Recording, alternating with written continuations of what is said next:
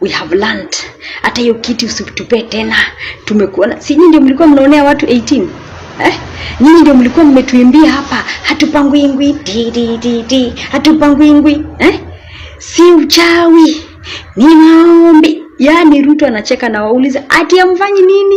Mnasema hatupangwingwi. Anacheka na uliza mungelijua vile nimewapanga. Impeachment moja hivi sijui chest pain mshalaza hospitali. Mtuulize sisi wenye tumekuwa tukifuata babu. Unajua kabisa seriously sasa hivi unaenda kupiga kura anashinda. Mnakosa kushinda, mnaenda kotini. Mnakosa kushinda, mnaenda street, mnakosa kushinda. Mnangoja another 5 years. Nyinyi moja tu hivi. Moja tu, one betrayal. Mmejaza Kenya na machozi. Sasa hatupumui ni nyinyi sasa. Wakati mlituambia hapa nyinyi ndio mnajua kurauka.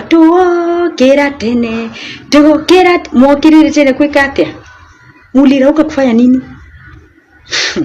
Before Ruto was appointed as the president of Kenya, did the former president of Kenya, Uhuru Kenyatta, warn Kenyans about voting in William Samoei Ruto? Just listen to what Uhuru Kenyatta had to say about this.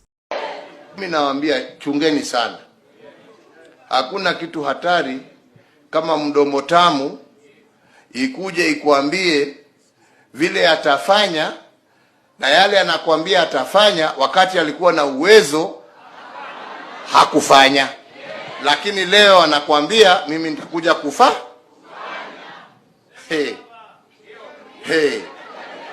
Tunaelewana? Tunaelewana? Na ndipo nasema wenzangu wa Bungoma. Wenzangu wa Bungoma. Msicheze na moto. Si mmecheza na moto na mumeumia. Si mmecheza na moto na mumeumia. Mnataka kurudi kwa moto ama mnataka kuokoka? Mnataka kuokoka? Njia ya kuokoka ni baba. Nawaambia. Uzee sio ugo. Uzee sio nini? In Mombasa County, things were boiling. Things were boiling nicely. The residents of Mombasa County came out to call out Raila Odinga after he has disappointed Kenyans for some years. Even to the point that he went on to accept Adani Group to take over the JKA airport in Kenya. Just listen to what this Mombasa resident had to say about Raila Odinga. Na mlaumu Raila na mlaumu sana. Yeye ndo ameleta hii chochocho hapa.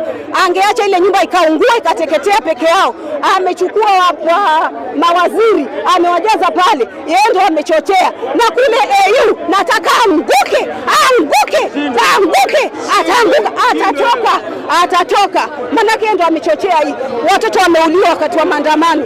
Rex Masai alikuwa wa kwanza. Hawajapata haki yao. Hawajapata haki yao kabisa. Wameuliwa. Kwa nini wabunge wanajadili mambo mengine ya ujinga, wasojadili mambo kama kina NHIF ya uwanja wa ndege? Waona hiyo hapo. Mimi kwangu nimekataa, nimekasirika hivi. Mimi pia naenda hospitali, nasikia homa kweli, naenda hospitali. Abductions has been a daily normal activity in Kenya. TL Elder was threatened. He was told that he's going to be abducted and his mother will actually cry in his funeral. But a fearless TL Elder, a fearless Kenyan, he came out and told the president that, I don't fear you, we are fearless. Just listen to what TL Elder had to say. I am very angry today. Ruto sent 5 DCI goons led by Mr. Odhiambo to my mother's house in our village of Kwenmwanduka, Teri, in Sagala. 5 goons, and they told my mother that if I show my face in Matuga, I am going to be abducted and I am going to be killed. She will build tents on her compound to bury me. Ruto, let me tell you, you don't know who you are joking with. I am Wabili Mwagodi. Am I scared? I am scared. But am I afraid of death threatening me with a good time? You think I want to suffer in your country, in your Kenya? I will see you in Matuga tomorrow, 12 p.m. Ruto must go. Usintisha mimi. Who are you, Ruto? You are a murderer. You are a thief. Shenzi wewe. Kinyagans have done it again. They sent cows to their member of parliament by the name of Mary Maingi, who she voted yes in the impeachment of Rigathi Gachagua. So the people of Kinyaga County, they decided to send cows to this MP's farm and to eat the crops and destroy the farm. Just take a look at this.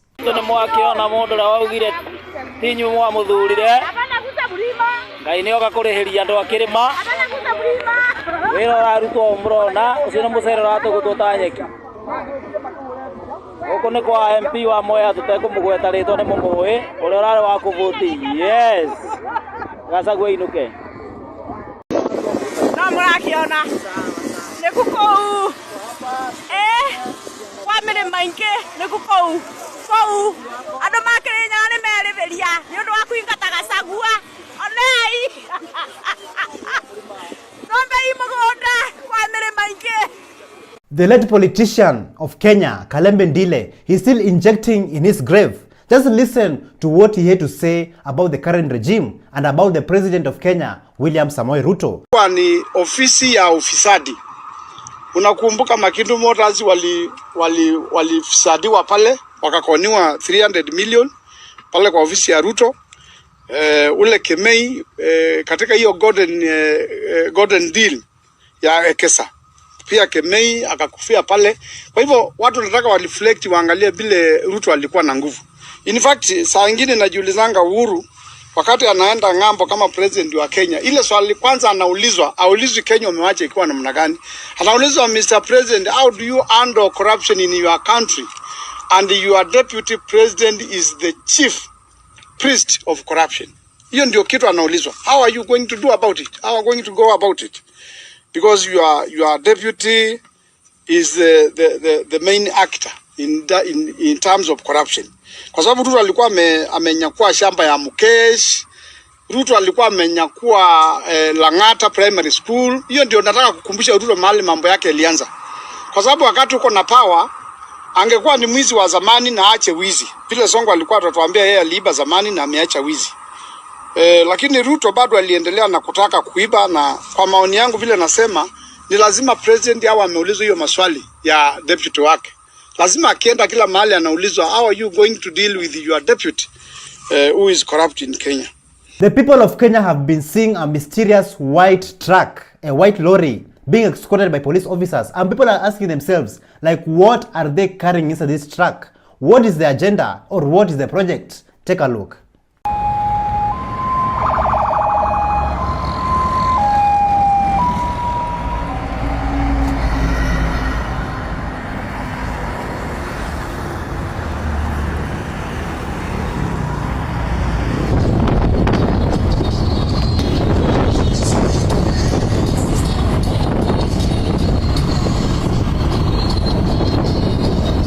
So tell me in the comments down below what you think is being carried inside this truck.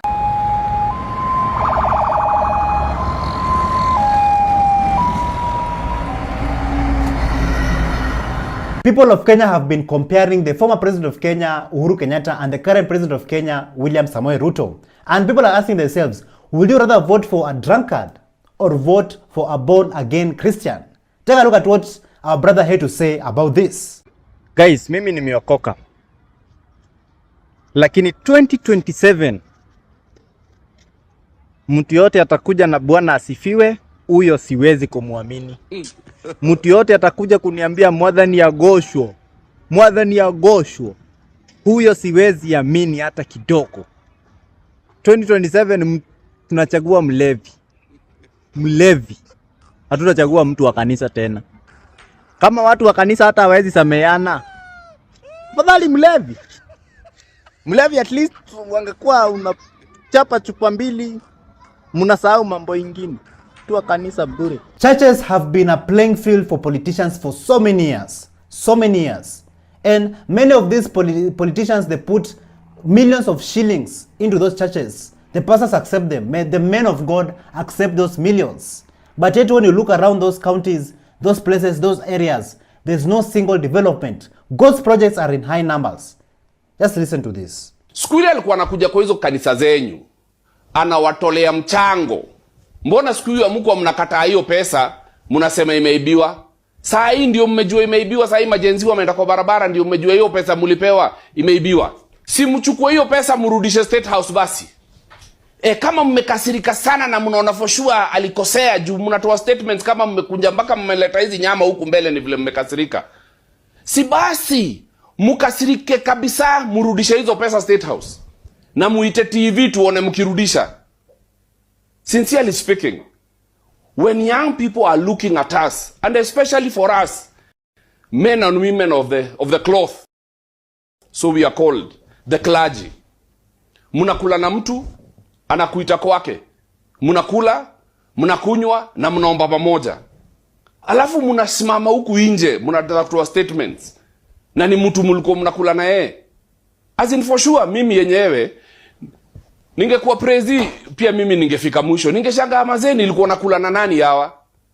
Ulikuwa nakula na manyoka, si watu. Mtu mnakula na yeye, mnaomba na yeye, mnakunywa na yeye, alafu anarudi na kutolea ma statement. Na sasa hiyo umemdunga mpaka ya macho. Sincerely speaking, wacheni tuokoke. Kama for sure umesimama na mtu, simama na yeye. A brother loves at all times. Yeah. And a brother is born for the days of adversity. And yes, iron sharpens iron. So you challenge each other behind the scenes. But usikuje kuanika mtu mmekula na yeye, mmekunywa na yeye na mkaomba na yeye mbele za Mungu na mtu aseme nimemuita nyoka. In fact, tuache maneno turudi kwa neno.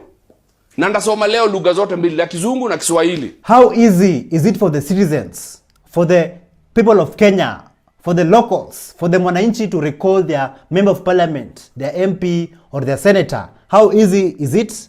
Senator Kajuang proposes amendment of law to make it easier for the citizens. But will this really work under this corrupt regime? Listen to this. A president or a deputy, it takes only 45 senators to remove it.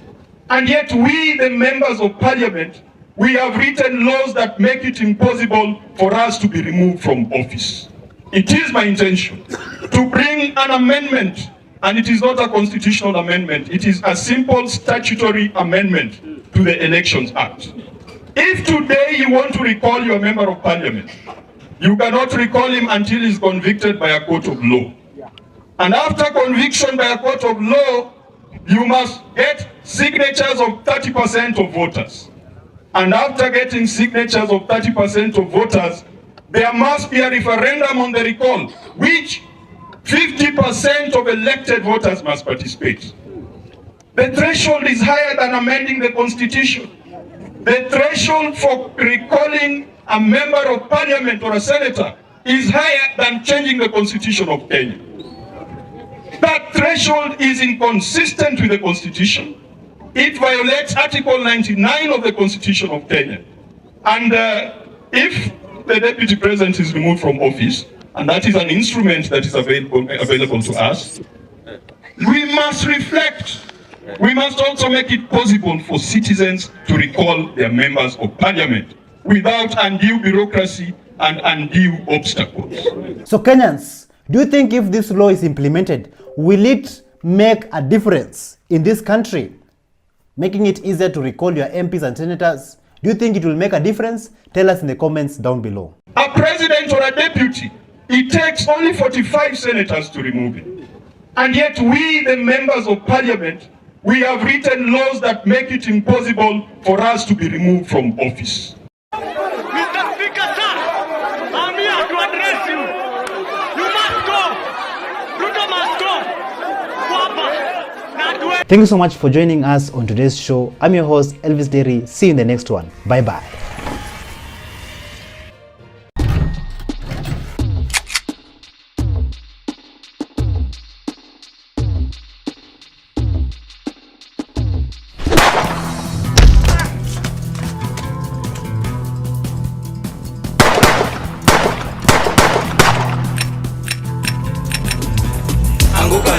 They're coming for you.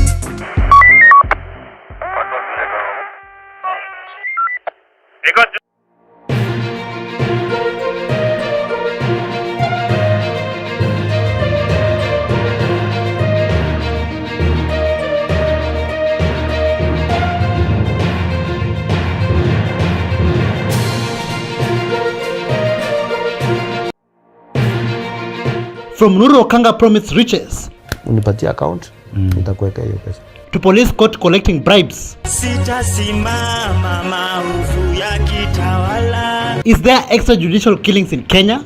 there will be no extrajudicial killings in the government of Kenya. Gen Z evangelism in Nairobi City. In the name of Jesus, we have to call you all the amazing names, oh God, that you are in the name of Jesus. We are coming for you.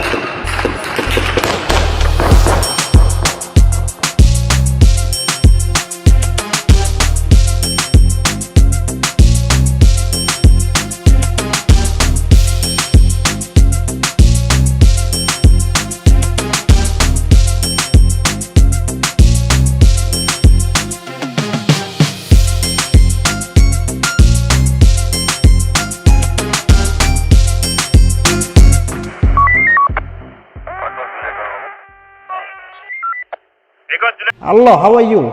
Welcome back to ShowNewTrend. I'm your host of today and my name is Elvis Daring. Mtukufu Lais, kikosi inachopita mbele yako hapa Bungoma Stadium ni kikosi cha Premier League, Manchester United na Arsenal. A few days ago, the President of Kenya, President William Ruto, he was in Bungoma and he promised the people of Bungoma County that he is going to build and allocate millions or billions to build an international stadium. And this is what the President had to say about this. Sasa mtakuwa na international stadium hapa. Mechi ile inachezewa any part ile ya Arsenal ama Manchester United wanaweza kuja kucheza hapa. Ninasikia speaker ni fan wa Arsenal na hao wengine ni fan wa hiyo ingine. So msiniulize mimi ni wa kundi gani. Acha ni sawa sawa. So hiyo stadium tutakamilisha. So Kenyans, do you think that this is a story that will come true, a dream that will come true, or do you think this is just stories ajaba? Even the Kalenjin people are not happy with their own son, and this is what this man had to say all the way from the Kalenjin community. Listen to this. Yes, Kalenjin tufunge mdomo. Hii mdomo tufunge. Meno iko nje, kwanza Wanandi sana. Meno tu nje. Hey, Ruta na nyone emet. Emet ni nyone. Atara Ruta ni nyone emet kitu gani? Emet kitu gani, unahangaika. Unaishi nyumba ya matope na tunaambia ati sijui Ruto ni wetu, sijui ni nyone emet. Wewe ni takataka sana. Wewe ni humbwa sana. Tumia akili yako my friend. William Ruto hakuna kenye atakusaidia. In fact, William Ruto anaanga hata interest na Wakalenjin. Nothing. Afadhali Moi mara 20. Angalia nchi kama, angalia kaunti kama Baringo County. Baringo County hakuna industry, hakuna factory, vijana wanalewa, takataka yote ni kama tu Nandi. Na hapo ndipo serikali hii imekuwa kutoka kitambo sana. Wacha niwaambie, serikali imekuwa Baringo for 24 years. Kalenjin mnadhania mtapata nini ambaye hamkupata enzi ya Moi? Hakuna kitu ambaye Kalenjin mtapata. Kama hamkupata enzi ya Moi hakuna, kwa sababu saa hizi term limit ni kidogo. Hata Ruto anaweza kutoka 2027. You never know. It is not sure bet. Wengine wanasema hakuna mwenye atatoa Ruto, sijui ataiba. Ataiba kitu gani? Hajaribu haibe. Devolution itakuwa katika Kenya hii. Tutafanya maandamano na tutachoma hii Kenya yote iishi na tuanze kujenga upya. I believe many of you know that politicians, they go to the church and give out millions and millions of shillings. But yet, have you seen the conditions of our schools? Have you seen how our children are studying? Take a look at this video of this young Kenyan, this young Gen Z who decided to inject and show us this church that was allocated 30 million, but even has not yet been finished. The money has been stolen, in short. Take a look. In a church, it's Bituka SDA church.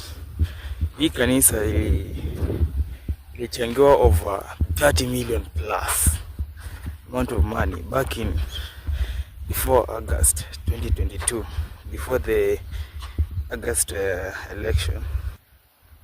So over kitu kama 30 million plus ilichangiwa hapa.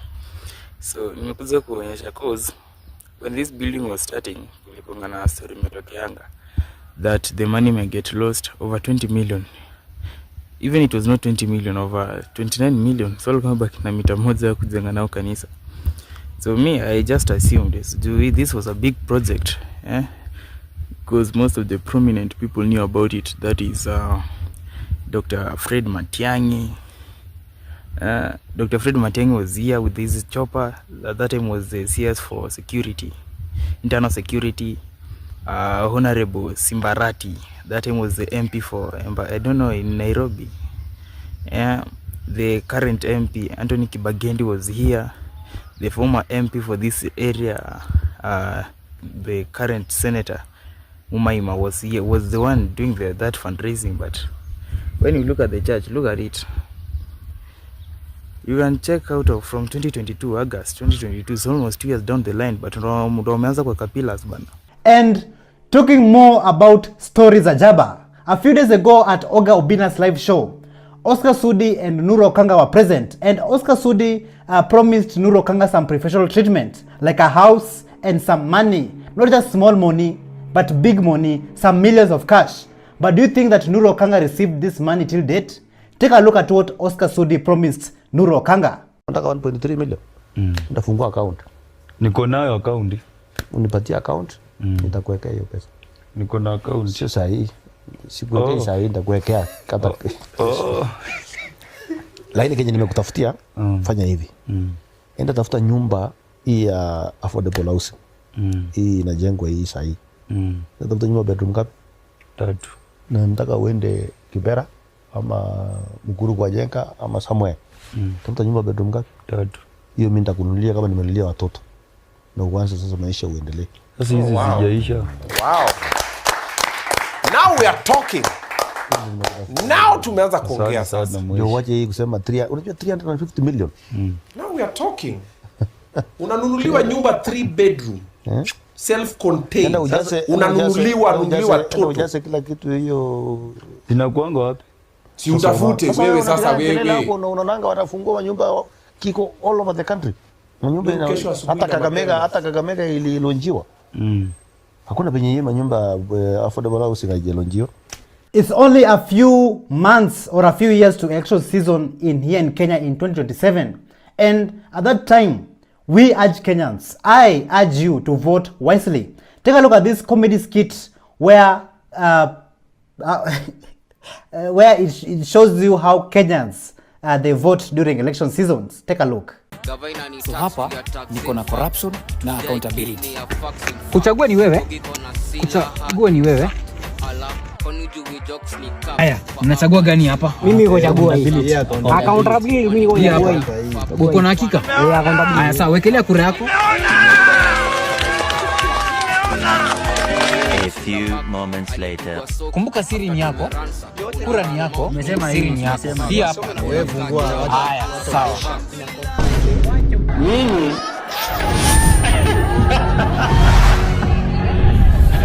na nilikuwa nimewawarn. Let us take a short break. We're gonna be right back. And today we are still right at Paje, Zanzibar, Tanzania, East Africa, and right at Hanoi, Hanoi restaurant, cafe restaurant. And we're going to be trying out some famous Vietnamese soup here.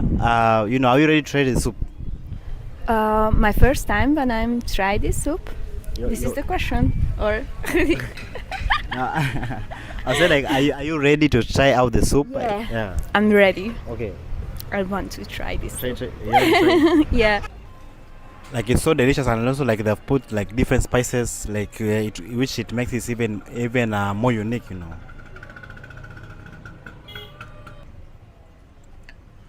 Delicious.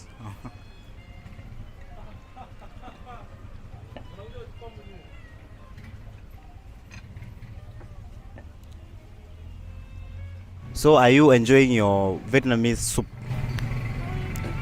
Thank you so much. I don't understand. No, it's okay.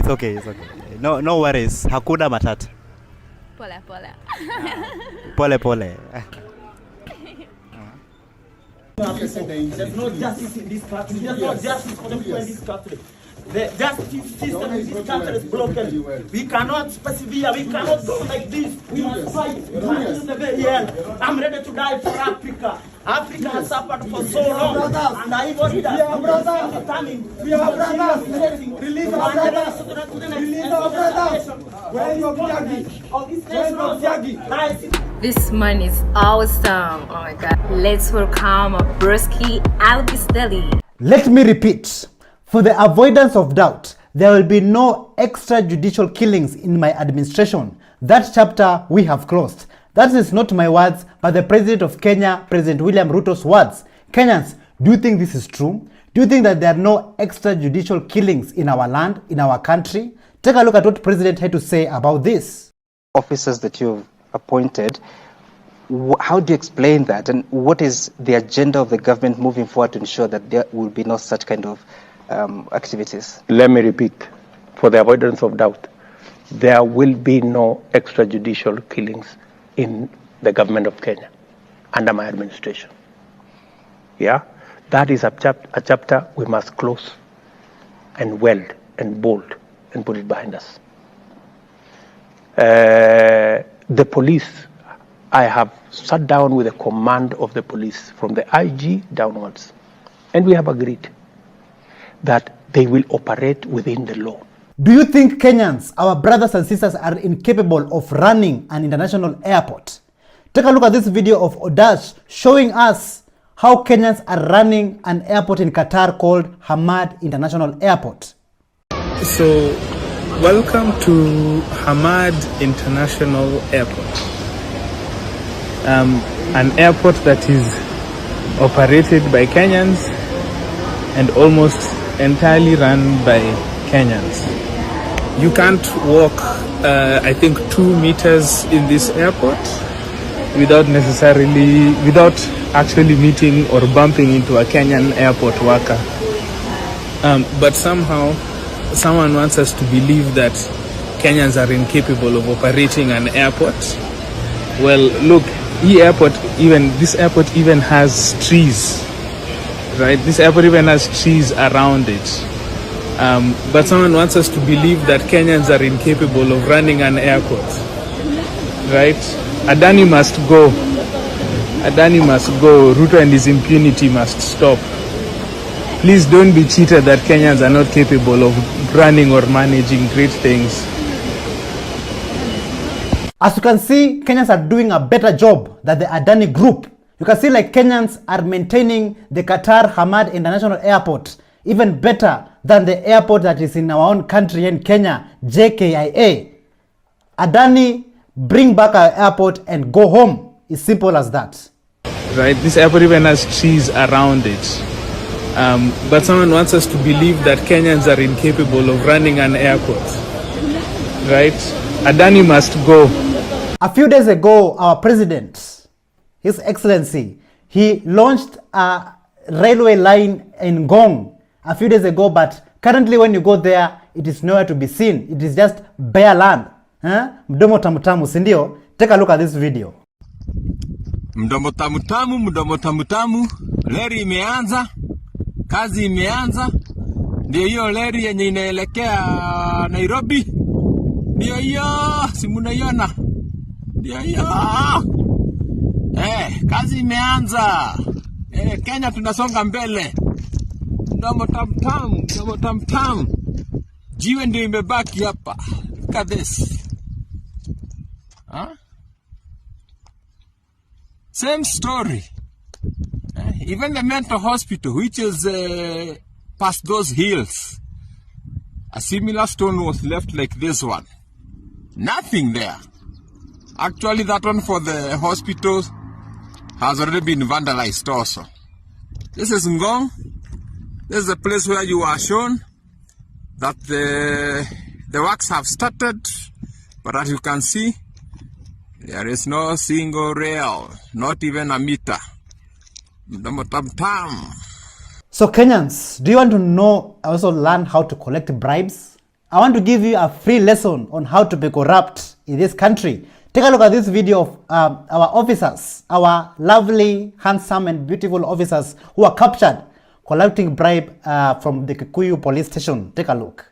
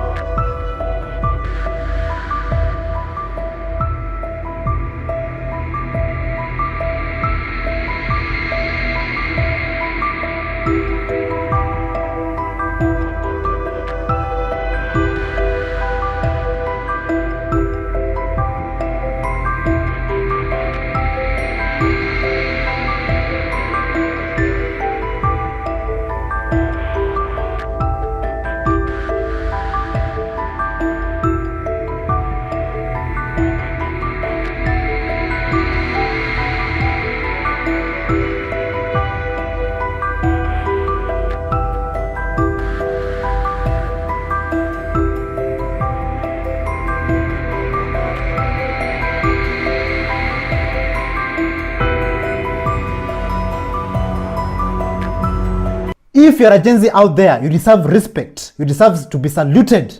Because the Jenzas have brought a significant change in this country. The political landscape, the political arena, the political playing field has changed because of the pressure and the injection from the Gen Z. And also, like, the Gen Zs are also very spiritual. And I want to show you guys of this video of this Gen Z's evangelism in Nairobi CBD. Take a look. We give you glory, Lord, as we honor you. You are wonderful. You are worthy, oh Lord. You are wonderful. You are worthy, oh Lord. Indeed, wonderful. You are worthy. You are worthy to be worshipped. You are worthy to be glorified. There is no other God apart from you. You are worthy. You are worthy. You are worthy. You are worthy. You are worthy, oh God, to be worshipped. You are worthy to be glorified, oh God, in the name of Jesus. Why would you be angry? Because a young man has decided he can go around the country noting out the bad projects, the white elephants, poorly implemented projects, the waste of public finances? Why would you be angry as a Kenyan? Why would you even insult the young man when he says, I want to go to this place and find out if this project was implemented? If your public funds were used well, if what was launched was actually done, why would you be angry? You must be the biggest fool, bloody fool. Thank you so much for joining us on today's show. I'm your host, Elvis Derry. See you in the next one. Bye-bye.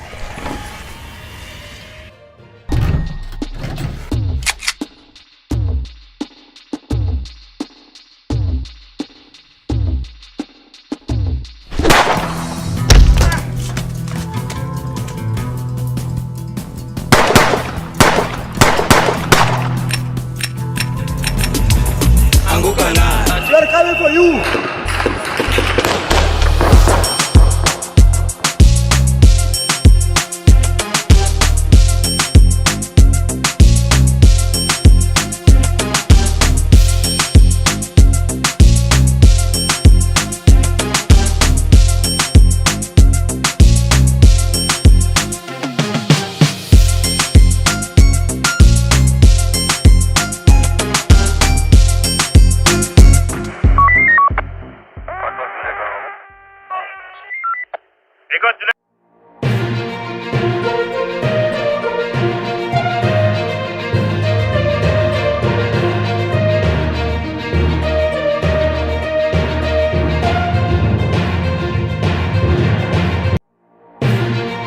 From Kenyan Gen Z inspire Liberians. Liberia's parliament house has been set on fire. To Ministry of Health scandal. You must be stupid to sign something you don't know. Is this the country you want?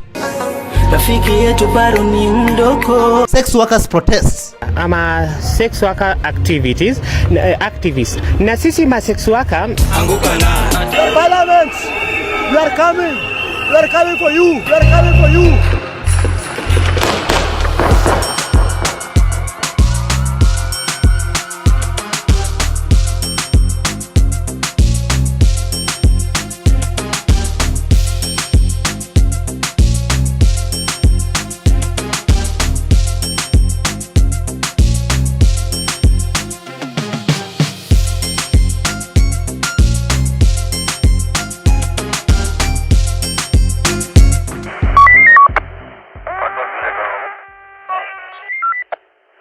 Hello, how are you? Welcome back to ShowNewTrend. I'm also today, and my name is Elvis Derry. We all know that Kenyans are feared all over the world when it comes to online war.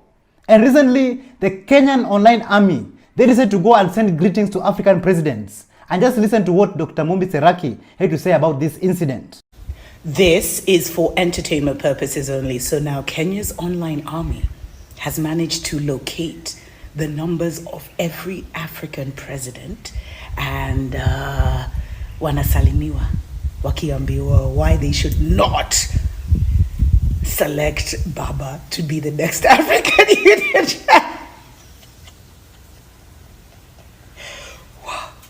fancy matching it too much. Oh my God. And there's this MP who came out and did an interview, I think Caleb or Misi or something like that, yeah? One of Baba's diehards. And he was saying that Rao has never ever been this unpopular. In all his handshakes, in all his betrayals, I think joining Nabi was the ultimate betrayal, and it will be hard for him to come back from that one. Kenyans are undefeated. I salute you, Kenyans. Like, Kenyans have inspired the Jenzas all over the world, from Nigeria to Bangladesh, and now Liberia. They decided to occupy and even going ahead to burn the parliament building. Just take a look.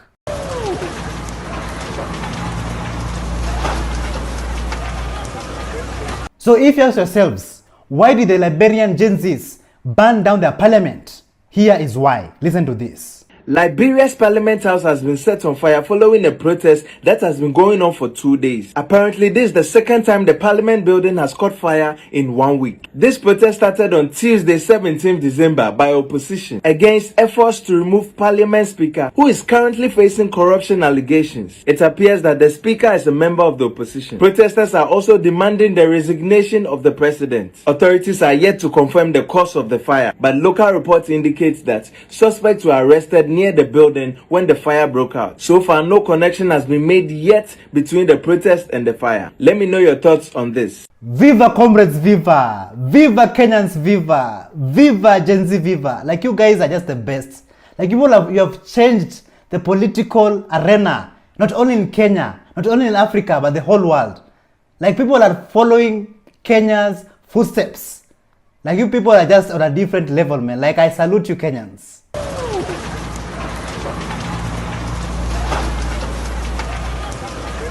Instead of the government creating job opportunities for our people, they're busy looting and also busy focusing on shenanigans, nonsense like vaccinating the cows so that the cows can stop fatting. Can you imagine that?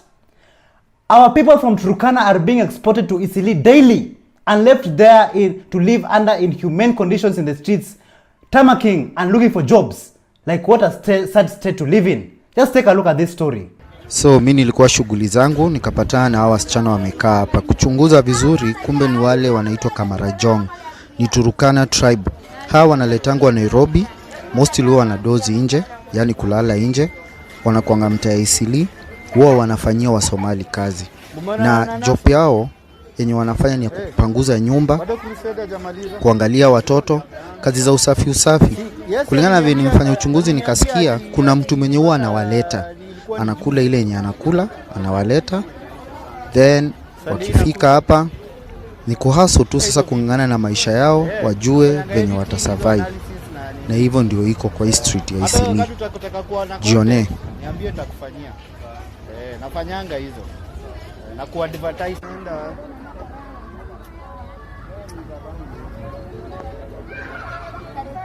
Angry Isiolo Youths, Isiolo Jenzas, they decided to inject. While the governor was busy yapping on the podium, they went on to cut the wires on the speakers, and it went silent, and the governor could not address the nation anymore. Like, just take a look at how the Isiolo Youths, Isiolo Jenzas injected that day. Take a look. Function ya governor imeisha kwa sababu wasichana na vijana wa Isiolo wako na hasira sana na governor. Wamekata waya yote, governor hakuna kitu anaongea. Ile kitu aliandikiwa pia alishindwa kuongea, watu wakakasirika, wakakata waya yote. Hali ni kama hii, Waislamu tuombee mtu. Amazing, amazing. Isiolo Youths, Isiolo Jenzas, keep on injecting. Continue injecting without intimidation. Nobody should stop you or make you think otherwise, that you should not fight for better and good governance in Isiolo. I salute you, my comrades and Jenzas. Keep on injecting. And I have a question for you Kenyans. Is the president being lied to, or is he the liar? Or even worse, is he the one who is controlling or in charge of this country? Let's listen to what Honorable Babu Owino had to say about this. Hapa nchini kuna shida kubwa sana. Kwanza niliona ya kwamba rais alikuwa anasema ya kwamba inflation rate iko at around 2.8%. Kitu ya kwanza, inflation is the rate at which prices of goods and services increase with time. Therefore, prices zikiwa juu, inamaanisha there will be high cost of living. Cost of living, gharama ya maisha itakuwa juu. Kwa hivyo rais either alikuwa anatudanganya ama alikuwa anadanganywa. Kwa vile sasa inatuonyesha kwamba rais hayuko in charge of this country because ajui chenye anasema. Anatudanganya wazi. So Kenyans, give us your honest opinion in the comments down below. Do you think that the president of Kenya is actually running this country, managing this country? Or do you think that the people who are surrounding him are the ones who are lying to him? Or do you think that the president is the master manipulator, the master liar? Just give us your opinion, your honest opinion in the comments down below. Hapa nchini kuna shida kubwa sana. Kwanza niliona ya kwamba rais alikuwa anasema ya kwamba inflation rate iko at around 2.8%. I want to take you all to Kwale County, where a family lost their loved one and they were supposed to go and bury their loved one. But how the body was being transported, very sad.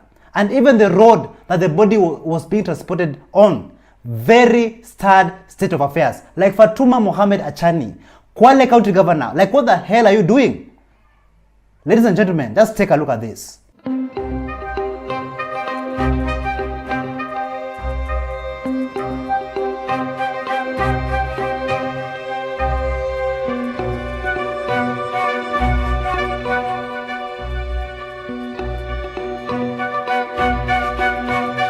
Man, this is crazy. This is crazy. This is so sad, man. Like you might find out that millions has been allocated to build that road, but yet even a shilling, even a coin has not been used or even spent to building that road. Now look at how their loved one is being transported. What a sad state of affairs.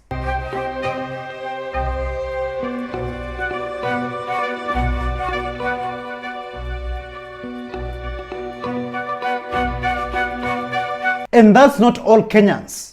Even in Nairobi County, Nairobi City, the capital city of Kenya, when you go to Ruai, Sir Henry Road was allocated 137 million shillings. But all that money was misused. And the governor of Nairobi, Governor Sakaja, has not said anything about it. K.O.T. Sonko went there in Ruai to go and show people what corruption really looks like. And just take a look at what he had to say. So good afternoon, guys. Today I'm here at Ruai on Dramval Sir Henry Road. So this road was commissioned by the government of Nairobi, by the governor, Jenzas, and it was allocated 137 million.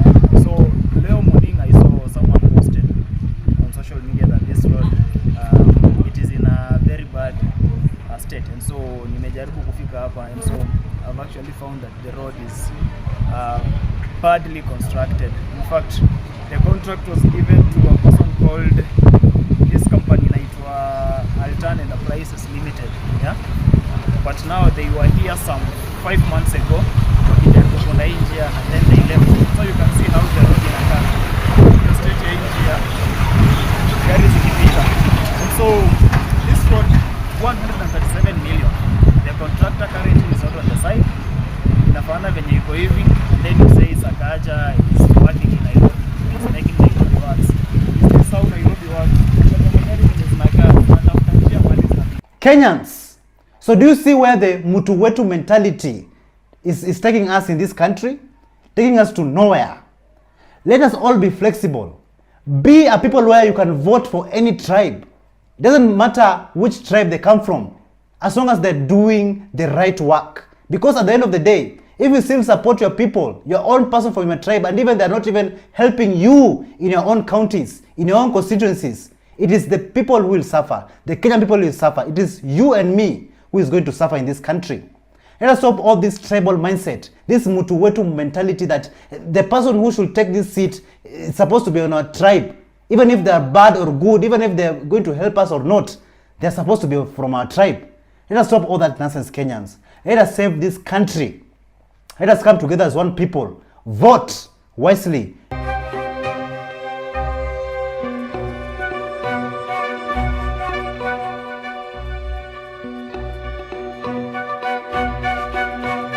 Recently, the governors were very reluctant to sign the chief and SHA agreement after they went on to question the transparency of this agreement with the Ministry of Health. And you know what the president said? Kasongo said that you must be stupid to sign a deal or an agreement that you don't know. And do you know why the governors were very reluctant? Just listen to what Kelly had to say. Ni aje wase, you must be stupid to sign something you don't know. Na hizo si word zangu. That's President Ruto dismissing governors when they questioned the transparency of the SHA agreement with the Ministry of Health. And why are the governors uneasy about this deal? 3 reasons. They don't know who the supplier is, yet they're being asked to sign on to leasing medical equipment. They don't know when these equipments will actually be delivered, even after payments begin. And 3, and most importantly, they don't know the total cost of the equipments they are leasing. And instead of answers, all they get is a payment schedule showing 60 to 80% of SHA funds will allegedly go directly to mysterious suppliers. So what does this actually mean to ordinary Kenyans? For example, an MRI scan, SHA covers 11,000. Vendor anapewa ngapi? 9,900. Leaving the county hospital with just 1,100 Kenya shillings. In some instances, supplier anachukua even more than what SHA covers. For example, the PC ligament or AC ligament repair, SHA covers 280,000, but the supplier atapewa 340,000. That's almost more than 60,000. And for life-saving procedures like thoracic aortic repair, the vendor or supplier pockets the entire 1.12 million Kenya shillings covered by SHA, leaving the county hospital with how much? Zero sufuri nakwambia. Imagine. Nothing. So with hospitals left broke, they are forced to raise their services. Ndio waweze kusurvive. Na nani anaumia, if you might guess, or might ask yourself? Ordinary Kenyans, already crushed by overtaxation and inflation. So I say, we fought before and won. Tumeangusha Adani, tukaangusha finance bill, sembuse hii sijui shift angasha. Let's demand a return to the working and proven NHIF system before billions disappear into thin air. Cause manze, onge honesty, onge transparency, onge accountability with this government. Yo, Kenyans, even the sex workers are not safe in this country. They're not safe under Kasongo. The sex workers, they went to protest and demand for their rights because they're also being discriminated in their field. Just listen to one of the sex workers, what he had to say. Okay, the name I go by Ismail, but I'm well known by Benita. I'm a sex worker activist. Na sisi ma sex worker, I will include myself. Tumekuwa tukiuliwa. Wanawake wanauliwa huku nje. Tukienda kwa police station anasema huyo ni malaya. Malaya ndiye anafaa kuuliwa. That is the question. Being a sex worker, it's a death sentence in Kenya.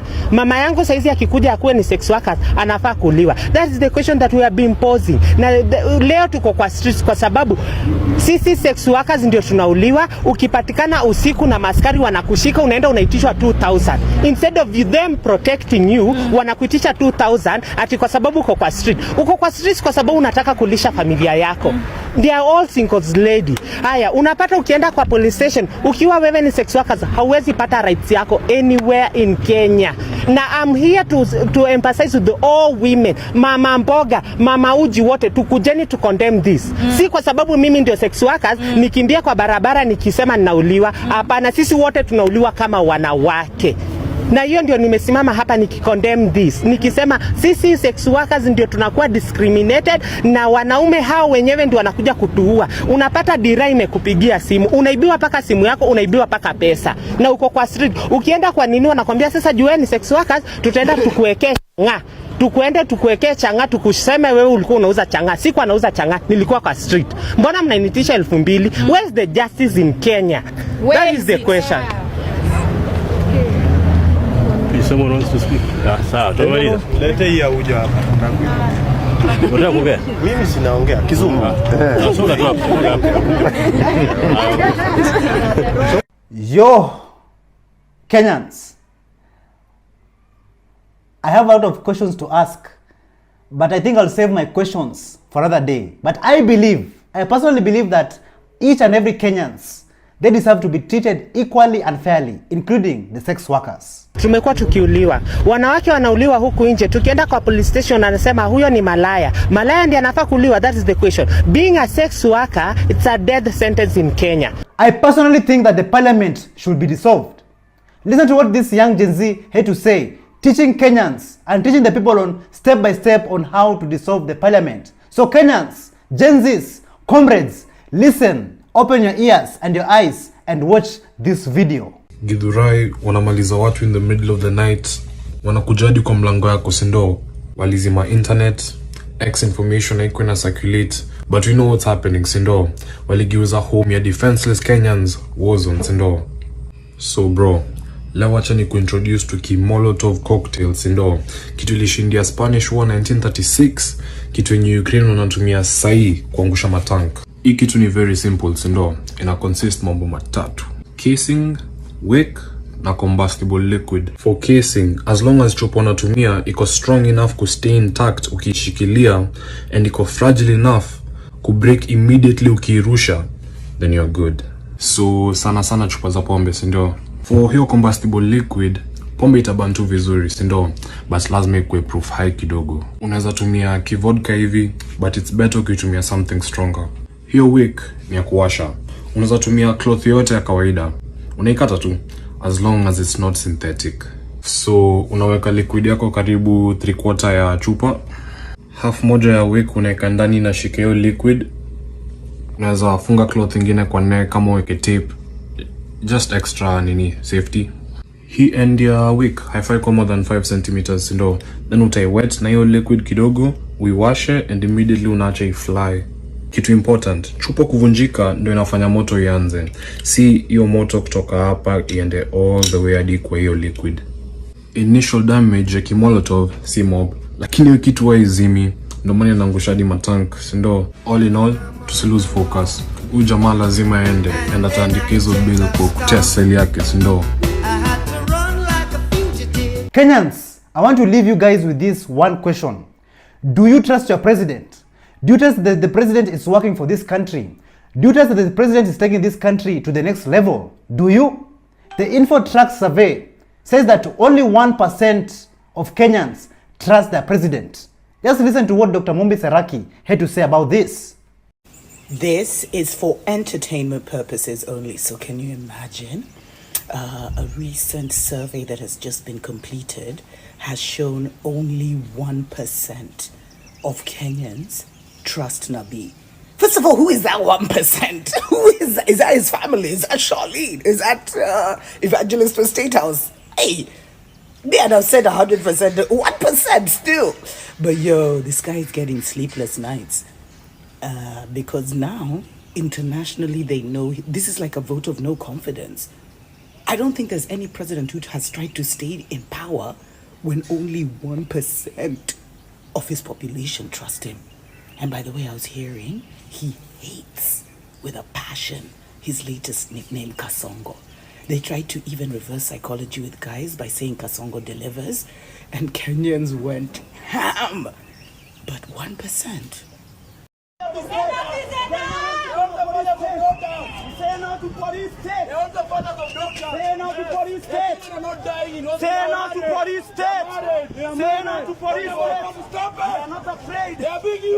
Government will fall. This system will fall. Colonialism will end. Colonialism must end. We will not allow ourselves to be They are all the fathers of God. We are powerful. We are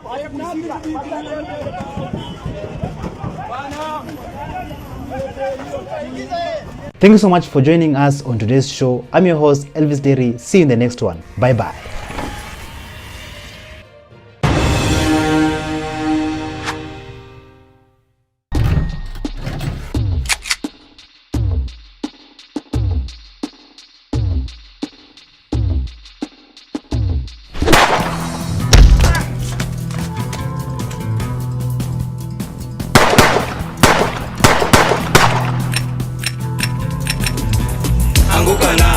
Parliament, we are coming.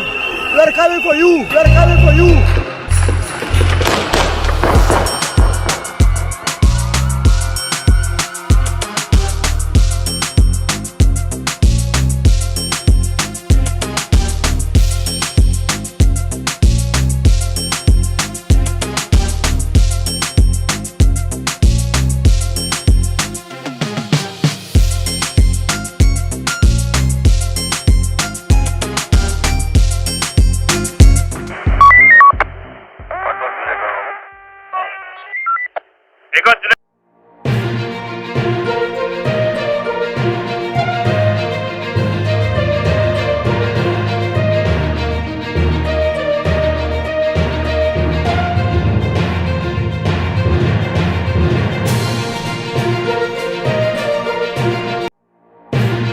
From Morara Kebaso angry. The governors who are stealing from you, they are from your tribe. To Mzungu injecting.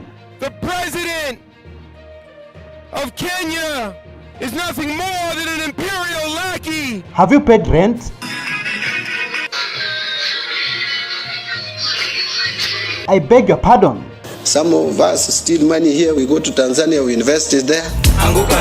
We are coming for you.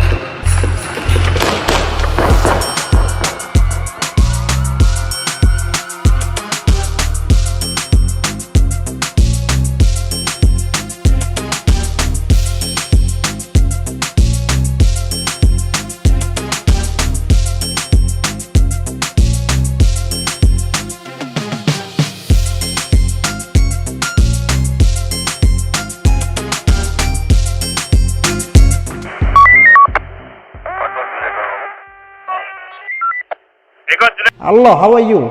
Welcome back to ShowNewTrend. I'm also today and my name is Elvis Derry. Before I start today's episode, just watch this video. Mmependa hii barabara? Mmependa? Afande mmependa? Acha niulize afande swali.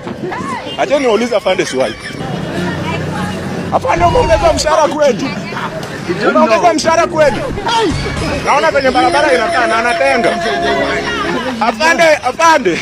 While I was watching this video, I was very speechless. Like, just look at how that road is poorly managed. But yet, millions and billions is disappearing every day. Every day, Kenyans. Every single day. In Embakasi East, the residents decided to inject. William Ruto went to visit them and talk to them, but the residents couldn't want to hear anything from him. Just see and hear how the residents were injecting. Viva corporates, viva! Take a look. Hinga yuko hapa na tumekubaliana vijana 18,000 saizi, lakini tutaongeza vijana mpaka wafike vijana 1000. Ruto ongo!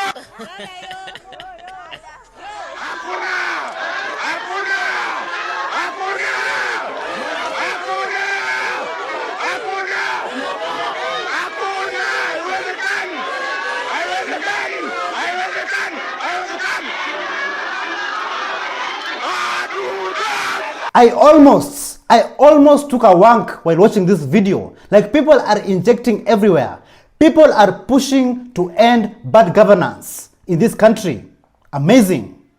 Karen Nyamu, a Kenyan politician, she was kicked out of her house after she failed to pay the rent. Just take a look.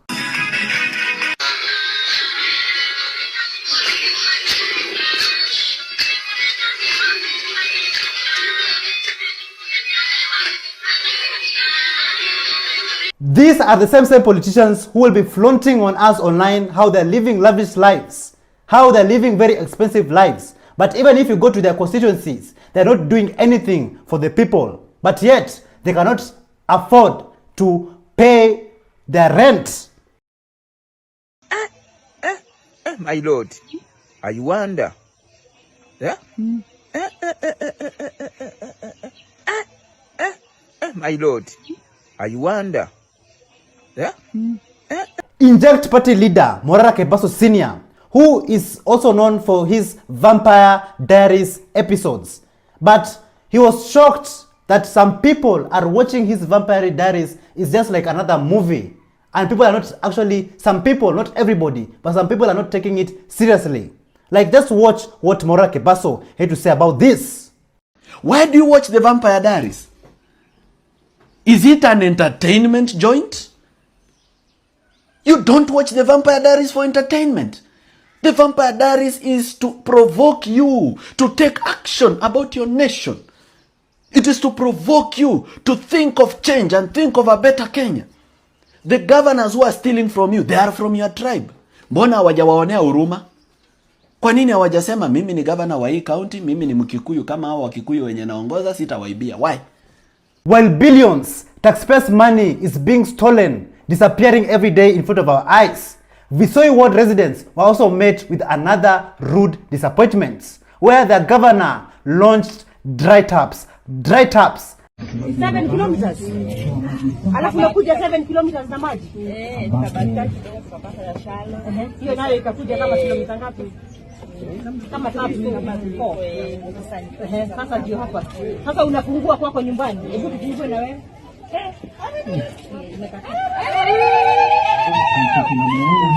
Ewe Mungu, usituache sisi peke yetu, watu maskini hatuna nguvu. Mungu simama na sisi. Ladies and gentlemen, as you can see, Visoi ward residents have been scammed. Ewe Mungu, usituache sisi peke yetu, watu maskini hatuna nguvu. Mungu simama na sisi. So Kenyans, I have a very specific question for you.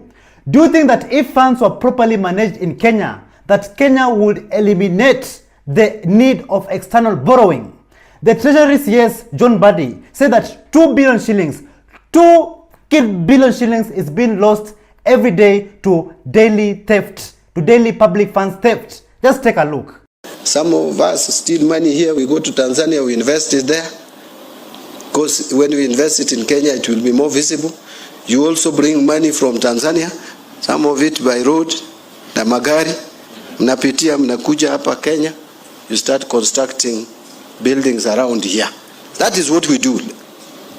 So, if we are stealing 2 billion per day, assuming we reduce the theft, we don't want to stop it, we just say, okay, if you have been stealing 1,000, please steal only 500 shillings.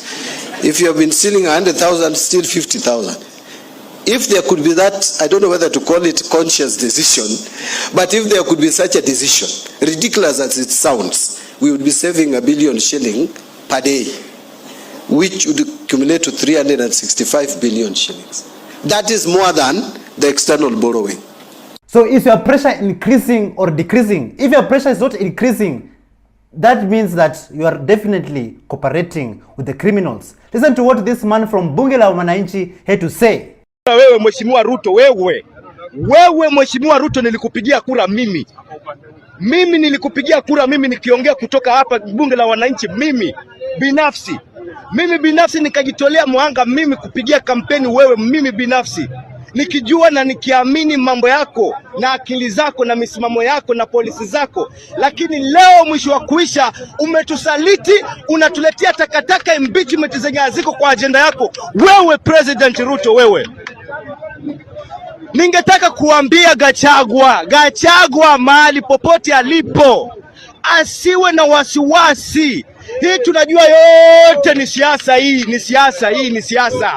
ni siasa. Ruto, wewe tunakujua sahii umefanya safari 66 plus kuendelea huko juu. Umenunua Boeing 6. Umepeleka tenda kwa Adani ya kuprint pesa ya Kenya. Umepeleka tenda kwa Adani ya kununua airport zetu. Umepeleka tenda zote za share huko kwa Adani. Wewe ni mwizi, ghasia, takataka hii. Even the tourists and foreigners are currently tired of the current regime. They're tired of being taken advantage of. They're tired of the corruption that is taking place in this country. Listen to what this man had to say about the nuisance that is taking place in the current government. From the streets in Nairobi to Port-au-Prince to Harlem in the USA, it's the same struggle, and it's the same imperialist enemy who lies to us, from Ukraine to Palestine to Haiti. How can these criminal imperialists claim to be broke when it comes to all of our needs in the belly of the beast, but they can send 150 billion of our taxpayer dollars? The president of Kenya is nothing more than an imperial lackey, stooge, and sellout.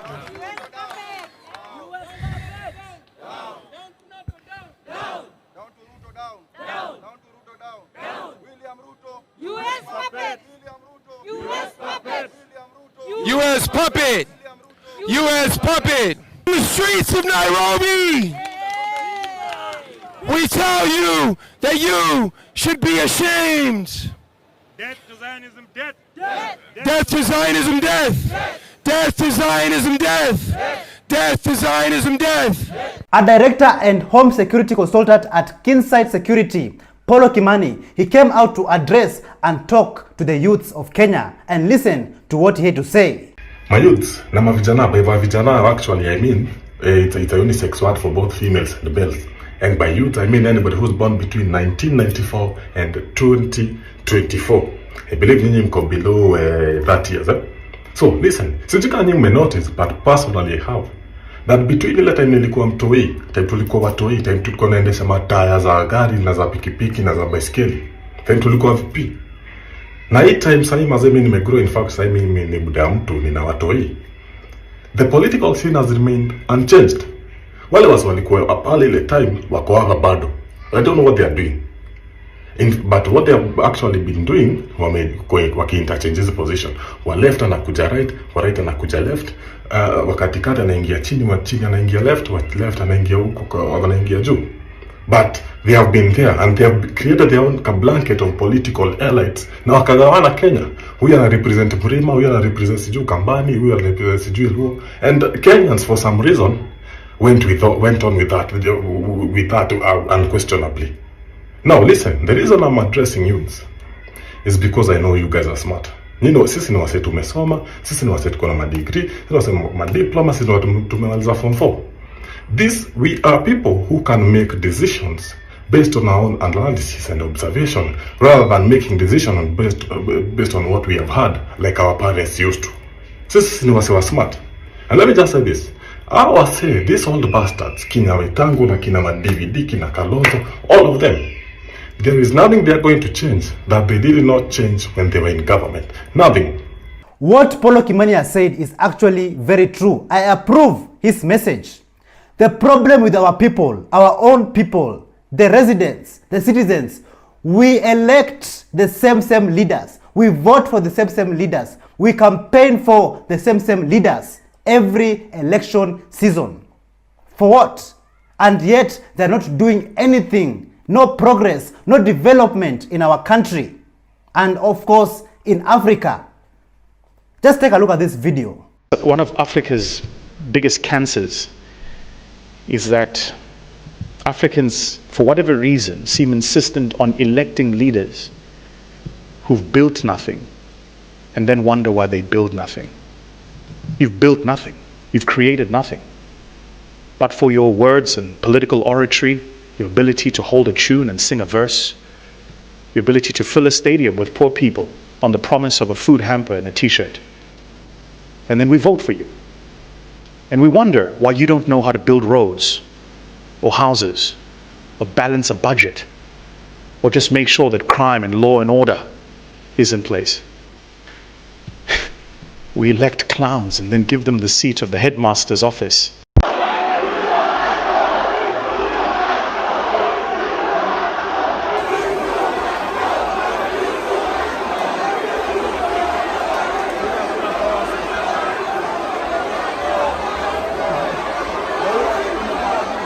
Thank you so much for joining us on today's show. I'm your host, Elvis Derry. See you in the next one. Bye-bye.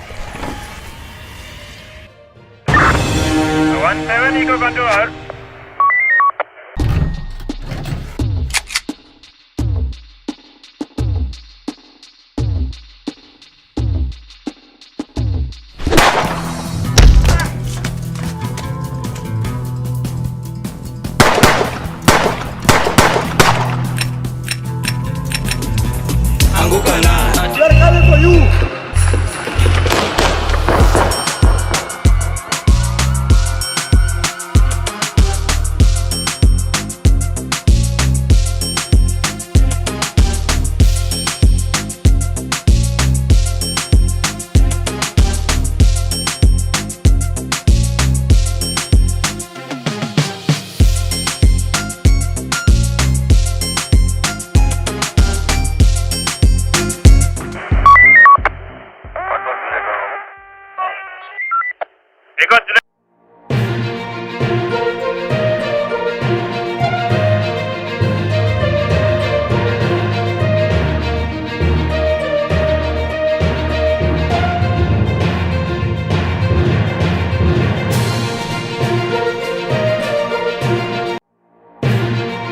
From our brother Henry joining university,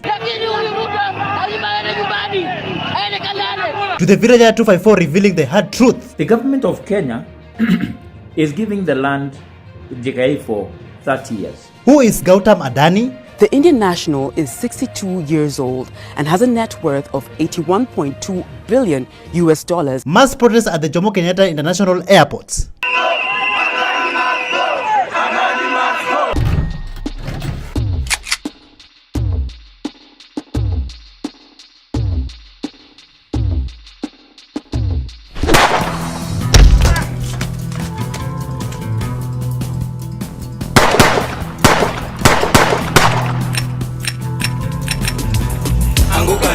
We're coming for you.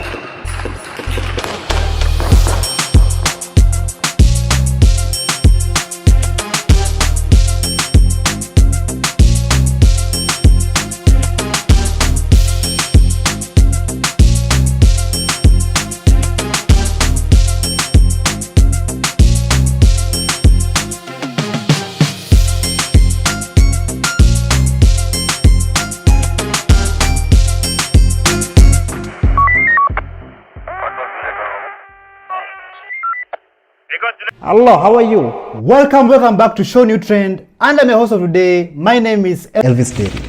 Many of you are familiar with the Adani Group.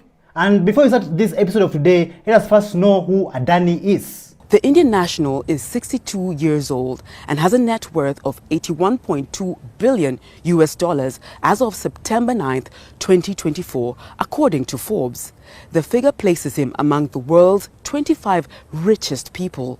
He is the chairperson of Adani Group, which has interests in ports, airports, power generation, and green energy. Adani Group began operations in 1988 as a commodities trading company. It thereafter expanded through acquisitions. Adani is India's biggest airport operator. He also controls India's largest port called Mundra Port in Adani's home state of Gujarat. He also owns Abbott Point, a coal mining project in Australia said to be one of the largest globally.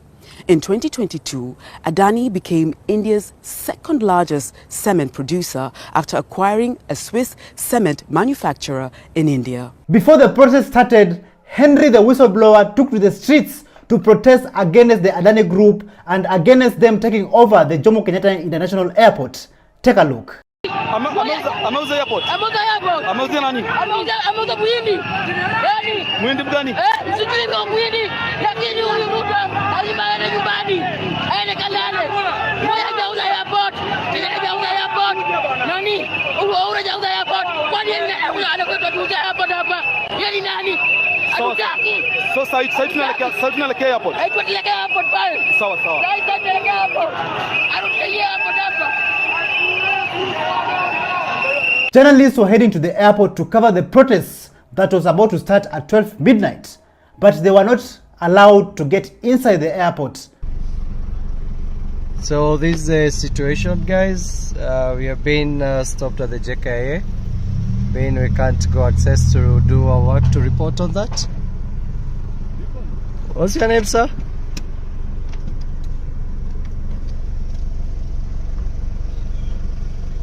So they're stopping media from covering the situation at the JKIA simply because of we are going to report on the situation, how people are stranded at the JKIA, and this is the current situation. Yeah, it's crazy. Now the government doesn't want the public to know what's happening at the JKIA. While the journalists were still negotiating the entry inside the airport, the workers were already conducting their demonstrations.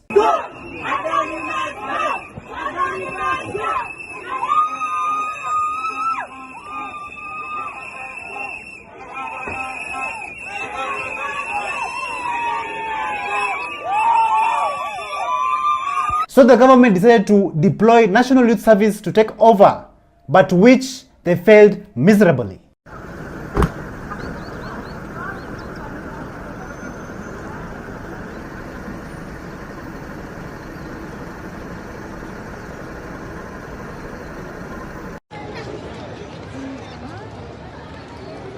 There were long lines at the airport, travelers waiting anxiously to reach their destinations. Take a look at some of these video clips which was filmed by Larry Mado. So airlines are rushing to get the flights to leave JKIA before midnight, because at midnight everything shuts down.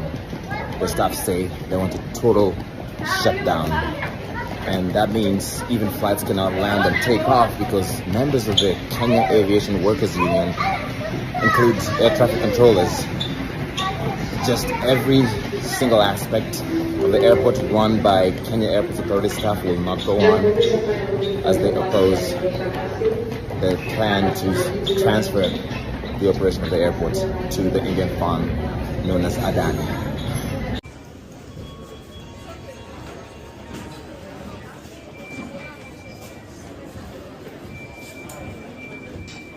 This is insane.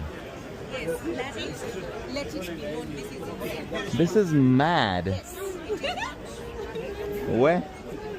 Naomba kupita tafadhali. Ati? Piti sana. Piti sana. Some travelers even gave up and they wanted to go back home, but they were locked inside the airport. Like Mary Mariga, which she tweeted on X and said that, "Can someone rescue us inside JKIA Terminal 1C? We need to go and sleep. We have been locked from outside for 1.5 hours and no one is saying anything."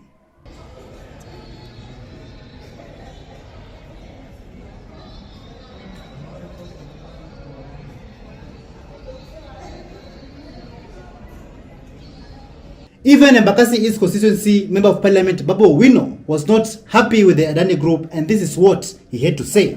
Alafu mtu anatoka kule India anakuja hapa kufanya biashara Kenya. Fanya biashara India kwanza.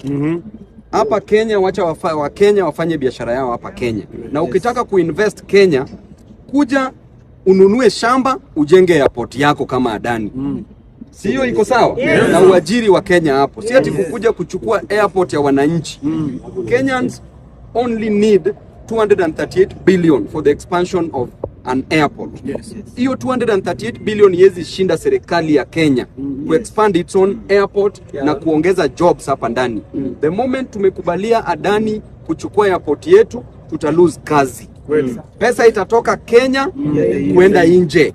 Na hiyo in economics ya ikubaliki hata kidogo, inaitwa foreign absorption. Hiyo haiwezi grow nchi yetu. Kwa hivyo Adani tunakuona kabisa. JKIA is my constituency, and we are not going to allow you and President Ruto kuwa na utu. A reformer and Red Party of Africa leader Clinton Mariera Ndege had to send this message to the airport workers. Listen to this. Kwa wafanyikazi wa JKIA, let me tell you the truth. You are going to be jobless soon after Adani takes over JKIA. So saa hii mkikubali hao wasee wachukue hiyo airport, mwanze kutafuta ma-CV zenu na passport, twende kutafuta kazi pale Saudi Arabia. So you must stand strong against this Adani. We are all supporting you as Kenyans. Thank you. While Kenyans were holding peaceful demonstrations at the airport, a Kenyan senator all the way from Mombasa County was complaining that he couldn't take his brother abroad for medical treatment. Listen to what he had to say. Ulikuwa ukisafiri? Asante, nilikuwa nasafiri kwenda Mumbai kumpeleka ndugu yangu kwa check up ya moyo. Na tulikuwa tuondoke alfajiri na ndege ya saa 12. But unfortunately kutoka hiyo time mpaka sasa bado tuko hapa. Na huu mgomo ulianza saa 6 usiku usiku wa leo. I will also like to show you a video clip of JKIA staff members mobilizing to make history. Take a look. Sasa tusikizane tafadhali. Nataka tuelewane. Ninyi ambao munaenda nyumbani sasa, hakikisha kesho asubuhi ninyi nyote mko hapa. Yes. Asubuhi na mapema. Lazima wakati historia itaandikwa miaka mingine, sema jina langu liwe kwenye wale walitetea uwanja wa Jomo Kenyatta International Airport. Usiwe nyumbani eti unaangalia kwa televisheni. Tuko pamoja? Many patriotic Kenyans wanted to go and join the protest at the airport, but they were met with heavy security and tear gas. Even they couldn't board buses and roads were blocked. Moving on to the next video. While Kenyans were being tear gassed and blocked in Nairobi CBD, at the airport, GSU officers were deployed.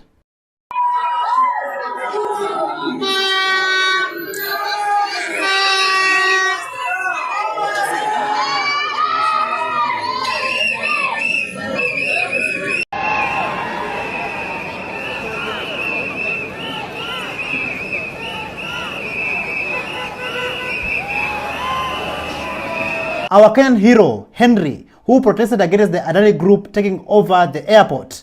Later on, he met with Eric Omondi.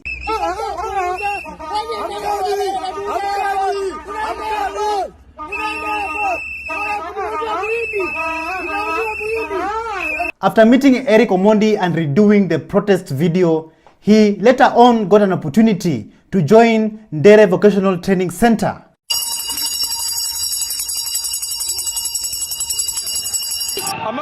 Ameuza airport. Ameuza nani? Ameuza muhindi. Yaani muhindi gani? Sijui kwa muhindi, lakini huyu Ruto lazima aende nyumbani. Aende kalale. Moja hajauza airport. Mwingine hajauza airport. Nani? Hajauza airport. Kwa nini anakwenda kuuza? Our brother Henry not only got support from Kenya but also around the world. Even the comments were very, very positive. Listen to this. Kama kuna mtu ametetea airport ni huyu kijana. Huyu kijana abebwe na ndege, azungushwe juu, hata ninajua hata airport kukanyaga sijui kama shakanyaga. Kenya mzima huyu kijana peke yake ndiye alijua airport inauzwa na tukacheka. Juu alikuwa anasema airport imeuzwa na imeuziwa muhindi. Hata wafanyikazi hawakokuwa wanajua, hata wasomi wenye at least wenye tunaona wako sawa hawakuwa wanajua, lakini huyu kijana alikuwa anajua. Usiwahi dharau mtu. Huyu kijana aki yeye peke yake ndiye alingangania airport inauzwa na akasema airport inauzwa na inauziwa muhindi, tukacheka. Ameuza airport. Ameuza nani? Ameuza muhindi. A patriot, a professional relator and a pan-Africanist, the Villager 254 had a disturbing message to Kenyans on why Ruto is in panic modes. Listen to what our brother the Villager 254 had to say about this. JKIA was sold. It was not leased, it was sold. That's a done deal. Now, this is the Villager 254 Patrick. Why I believe JKIA has already been sold, and that's a gone deal. And it's a deal, that's a matter under the water. It's gone, finished. The only way the government of Kenya can redeem itself is by paying damages, because they will have to cancel this sale. This deal has to be cancelled. It doesn't matter what you call it. I am a real estate professional. I have done real estate for how many now? Full time, 15 years. But I've done it 5 years before then. Now, when you enter into a lease, the landlord retains the mother title. You write a new contract called a lease because you are not taking the property, the whole property for yourself. So you enter into a lease, and that lease is registered in the Ministry of Land. And a lease is anything that is 5 years plus 1 day. That's what the law says. Now, what is the difference between what JKIA have done and the normal leases that people have out here in Kenya? The difference is this. The government of Kenya is giving the land JKIA for 30 years. And remember, my people, it's not only JKIA. It is even Moi, it is Eldoret, it is Isiolo, it is everywhere. Everywhere where we have airports, Adani will be running. Let me know in the comments down below what you think about this. And remember, my people, it's not only JKIA. It is even Moi, it is Eldoret, it is Isiolo, it is everywhere. Everywhere where we have airports, Adani will be running. Let us take a short break. We're going to be right back. You're welcome.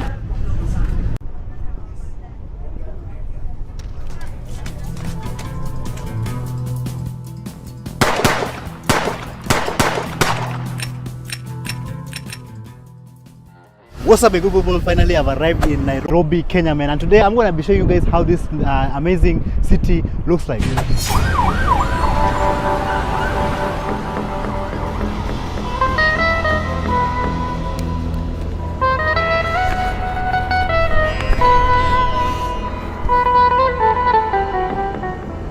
I remember you.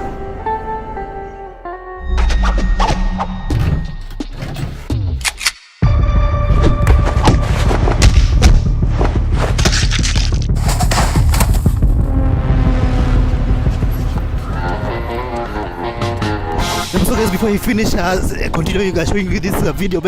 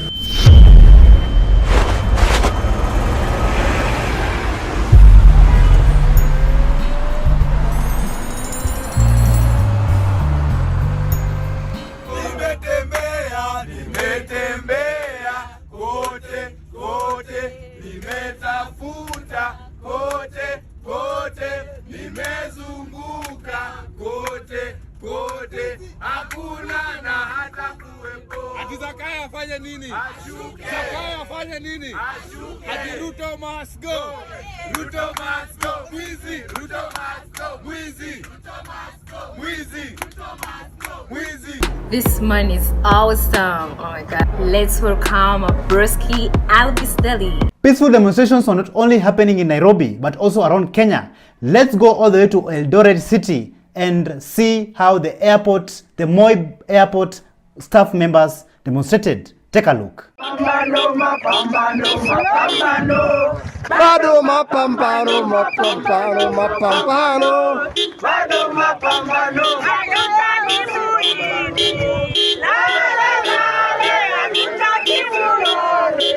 The Secretary General of the Central Organization of the Trade Union, Francis Atoli, was also not left behind as he joined the staff members at the airport for peaceful demonstrations, and this is what he had to say.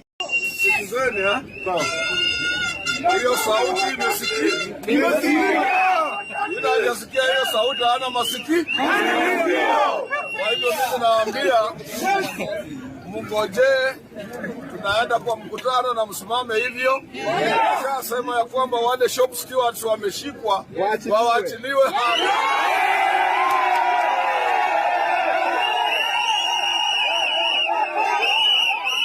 While peaceful protests are going on at the airport, some Adani group members had to hide themselves like cockroaches. Meanwhile, some Kenyan delegations went all the way to India to rubber stamp the Adani deal.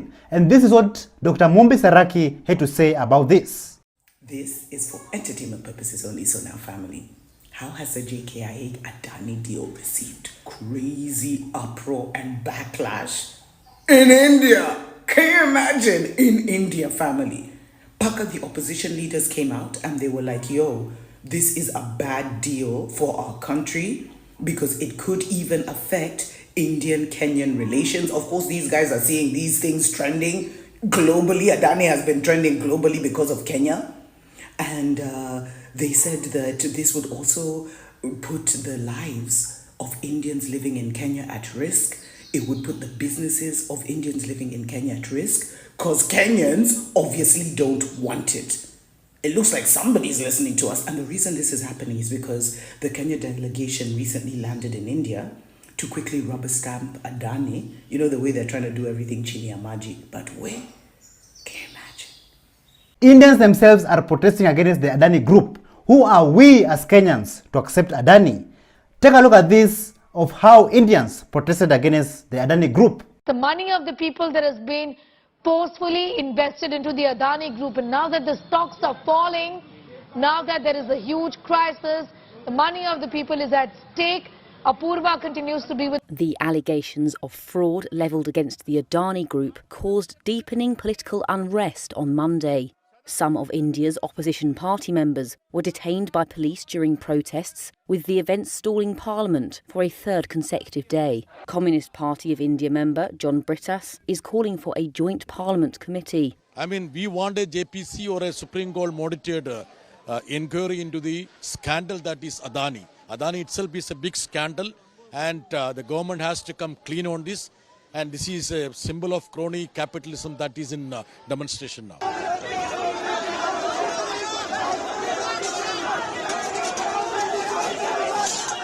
Not only Kenyans or the Indians protested, even the Australians protested back in 2017, and Adani was actually banned in Australia. Take a look. Climate change protesters have scaled trees in the heart of Sydney CBD during a rally against coal giant Adani. They are...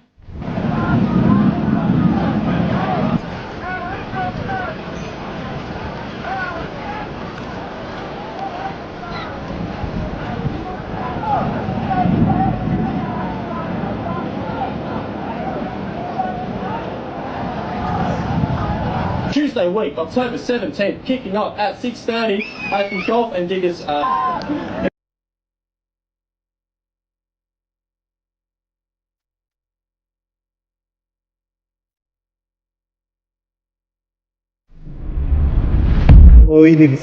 Kenyans, are you aware about the evilness behind the Adani deal? Like, personally, I was very, very shocked, and I want you guys to listen to this and listen very, very carefully. Adani has presented a PIP to the Kenya Airports Authority to do what? To run the JKIA, all right? The Kenyan government will not build a new airport in the next 30 years that can compete with JKIA if Adani Airport Holdings takes over the operations of JKIA. This is according to the demand set forth by the Indian conglomerates. So the PIP says, we come, we do airport. You don't do no airport. You use airport, 30 year no other airport. Adani will also propose amendments to Kenyan laws and change of national aviation policies to enjoy the sole mandate for running JKIA, stop competition in a bid to maximize returns. This overrides Vision 2030 that was initiated during the late Mwai Kibaki's tenure, which aimed to transform Kenya into a logistical and service hub in the region. Under these proposals, the 38 airports in Kenya will not be upgraded. Even our Kenyan Jenzas sister was not left behind, and this is what she had to say about the Adani deal. The rumor has it that when Adani takes over Jomo Kenyatta International Airport, all the licenses and permits will be renamed Adani Airport Holdings Limited, and JKIA will not be called Jomo Kenyatta International Airport again, but the name will be changed to Adani Holding International Airport, and Adani will operate in Kenya for 10 years tax-free. A popular Kenyan TikToker by the name of Wazimu Mwenzenyu, also known as Ellen, revealed that the Kenyan government is full of brokers, and this is what Ellen had to say about this. Adani JKIA deal. I think the last cabinet had brokers inside, because how would Adani want to spend 1.8 billion to upgrade and expand JKIA, while Qatar Airways in Rwanda wants to build a very good airport at the amount of 1.3 billion? Secondly, I did not see any committee that sat with the then Transport CS Kipchumba Murkomen to engage in any discussion, because he was the Transport Cabinet Secretary at that time. 1.8 billion is enough to build a new functional airport. So Adani would have come and built their own airport. They could have leased land to them. But now there is a broker in between Adani, the Cabinet Secretary, and then Kipchumba Murkomen, and Nabi. I really want to know who the broker is. What shocked me more is this, that deal between JKIA and Adani will be compensated if there are interruptions from courts or parliament or protests. I have come here this morning to tell you that our parliament, our government, our cabinet is run by brokers. What wakomboka? Many Kenyans are puzzled on how Kasamal Makore managed to enter inside the airport and take part in peaceful demonstrations against the Adani group. This is what Kasamal Makore had to say. Lazima kuwake. No, for sure, we are here to occupy the airport. Occupation watu wanafikiria ngani kupiga kelele. Hapana, occupation ni kuhakikisha kwamba whatever is meant to happen is not happening. Whatever is meant to happen is not happening. Hao watu wamekaa hapa kuanzia 4 a.m. They were supposed to fly out to different destinations. Wanachanga maandamano itaanza saa ngapi? Maandamano itaanza saa zile hawa sio nikasema mbaya sana. Like karibu hiyo things are boiling nicely. So class, is the pressure increasing or decreasing? Take a look at some of these scenes at the airport in Nairobi of peaceful demonstrations.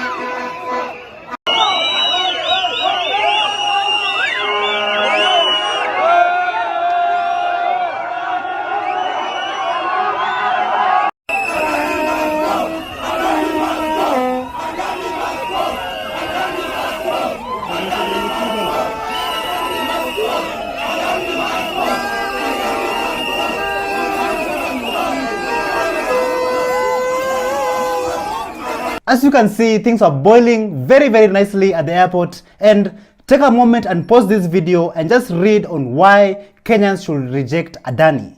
We are not cooling down any soon. In fact, it might get hotter. Jikoni itakuwa hot. Ruto lies and all the time, and that is his nature. Nataka niwaambie hivi watu wa Kitengela. Hii serikali yetu ya Kenya itabidi tusimame tuitetee. Sawa sawa? Itabidi kila Mkenya atokee atetee taifa ya Kenya. Na atubembelezi na atuombi ruhusa. Kenya ni home. Kenya ni home. Wametuzoea. Kazi yao ni wizi bila kazi. Kazi yao si ni wizi bila kazi. Thank you so much for joining us on today's show. I'm your host, Elvis Derry. See you in the next one. Bye-bye.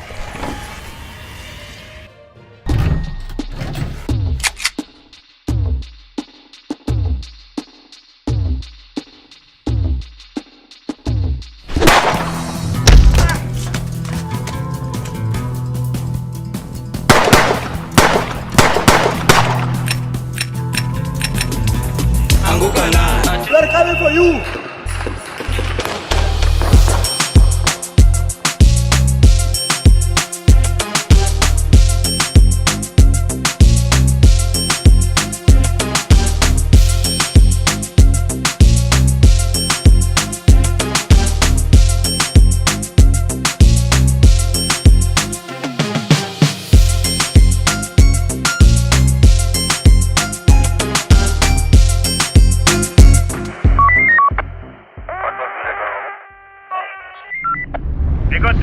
Oh, Elvis Derry.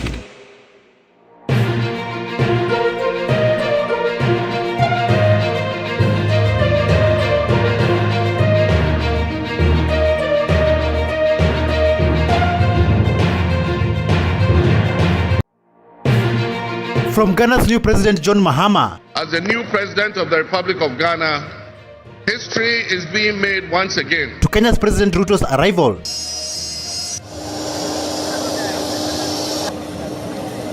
Will there be change in Ghana? Do in the name of the Almighty God swear. So help me God. Nana Akufo-Addo injected.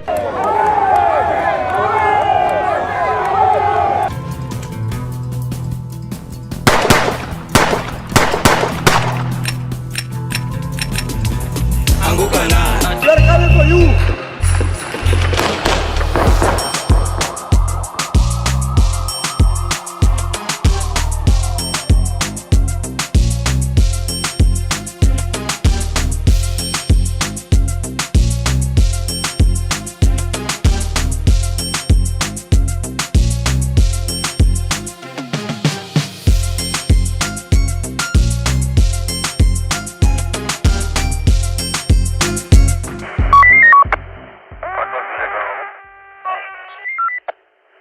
Hello, how are you? 87 Ghanaians. Medinde Elvis Deri, Akwaba, ShowNewTrend.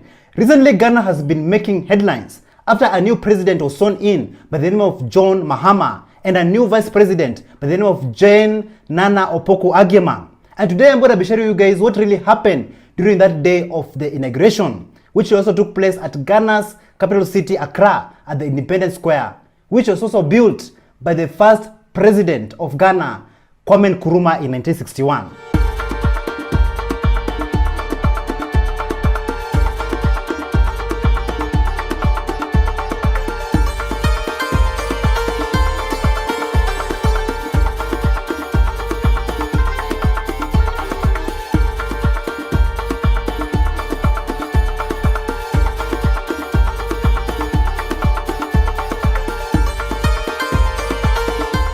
Before the inauguration ceremony, President-elect John Mahama went to tour in Jubilee House, even meeting the former president of Ghana, Nana Akufo-Addo.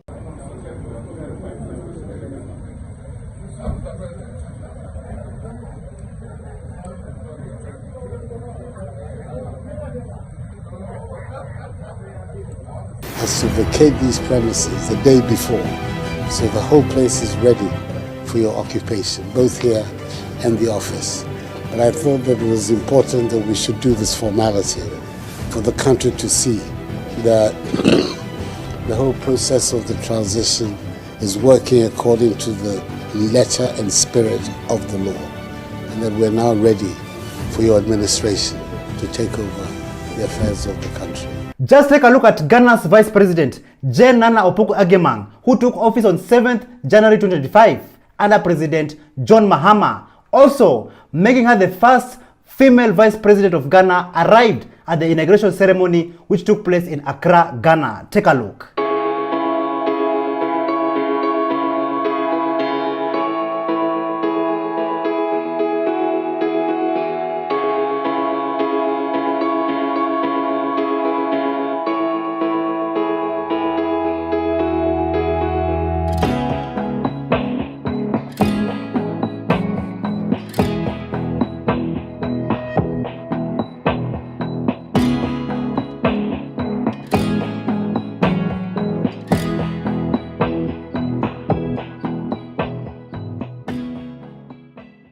After all the guests arrived at Ghana's Independence Square, it was now time to swear in the new president-elect and the new vice president-elect. Just take a look at some of these scenes on how things went down. Do in the name of the Almighty God swear that I will bear true faith and allegiance. That I will bear true faith and allegiance to the Republic of Ghana. To the Republic of Ghana. As by law established. As by law established. That I will uphold. That I will uphold the sovereignty and integrity of Ghana. The sovereignty and integrity of Ghana. And that I will preserve. And that I will preserve. Protect. And defend. The Constitution.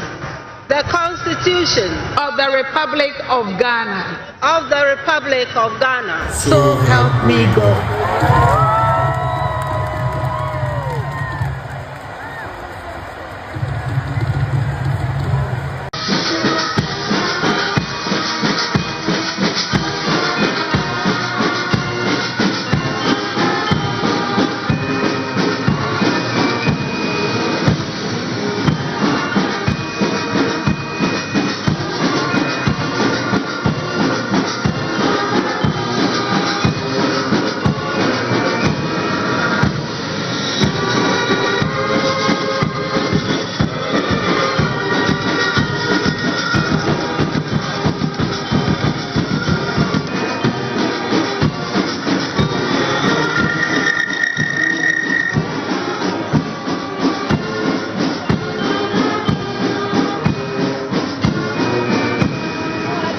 the new President of the Republic of Ghana, history is being made once again.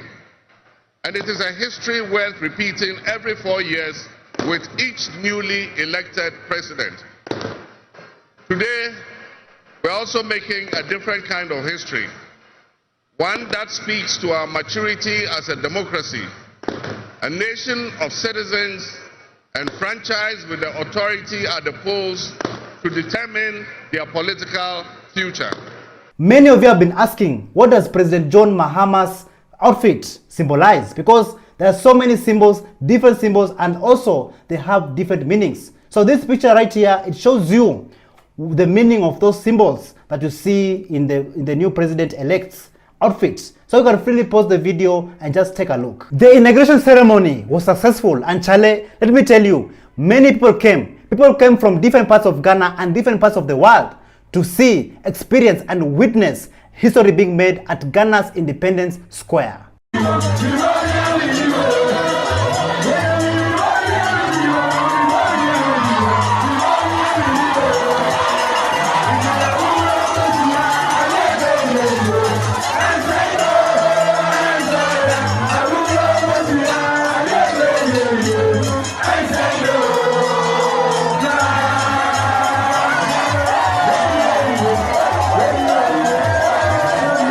Many prominent leaders were also there. They attended the inauguration ceremony in Ghana.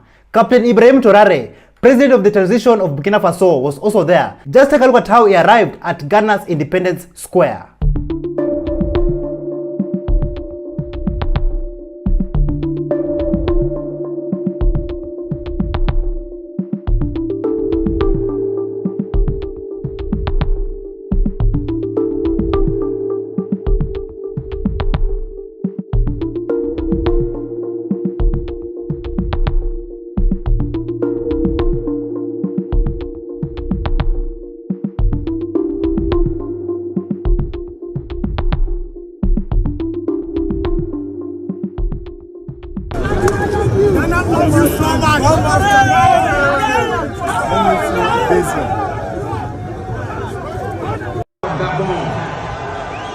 After him, we have His Excellency Mamadi Doumbouya. The full meaning of Burkina Faso means strong men and women of integrity.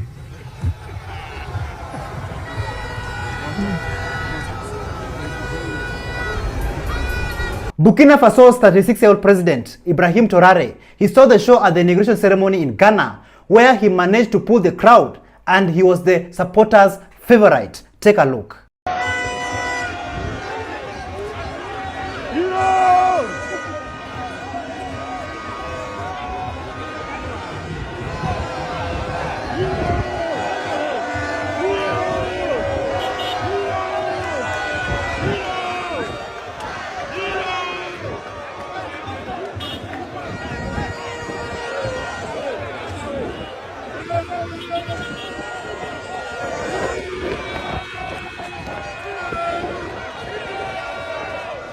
Kenya's President William Ruto, also known as Kasongo, famously known for abductions in East Africa, Kenya, was also not left behind after he attended Ghana's inauguration ceremony in January 7th. Take a look.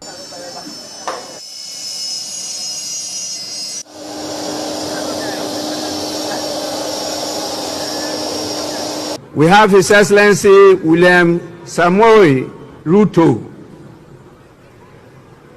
the rural boy, who is the President of the Republic of Kenya. During the inauguration ceremony, President William Ruto was injected by Captain Ibrahim Traoré after Ibrahim Traoré urged the Kenyan president to immediately stop abducting young Jenzas who are fighting for better governance in Kenya. We've seen more terrible scenes where people kill their demonstrators, but they call themselves Democrats and we're called Persians. If that's democracy, I repeat, we don't want this democracy. Before delving into the powerful speech recently delivered by Burkina Faso's revolutionary leader, Captain Ibrahim Traoré, it's equally critical to focus on another nation grappling with escalating political strife and societal unrest. Kenya, East Africa's economic powerhouse, finds itself in the throes of a dark chapter, marked by the unexplained disappearances of dozens of its citizens. Since June 2024, at least 82 Kenyans have vanished, with 6 cases reported in just the past 2 weeks. It seems like during the inauguration ceremony, nobody was noticing the Kenyan president. Even one Ghanaian TikToker, he went on to compare President Ibrahim Traoré with other African presidents, including Kenyan President William Ruto. Just listen to what this Ghanaian TikToker had to say. Difference between politicians and leaders. Politicians are liars while leaders tell the truth to their people. The example of that is that the Kenyan President William Ruto want to give the Kenyan airport to the Indian private company Adana, while you have competent Kenyans without no jobs, they can run those ones. That's why he is a liar, because he is not telling the Kenyan people the truth. And he is in fact very corrupt. If you go to Ghana, Nana Akufo-Addo, this man used $58 million just to build a foundation of a church. Humans, we can pray anywhere. God does not say that you need a church, in order to worship me. But this man did that while thousands of Ghanaians are suffering. If you go to Nigeria, we have Boko Haram, more than 160,000 people lost their lives.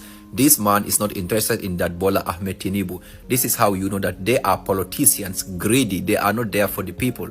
This man, on the other hand, Captain Ibrahim Traoré, this man, before he will become the leader of Burkina Faso, 80% of the country were controlled by, or the territories were controlled by the terrorists in Burkina Faso. Now, they control 80% because he is a leader. He is willing to sacrifice his life for the people. These ones are playing with our lives. Difference number 2 is that politicians beg people to vote for them or to get them into office. They want their vote. They will have to beg people. On the other hand, leaders are begged by the people to go to the office to lead the people. And one example is that the next election, you will see whether Bola Ahmed Tinubu himself or his party, Nana Akufo-Addo, this man as well, William Ruto, they will be going all over Kenya to beg the people to vote for them. But Captain Ibrahim Traoré, if you go to Burkina Faso today, people of Burkina Faso are begging him to stay in power, to lead the country. This is how you know that who is doing good and who is not, and who is there for the interest of the people and who is not. So these ones are not for the interest of the people. This one is a leader. It is quite clear that the president of the transition of Burkina Faso, Captain Ibrahim Traoré, he was the most supported leader during Ghana's inauguration ceremony. This makes him the best leader in Africa. Just listen to this. Where did you see the rousing welcome Burkina Faso's Captain Ibrahim Traoré received during President John Mahama's inauguration on January 7th? The Burkina Faso leader, stood out as he arrived in full camouflage. The only leader allowed to carry a gun at the ceremony.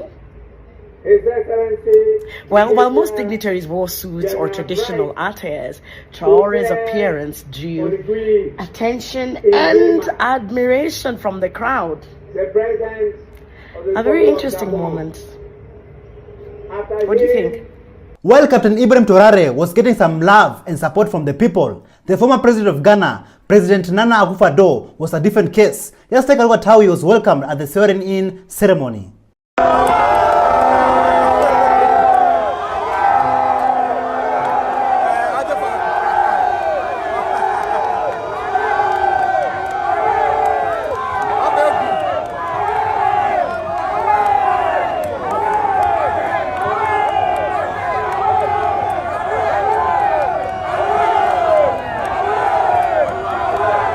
This clearly shows you that what the first president of Ghana, Kwame Nkrumah, said was right. He said that Ghanaians are very patient and gentle people, but if you take them for granted, they will also take you for granted. Hey, Charlie, things are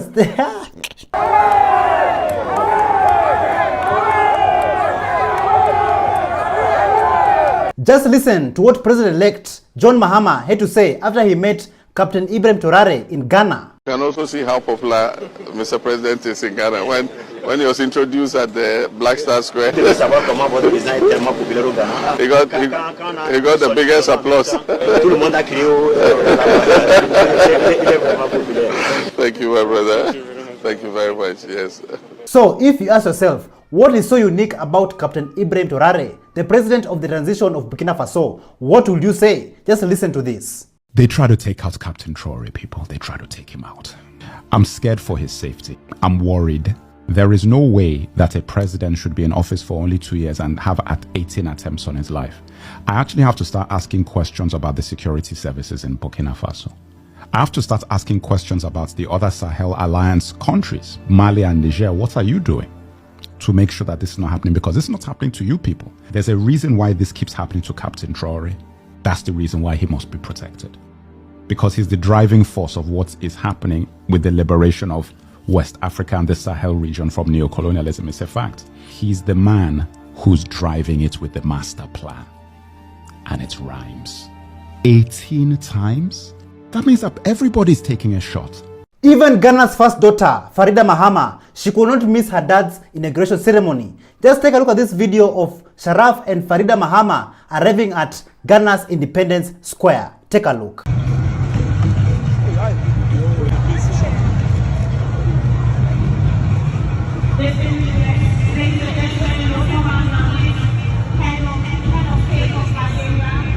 Head of State of Guinea-Bissau, His Excellency Embalo. The temperatures were rising at Ghana's Independence Square. The people of Ghana were excited to have a new leader and a new regime, even to the point where one journalist, she forgot her name on live TV. Independence Square for the presidential inauguration and swearing in of the president-elect, His Excellency John Dramani Mahama, and the Vice President-elect, Jane Nana Ajeman. Thank you for watching. My name is Nanajwa.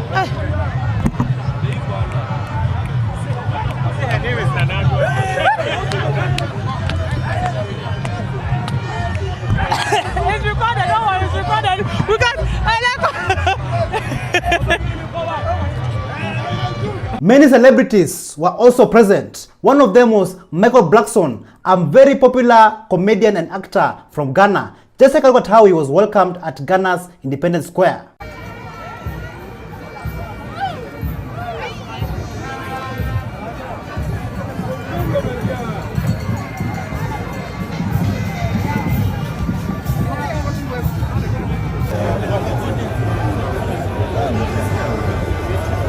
I shall submit myself To the laws of the Republic of Ghana. to the laws of the Republic of Ghana And suffer and suffer the penalty for it. the penalty for it.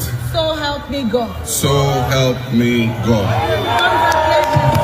Many leaders and presidents attended the inauguration ceremony in Ghana, like Botswana's president, Duma Gideon Boko, Rwanda's president, Paul Kagame, and Nigeria's president, Bola Ahmed Tinubu. Nigerians, do you remember this? No matter how long you protest, we are going to remove subsidy. No matter how long you protest, we are going to remove subsidy.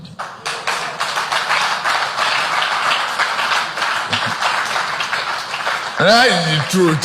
That is the truth.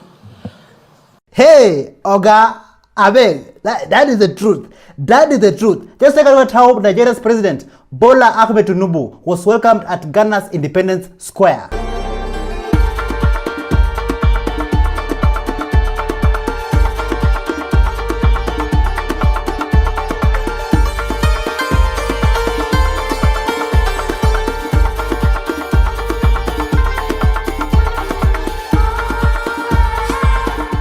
At the inauguration ceremony, things were boiling, things were getting hot, and how hot were things getting? Just take a look at this video.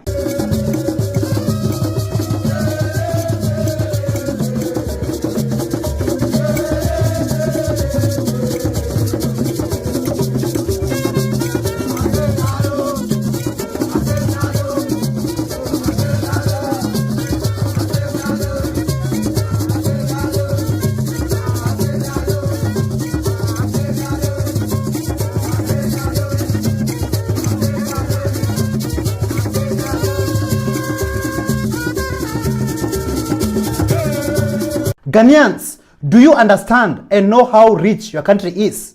Like, Ghana is so rich to the point where you can actually just pick gold from the ground. Like this young man that you see here. What years?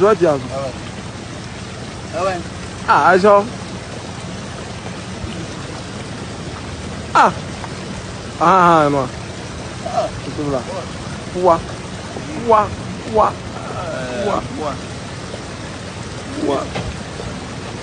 Video.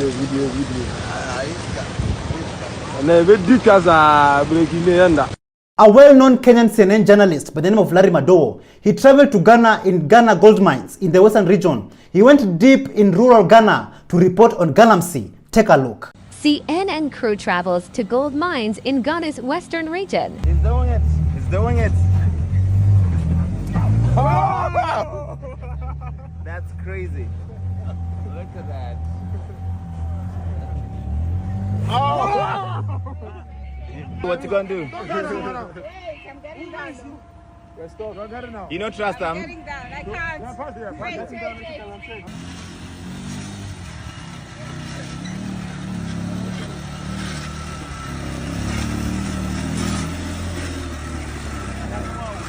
He's thinking I'm scared. Okay, we survived. Ghana is so blessed with abundant resources, but it is being ripped off every day. Some gold miners from Ghana, they discovered the largest gold deposit ever in the country. Take a look.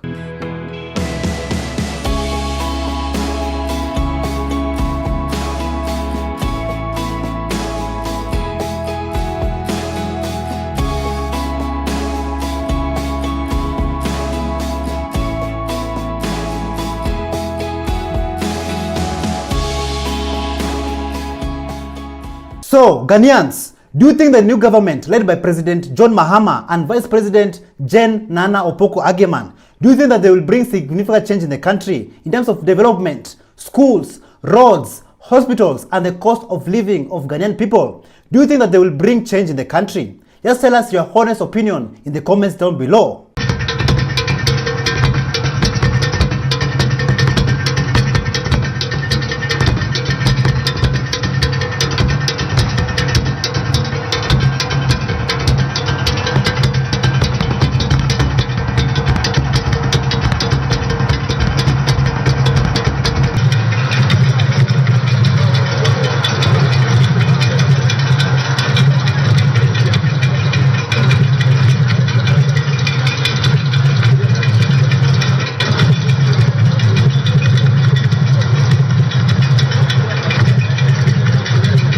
You elected us to solve the problems, not to put the blame on anybody else or to shoulder you with those problems.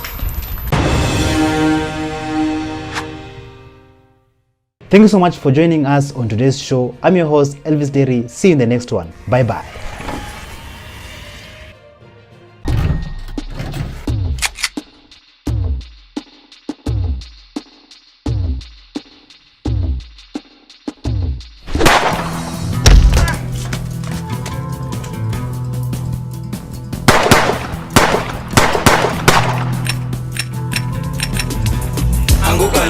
They're coming for you.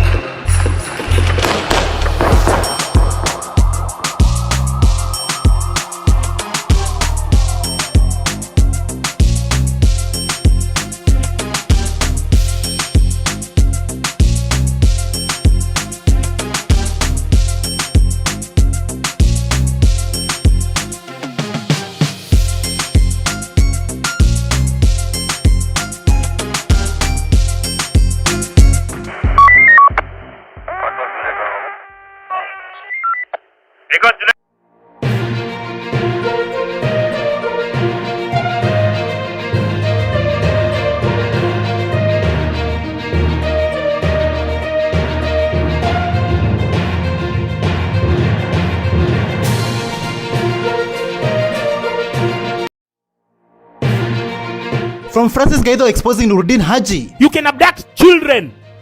You can abduct our children. You can abduct us. Because who the f do you think you are? To Nuru Okanga versus Osa Sudi. Msenge sana wewe. Wewe ndio senge. Usitukane rais wewe. Wewe ndio senge bwana. Was Senator Okiya Omtata bribed? I was offered. How much? 10 million. They paid a deposit of 7 million to people. Message to Kenyans. Every time you've been told God chose a president, later, you cried.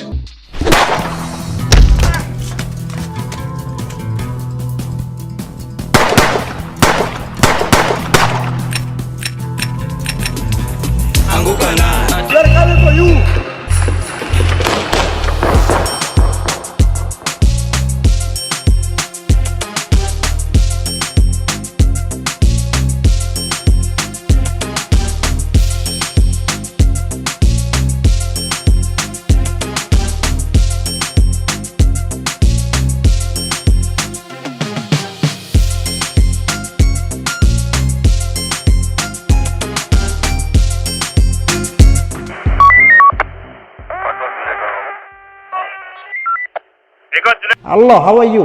Welcome back to ShowNewTrend. I'm of today and my name is Elvis Derry. Before we start today's episode, Kenyans, do you remember these words? All sovereign powers belongs to the people of Kenya and shall be, underline the wording shall, mandatory, be exercised only in accordance with this constitution. The people may, optional, may, optional. That is it, Your Honor. In simple terms, Kenyans, the Kenyan people may exercise their sovereign power either directly or through the democratically elected leaders.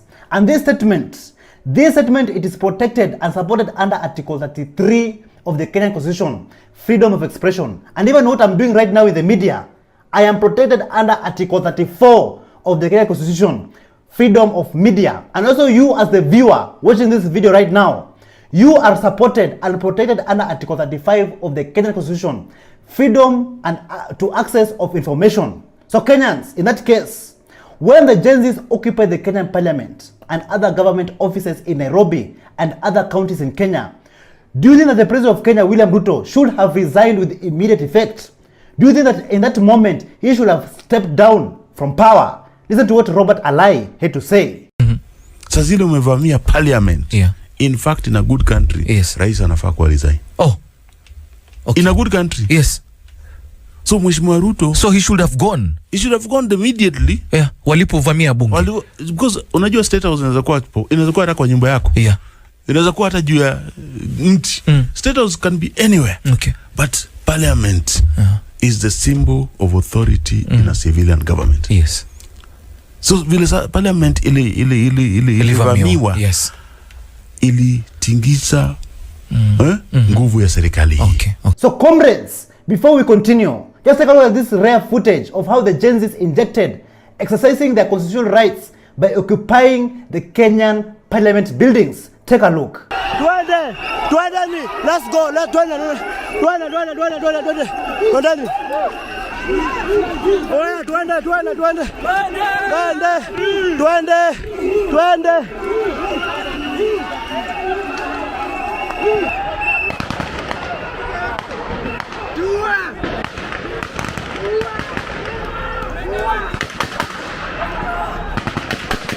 Yo, that's shooting. That's shooting, man. That's shooting. That's shooting. Yo, that's shooting, man. That's shooting at us. That's shooting. What? Live bullets. Why not to shoot them? Why are you shooting? Why?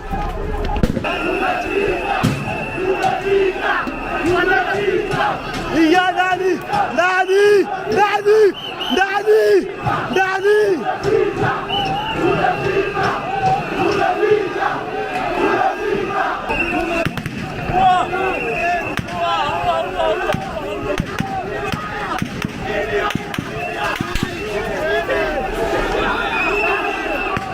Bro, fucking shooting at us, man.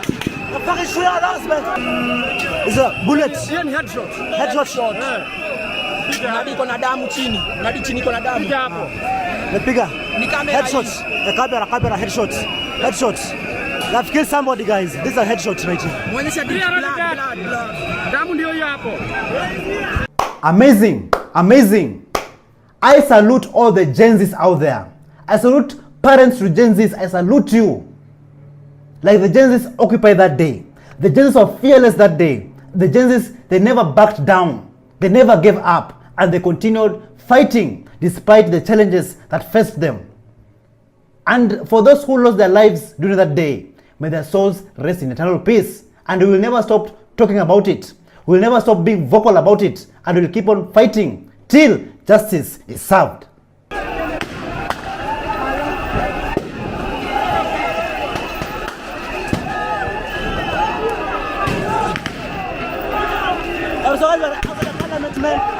They're shooting at us, man. As a parliament.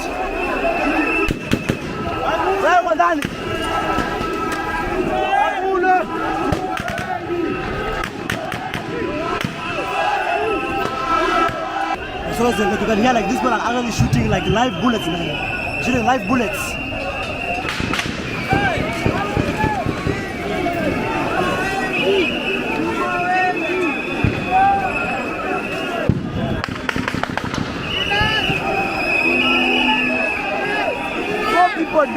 forget. Dear Kenyans, did you know that the Jenzas have the power to decide on who is going to be the next president in this country? Did you know that the Jenzas have the power to decide and even destabilize this country if they wanted to? But it seems like some politicians are taking it lightly. They are underestimating the power of the Jenzas. They think this is a joke. The Jenzas are just joking. Even to the point where the president of Kenya, William Ruto, he went to the public space to humiliate and to talk down on the Jenzas. Let's listen to what he had to say. Hawa watu ya makelele hii wanasumbua, wanapiga makelele sijui mitandao wapi. Hawa watu wako na kazi ngumu sana. Kushindana na mimi, wako na kazi ngumu. Wako na kibarua kubwa sana. Na bado mimi napanga tu kazi. Siku yenye tunaangaliana ati siasa kwa maneno.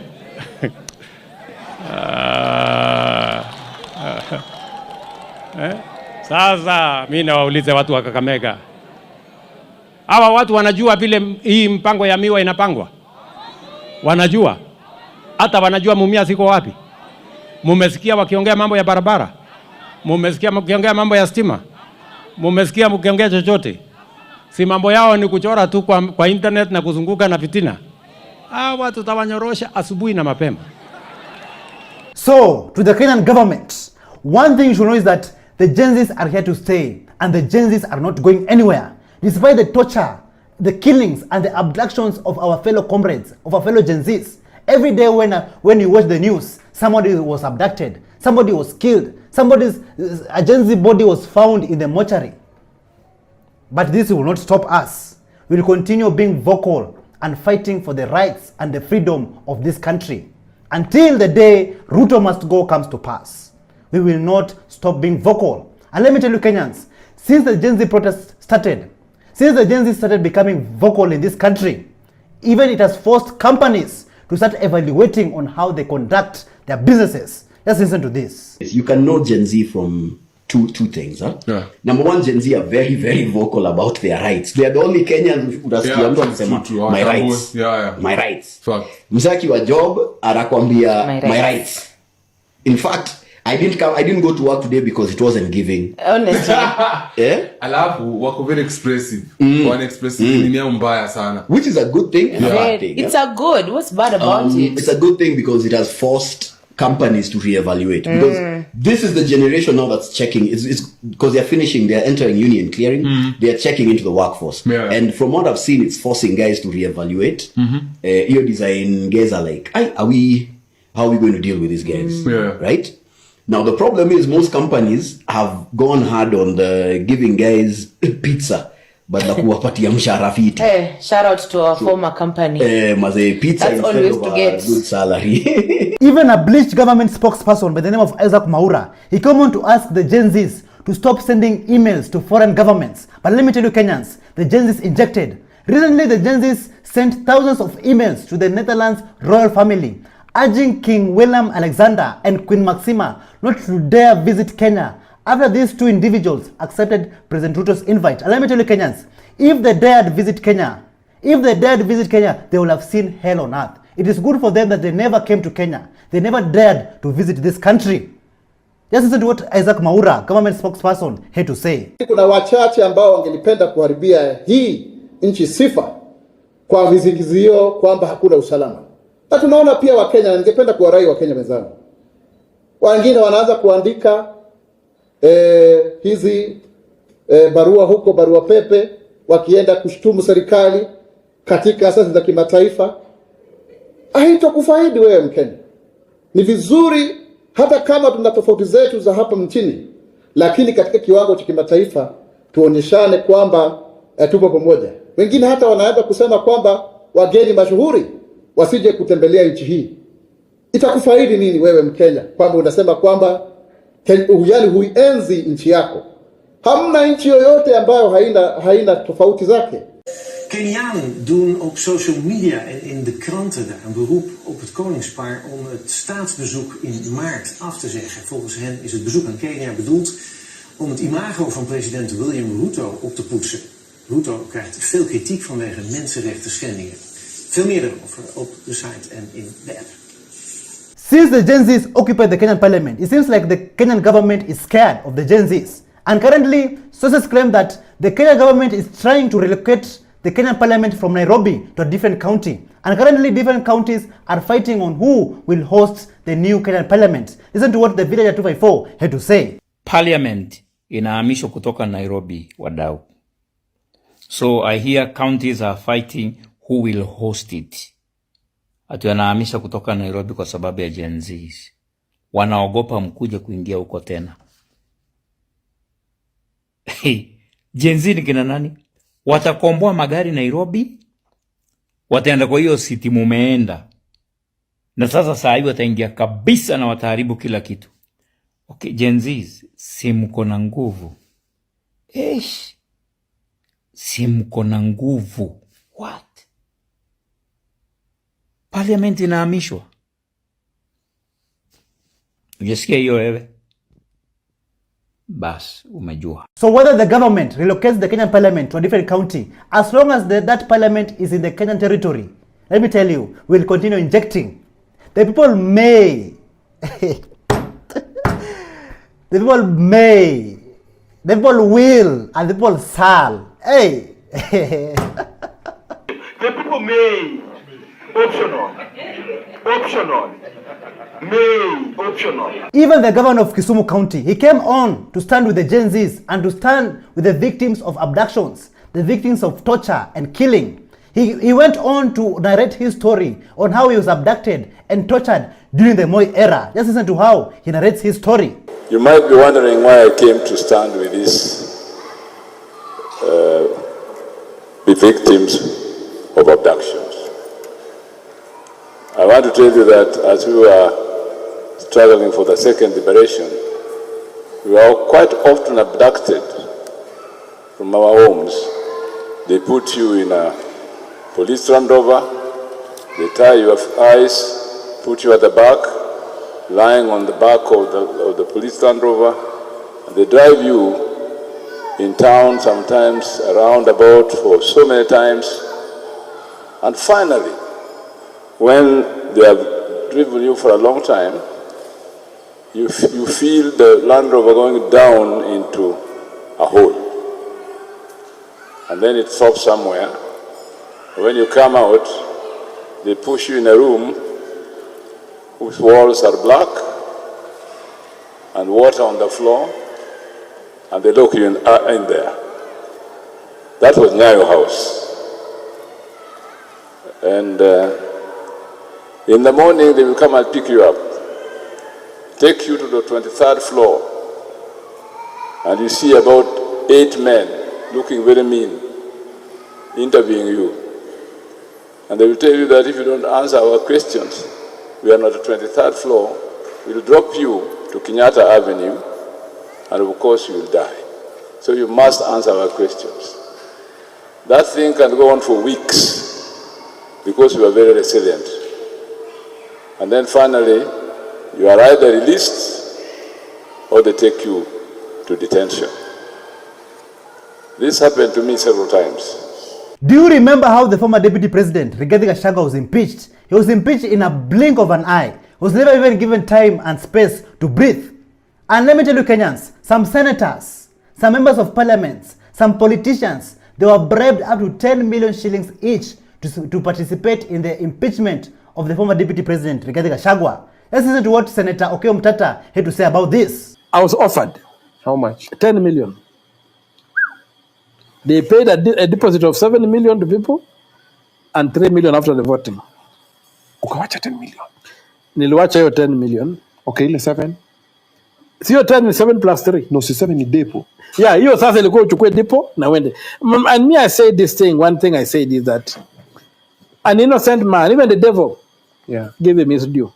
The Katiba is very clear that the procedure for impeaching the president shall apply to the deputy president with the necessary amendments. And I said, we, even the National Assembly, did not get out the necessary amendments for impeaching this man. To be honest, comrades, to be honest, Kenyans and Jenzas at large, the only language that this government understands is violence. Violence. Violence is the language they only understand. Listen to what the member of the National Assembly of Kenya, Johanna Ngeno Kipyegon, had to say. Ati kwa sababu unapenda sisi. William Samoei Ruto, waje nikwambie, mapenzi hatutaki. Mapenzi pelekea bibi yako. Ambia William Samoei mapenzi yapelekea nani? Sisi watu ya Narok tuko na Mwenyezi Mungu ambaye ako juu. Anatuchunga na anatupenda. Juzi bibi yako alikuwa anaomba makanisani mpaka anapiga magoti. Hata Mwenyezi Mungu amrehemu. Akiomba leo, kesho unafanya dhambi nyingine. Akiomba kesho unafanya dhambi nyingine. Kwa nini unafanyika kazi ngumu bibi yako? Kwa nini hata wewe usihurumie bibi yako? Anakuombea kila siku. Hata mpaka mimi mwenyewe nahurumia yeye, sijui hata taambia yeye. Nilikuwa nimeandikia yeye SMS ratio. Hii bwana yako hii, afadhali waachane na yeye mpaka kura iishe ndio mrudiane. Hii atakupeleka motoni. We all know Musalia Mudavadi. Yeye bure shibe ako sawa. But anyway, that is a story for another day. Let us continue. The African National Coalition grassroots leaders, they have abandoned Musalia Mudavadi after he decided to merge with Ruto's party. Can you imagine that? He decided to merge with Ruto's party.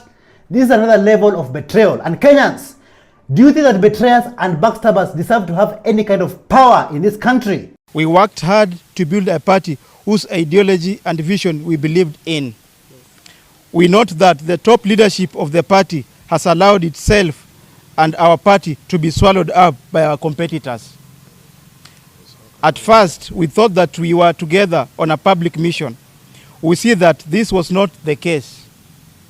Our brothers and sisters have allowed our party to be swallowed up without even the basic courtesy of consulting us. While we don't know where and why they have gone, we wish them well, but we want to be emphatic that we will not go with them.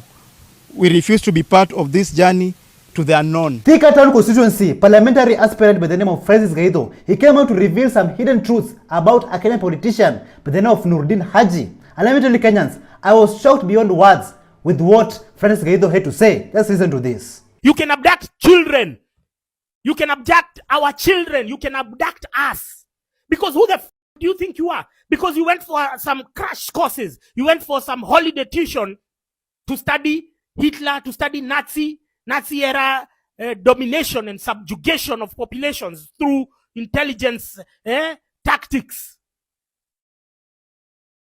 Nurdin Haji, if you look at the history of his father was called Mohammed Yusuf Haji. He was a long time provincial commissioner of the Rift Valley province. If you look at the Akiumi report, if you look at the other Truth and Justice report by Justice Kriegler from South Africa, all of them mention and cite, mention adversely Nurdin Haji's father. Nurdin Haji's father was a perpetrator of war crimes and genocide, forceful eviction, internal displacement. He particularly targeted communities like Kikuyu, like Luhya, like Luo, like Kisii, forcefully evicting them from Rift Valley at the instigation of Daniel Arap Moi. In the highest, biggest, and fastest growing economies in the world, they run their businesses 24/7, day and night, from Monday to Sunday. There's no resting. That's why they're beating us. They're showing us dust every day. And do you think that this kind of system should also be implemented in Kenya? Listen to this. Sahi ni saa 9:30, niko Nairobi CBD. Angalia. Huku watu ambao wameamka peke yake ni wale watu wana travel. Wana biashara wamelala. Na hii ni capital city. Jeffrey Musiri ulinyima permit. Watu wa Nairobi kama mtaki kufanya biashara mbea wale watu wenye kwa jobless. Muwape hizo mabiashara zenyu. Saa 9 na bado mtu amelala kwa nyumba. Muamke mwache mchezo. Watu wa Nairobi nyinyi. Living in Kenya, you seriously need to have a PhD in self-control, anger management, and toughness. Even in the most expensive neighborhoods in Nairobi, Kilimani, the residents there are suffering and crying every day to the government because of the poor state of the roads. And yet, what is the government doing? And I'm also wondering, what is the county government of Nairobi and the Kenyan Urban Roads Authority doing to fix this issue? Take a look. This is Kilimani, and you heard me right. Yes, this is Kilimani, and this is the sad state of roads in Kilimani right now, and it's even getting more and more worse every day. It's very unfortunate that a real estate neighborhood like Kilimani will have this kind of infrastructure. The county government of Nairobi, Kenya Urban Roads Authority, and the government as a whole has failed us in Kilimani and in so many other parts of Nairobi as well. And especially unfortunate for Kilimani because Kilimani is one of the most expensive neighborhoods in Kenya. For an acre in Kilimani, you have to part ways with over 400 million. Otherwise, guys, this is my 1-bedroom Airbnb in Kilimani. If you're looking for one of the best, beautiful, clean, well-finished, well-furnished Airbnbs in Kilimani, just call or contact me on this number. It's well-finished, it's very clean in a serene and clean area, far from most of the noise, but still close to all the mall, shopping centers, Chandaria and the rest. And also you get amazing view from the 13th floor. I also have 2-bedroom and a studio, so call me if you need one. Even our own airport, our own international airport, Jomo Kenyatta International Airport, is also not spared under this regime. Anyway, Jomo Kenyatta looks like a warehouse. Tell me why Jomo Kenyatta looks like a warehouse, my lord. The National Committee, tasked with refining the university funding model, they have failed miserably since its inauguration in September 2024. And currently Kenyans, frustration is mounting among university students. And the students have said and have declared that this useless committee is ineffective. Just take a look at how comrades injected. Power! Power! Congress, wisdom! Wisdom! Comrade man is not a boy! Yes. Comrade power! Power! Comrade power! Power! We are tired with this committee. This government don't have priorities. Yes. If education is the equalizer and everywhere they go they are talking about education, yes, then they should put funds to this committee so that we can finish all these things. Yes. Because till today, this is the 8th week, we are still planning for the program of everything. Yes. And online meeting. This committee is incompetent and is not showing any seriousness. Yes. Congress power. Power. At Bunge la Mwananchi, I believe it's in Jacaranda grounds, Nuru Okanga has endorsed Raila's pointman or motion hour, declaring that he will be vying for current MCA ward seat. In that statement, underline the word Raila. Anyway, just listen to this endorsement. Nataka nishukuru Moshi kwa sababu pia yeye ameamua jinsi nilijitoza kwa kiwanja 2027 pale nyumbani, majaliwa Mwenyezi Mungu kwa Raila Ward na iendea, na pia namshukuru kwa kuamua kwenda pale Karen kupambana na wale matajiri. Mimi nataka niambie wana Karen ya kwamba uongozi si pesa na si masomo. Uongozi hekima. Ukipewa hekima utaongoza watu kwa njia mzuri. Ukiangalia katika Biblia, Suleimani alipoulizwa na Mungu, ungependa nikupee nini? Suleimani alisema, akajibu kwa unyenyekevu akasema, I need wisdom. Wisdom ni hekima.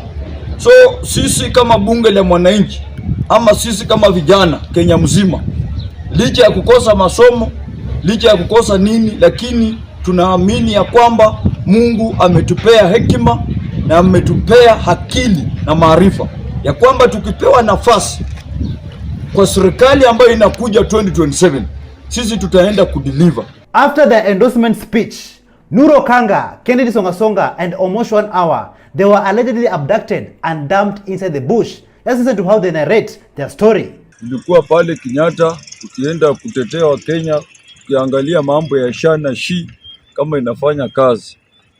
Na from nowhere tulipoenda pale, attention ikawa juu, tukachukuliwa tukaweka kwa masubaru. Mimi sikuwa najua niko kwa Subaru gani. Pia tuka hapa na Songasonga, tuka hapa na Omosh, na tuko na huzuni kwa sababu kama tunaweza tokea kwenda kuangalia venye maisha ya Wakenya inaendelea, tunafika Kenyatta tunapelekwa mbio. Sasa hata hapa mimi sijui niko wapi. Na mimi nataka nishukuru watu wa media kwa sababu wale watu wa media tulikuwa na wao, kumbe walikuwa wamefocus. Na tulikuwa na mmoja wetu alikuwa pale na gari, walikuwa pia wamefocus na walikuwa chonjo. So venye ile gari ilikuwa inaenda, walikuwa wanajaribu kutufuata na ikashindikana. Na tumetupwa na tukapiga simu kwa sababu simu zetu pia zilichukuliwa, lakini wakaangalia wakaona hawa vijana pia walikuwa wanakuja kuangalia wameenda nayo.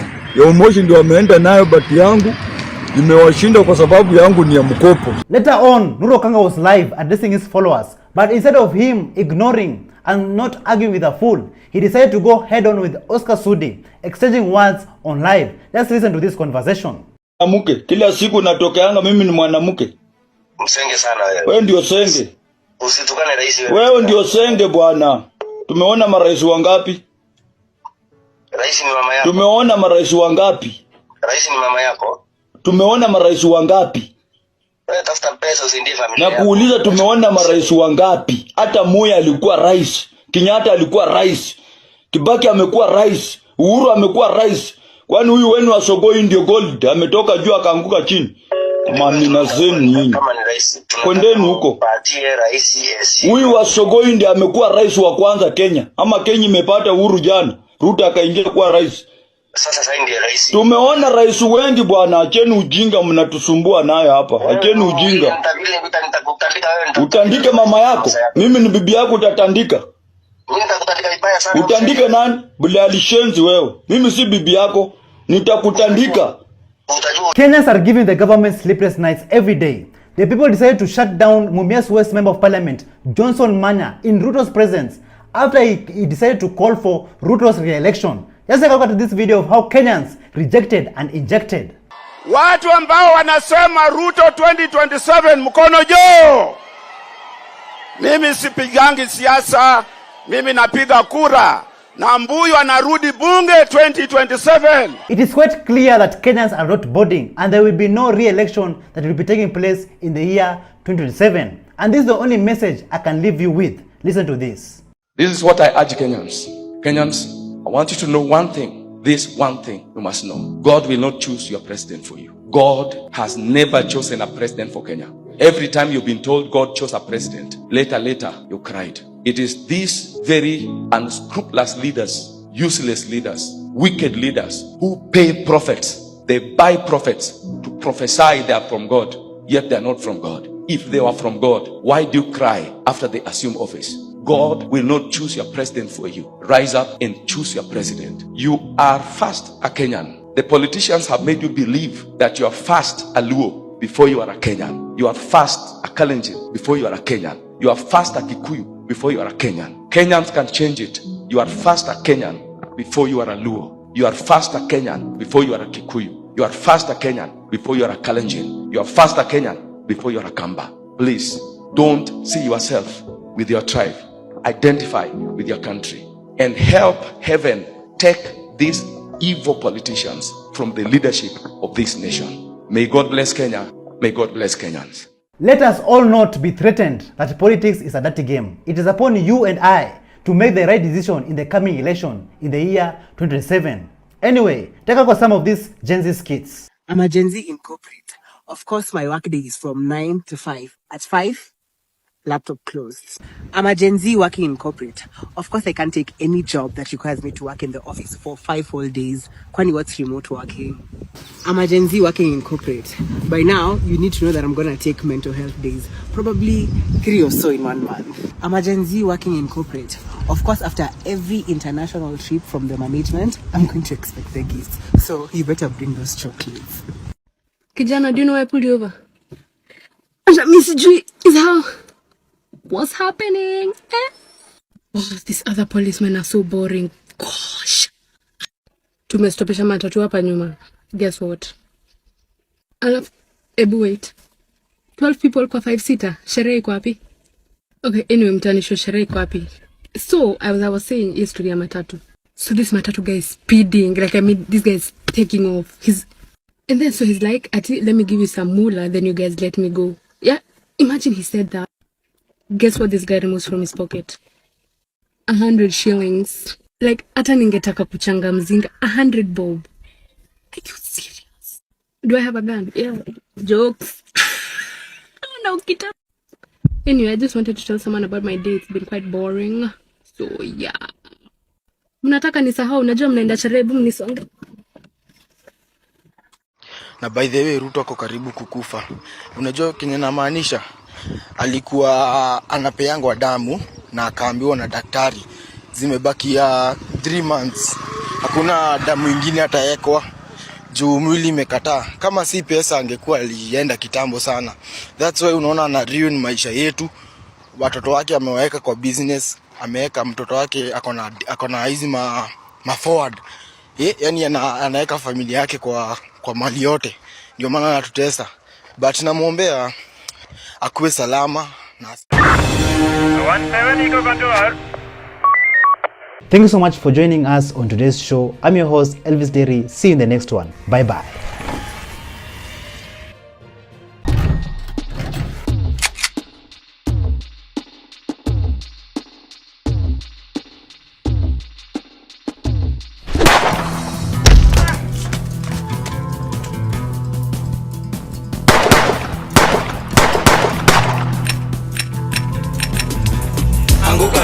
They're coming for you.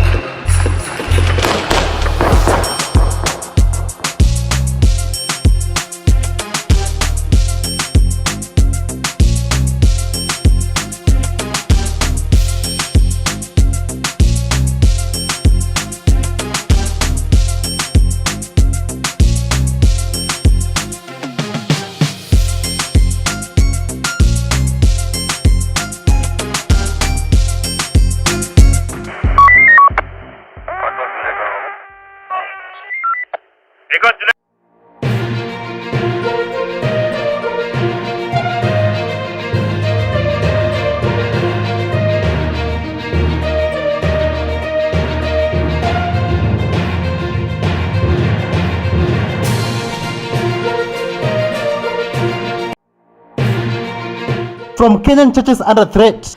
Waafisa wa polisi wanakuja kuangalia watu wakihubiri. To Jenzas say no to Kindiki. Supervise vijana wakiabductiwa, wengine wakiuriwa. Is the deputy president post irrelevant? Now with the impeachment of Rigathi Gachagua, the post of deputy president has been watered down. 10-year-old Clinton with a golden voice. Walikuwa nenda kutetea haki yao, lakini wako ukatuma na mapolisi wapige marisasi. Anguka na. They're coming for you.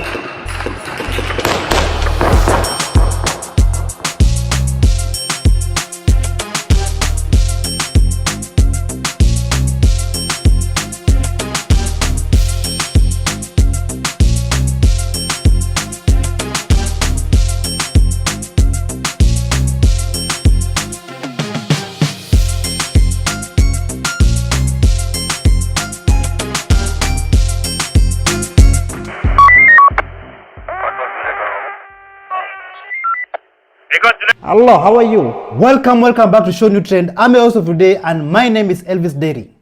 In Kiambu County, in Kenya, preachers and church goers are being harassed. Like even in church, there's no peace. Preachers and church goers are being asked like, what did you talk about? What did you preach about? Even to the point that even police officers are going to monitor churches and what they're talking about, even preaching. Just listen to some of the preachers from Kiambu County had to say about this. Hata wanakuja wanaketi kule nyuma watu ambao tuwajui na tukawaambia waweze kusema majina yao hawasemi.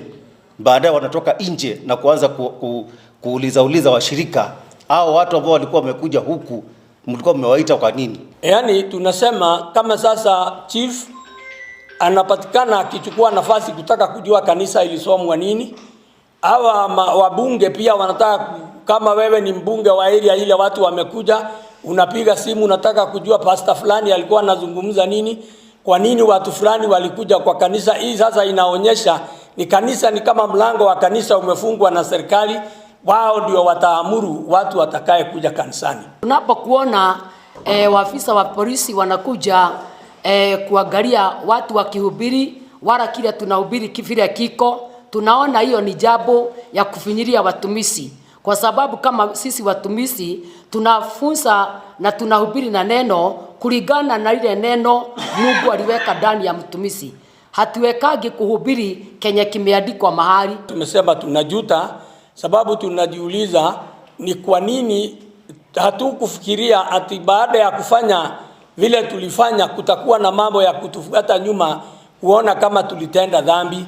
Sisi tulijua tunamweka pale rais wetu sababu pia yeye ni mtumishi wa Mungu na ni mmoja wa kanisa. Currently in Kenya, all generations are awake. Generation zote. Everybody is speaking up against the corrupt government. Everybody is speaking up against the corrupt regime. Take a look at this video of a 10-year-old Kenyan Gen Alpha called Clinton, who raised his voice and spoke up. Just listen to this. Nataka kusema we Ruto mwenye uko State House, ulifanya Wakenya sana vibaya, ukawapiga marisasi huko bunge. Walikuwa wanaenda kutetea haki yao, lakini wewe ukatuma na mapolisi wapiga marisasi. Ruto utaanguka pamoja na Kindiki. Leo umeenda ukasherehekea mpaka nikakuona mnasherehekea huko Kwale. Kwambia utashukishwa kwa hiyo kiti. Right on time. At the state that murdered him. Anytime the state comes out to kill another young people, we will raise Rex Masai's flag higher. This Jacaranda ground sits just next to Kayole here. Kayole is the crime scene where the state, every time the states want to kill a young man, they come here in Kayole. And speaking of all generations, take a look at this video of elders from the South Rift who are questioning the current government, the current regime, about their leadership. And many of them are speaking in pain. Just listen to this.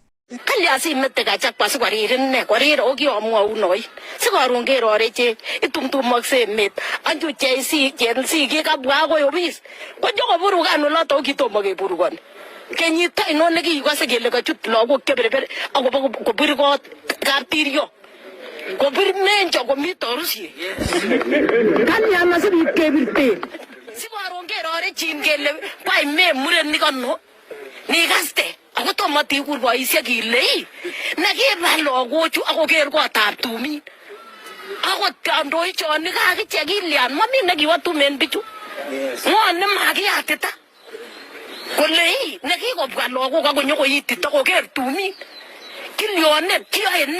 So Kenyans, let us just be honest. In the coming elections in 2027, do you prefer voting for somebody who talks about God all the time, somebody who praises the Lord all the time, or do you prefer voting for a drunkard? Take a look at what this Gen Z had to say about it.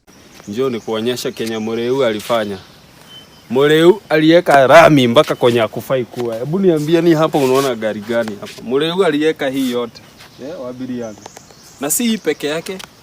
Mpaka akachimba mpaka nini zinaitwa drainage. Huyo ni Mureu, mwenye mlikuwa mnaita Mureu. Acha sasa mnasema Gachagua. Hata mmutoe. Huyo mchungaji huyo hakuna mahali atawapeleka. Huyo mchungaji wenyewe hakuna mahali atawapeleka. Kabla muone barabara kama hii Eldoret yenye itumiki. So the question is, will you choose a drunkard or a church goer? Tell us in the comments down below, and also tell us why. Huyo mchungaji wenyewe hakuna mahali atakapeleka. Kabla muone barabara kama hii Eldoret yenye itumiki. Did you know that in Kenya we have the highest number of young people? That is the Gen Zs and the millennials. And did you know that if they decide to vote today, they can remove all the corrupt politicians, they can remove everybody in the government and put new leaders, new faces, new names. Just listen to this. Now, with the impeachment of Rigathi Gachagua, the post of deputy president has been watered down, has been diluted, has become useless and irrelevant politically. There is no group of voters who intend to vote as a bloc who should negotiate for the post of deputy president. Jenzas are 18.3 million, millennials are 12.1 million. So if they decide to vote as a bloc, they can easily have their own presidential candidate. But they should not negotiate for a deputy president post, because if we have a deputy president who is Gen Z, they will be a deputy president for 2 hours and then they will be impeached and they will put whoever they want. Mount Kenya should also not negotiate, ever in their lives negotiate for the post of deputy president. Kenya was better off when Mount Kenya was in the opposition for 24 years and we had Kibaki and Matiba as the opposition at whichever times they were. And a lot was achieved at that time within those 24 years as opposition, getting multi-partyism, a new constitution, all those things happened during those 24 years when we had an effective opposition, as opposed to having a deputy president position that is redundant, that is not bringing us anything. An effective and strong opposition is better than the post of a deputy president any day, any day. So it is high time for the young people of Kenya to have their leaders. Why not? We can have a young president, young deputy president, young MPs, young senators, MCAs, you name it.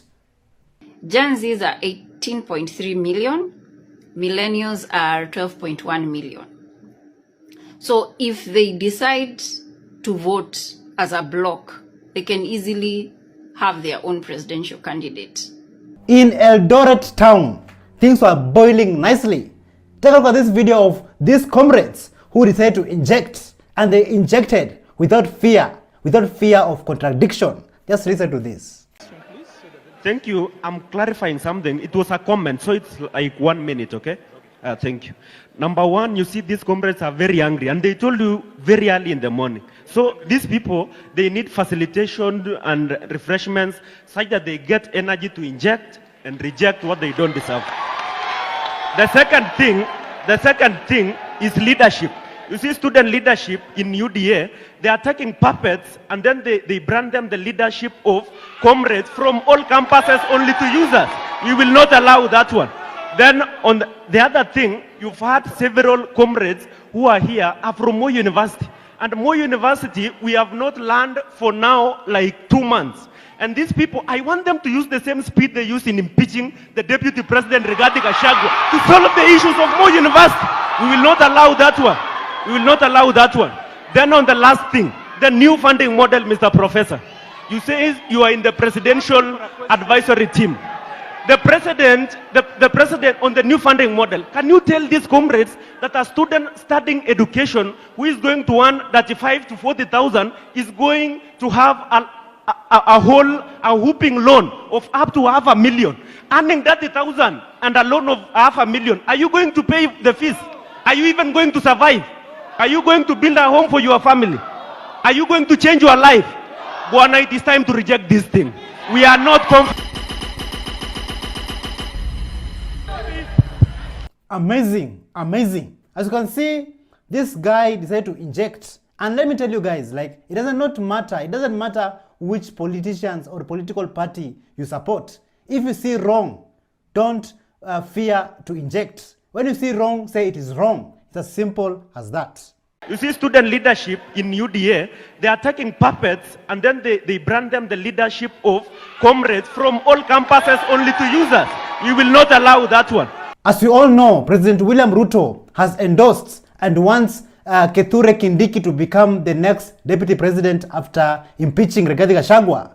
But the Jenzas, millennials, and all Kenyans, generation zote, Gen zote, people are not agreeing with the president. Nobody wants Kithure Kindiki to become the next deputy president. Just listen to what this Gen Z had to say about this. Tumeumia tena zaidi kwa sababu wameappoint Kithure Kindiki ambaye ni alikuwa CS of Interior Security, alisupervise vijana wakiabductiwa, wengine wakiuriwa, na the president hana guts za kumappoint kama the next deputy president of Kenya. Hatujafurahia, though we respect his decision kama kiongozi wa nchi. Sisi kama vijana wa Nakuru hatujafurahia na vijana wa nchi. In fact, the president sasa amedhihirisha kwamba he is the one-term president. As you all know, Kithure Kindiki was in charge when Gen Zs and millennials and Kenyans were being abducted and being killed. So why should he become the deputy president? Kithure Kindiki ambaye ni alikuwa CS of Interior Security, alisupervise vijana wakiabductiwa, wengine wakiuriwa, na the president hana guts za kumappoint kama the next deputy president of Kenya. I am shook. So I've just learned people developed an app overnight. Imagine. App here. Do you know to do what? To give updates. Kwenye makarao wako, kwenye tiaga ziko, kwenye watu nalipuliwa zaidi. Kama ukitoki, like unaingia hapo unalongi, unaongea na wase, unawaambia the safe areas, the safe place kwenye mtapitia. Kama saizi The app has said tusipitie kwa lami. Ndio lami. Tunapitia huku ndani. Even inside the Naivas 58. The unity is crazy. Like the creativity pia. Mulifikiria kutengeneza app and it's working overly. Wow. This is so nice. This is so nice. This is a revolution, guys. A revolution aided by technology. I'm so happy to be a Gen Z. Thank you so much for joining us on today's show. I'm your host, Elvis Derry. See you in the next one. Bye-bye.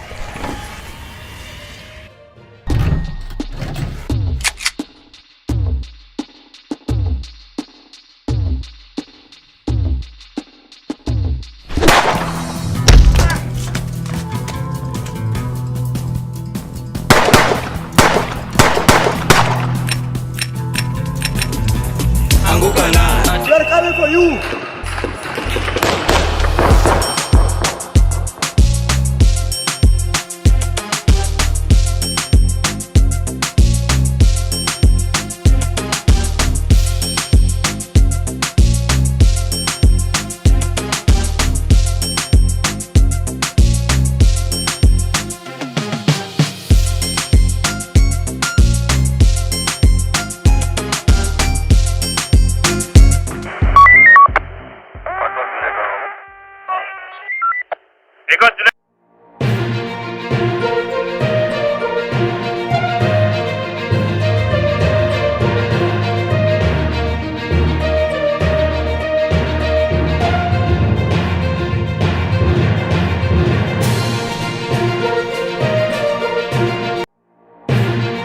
From Raila Odinga faulting Ruto's government. The issue of abductions of innocent people.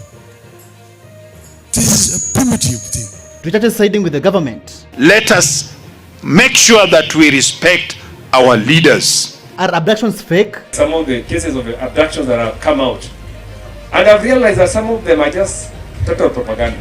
Why Uhuru Kenyatta quit social media? Hata Twitter mnaona na hiyo, mimi niliondoka huko.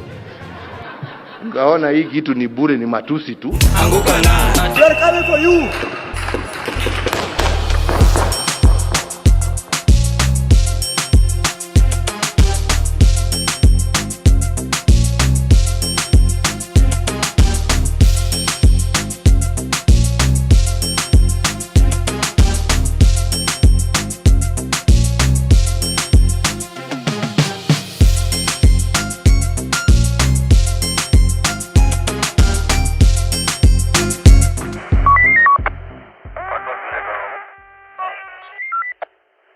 Hello, how are you? Welcome back to ShowNewTrend. I'm your today, and my name is Elvis Derry. This Christmas has not been a Christmas for everyone. Some people are still grieving for losing their loved ones, and some people are still looking for their missing and abducted loved ones. Even the parents are being told that they did not raise their children properly. But yet, those same children who are protesting against the government, they are also taxpayers in this country, and they have all the rights to question the government. Listen to this. Christmas is a time for merry, but unfortunately, we have to talk about abductions this year. Kibet was abducted, and no more Kasongo cartoons. It's really unfortunate because it seems this man will stop at nothing. He is in church lecturing our parents, telling them that they did not bring us appropriately. He's forgetting that we are adults who pay taxes in this country. We are citizens and therefore deserve good representations. This is the Moi blood that believes that we are children. That's why he's saying we need to be guided. We need to toe the line. He cannot believe that we have, we have recruited our parents even in bowing off his commissioners when they come to read his speeches. First of all, why is the president's speech being read as if we are in 1970s, like in the counties? Is it necessary? People have TVs, people have phones, they can watch the president if they want to, and if they don't want to, forget about him. Anyway, back to the abductions. That is the topic of the day. It's serious, and many of us feel helpless. People are saying we should arm ourselves, we should fight these abductors because the police have said they're not the ones abducting people, so it is criminals. And people like Mother Karoa have been on record saying that people have been recruited from other countries, neighboring countries, to come and do these criminal activities because it would be very hard to bring them to books. It seems like some churches have decided to choose sides. Instead of the church leaders coming out and calling out the government on its wrongdoing, they have decided to defend the government, and to the point where they are telling the government to abduct and jail those young people who are fighting for good governance in this country, and also criticizing the president. Just listen to these fools who call themselves men of God. We need to respect our leaders.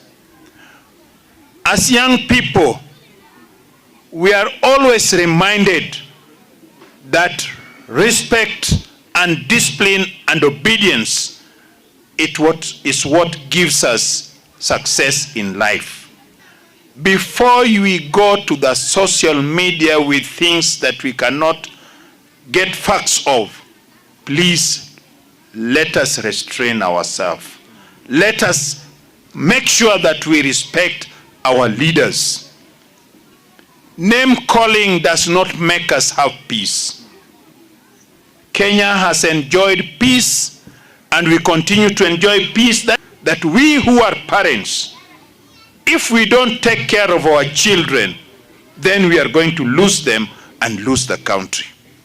I want to urge our young men and the Jenzas that let us be cautious on what we post on the social media. Before we blame the government on the kind of abduction it is taking place in this country, let us be very cautious on what we post. Let us have some kind of respect for our leaders.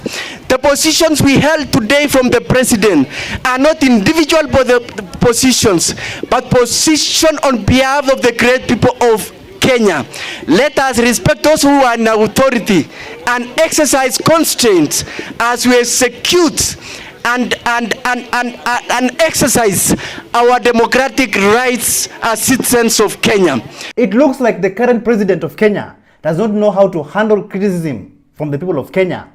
And I just want to show you guys of a video of the former president of Kenya, Uhuru Kenyatta, how he handled this kind of situation. Hata Twitter mnaona na hiyo, mimi niliondoka huko. Ngaona hii kitu ni bure, ni matusi tu, hakuna kitu kingine inaendelea hapa. Right? Unakaa hapo unasoma hulali, nini wanasema nini? Huyu sasa wewe unapiga simu, unaona vile huyu mtu amenituka. Afadhali nilale bana. Niongee.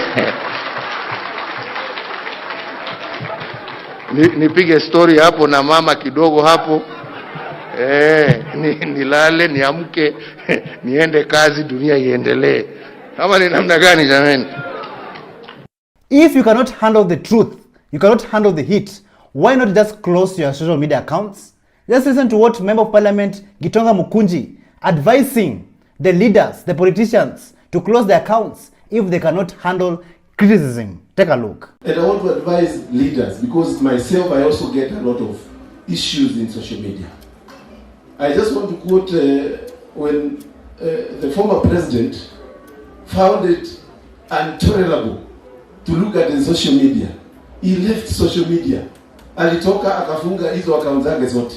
Kama kiongozi yote anasikia kwa social media imemlemea, funga hiyo account, hakuna mtu atajua wewe wataka social media. Wazazi hawafai kuumia kupoteza mtoto wao. They should be able to have their kid. If he is arrested, wataenda kotini, watafute wakili, watete hiyo maneno. Some politicians don't really get it. Janet Mohammed came out and condemned all those young people who are expressing their views and their opinions in different and unique ways online. Mimi nataka kuambia wa Kenya, tafadhali msiweke mimi kwa coffin kabla wakati yangu hajafika. Unaenda unaweka President of the Republic of Kenya, unaweka yeye kwa coffin, unaweka yeye kwa Twitter na Facebook.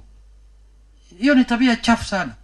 Na watu wanapiga kifua wanasema hiyo ni haki yangu ya kusema. Huna haki ya kuweka mimi kwa sanduku, ya kudhulumu watu kupitia mtandao. Ati fulani ya sasa amekufa, amevalishwa tai na suit, iko sanduku ndani yake. Maana hiyo ni jambo la kuhuzunisha sana, ambayo inafaa tutoe mfano mzuri kwa vijana wetu na watoto wetu. Unaruhusu mtoto yako anaweka mtu kwa sanduku, hatua ikichukuliwa unalia, unapiga kelele. Mbona ulizuia kuua mtu mwingine? Mtu ambaye amewekwa kwa sanduku ni kama mtu amekufa. But we know, the more they condemn, and the more they abduct, and the more they keep on killing our comrades, the more the pressure increases. Just listen to what our brother here had to say. Hao Wakenya walikuwa kwa maandamano, bado ndio hao mnaendelea kukasirisha. Kama mlishtuka, bado hamjashtuka vizuri.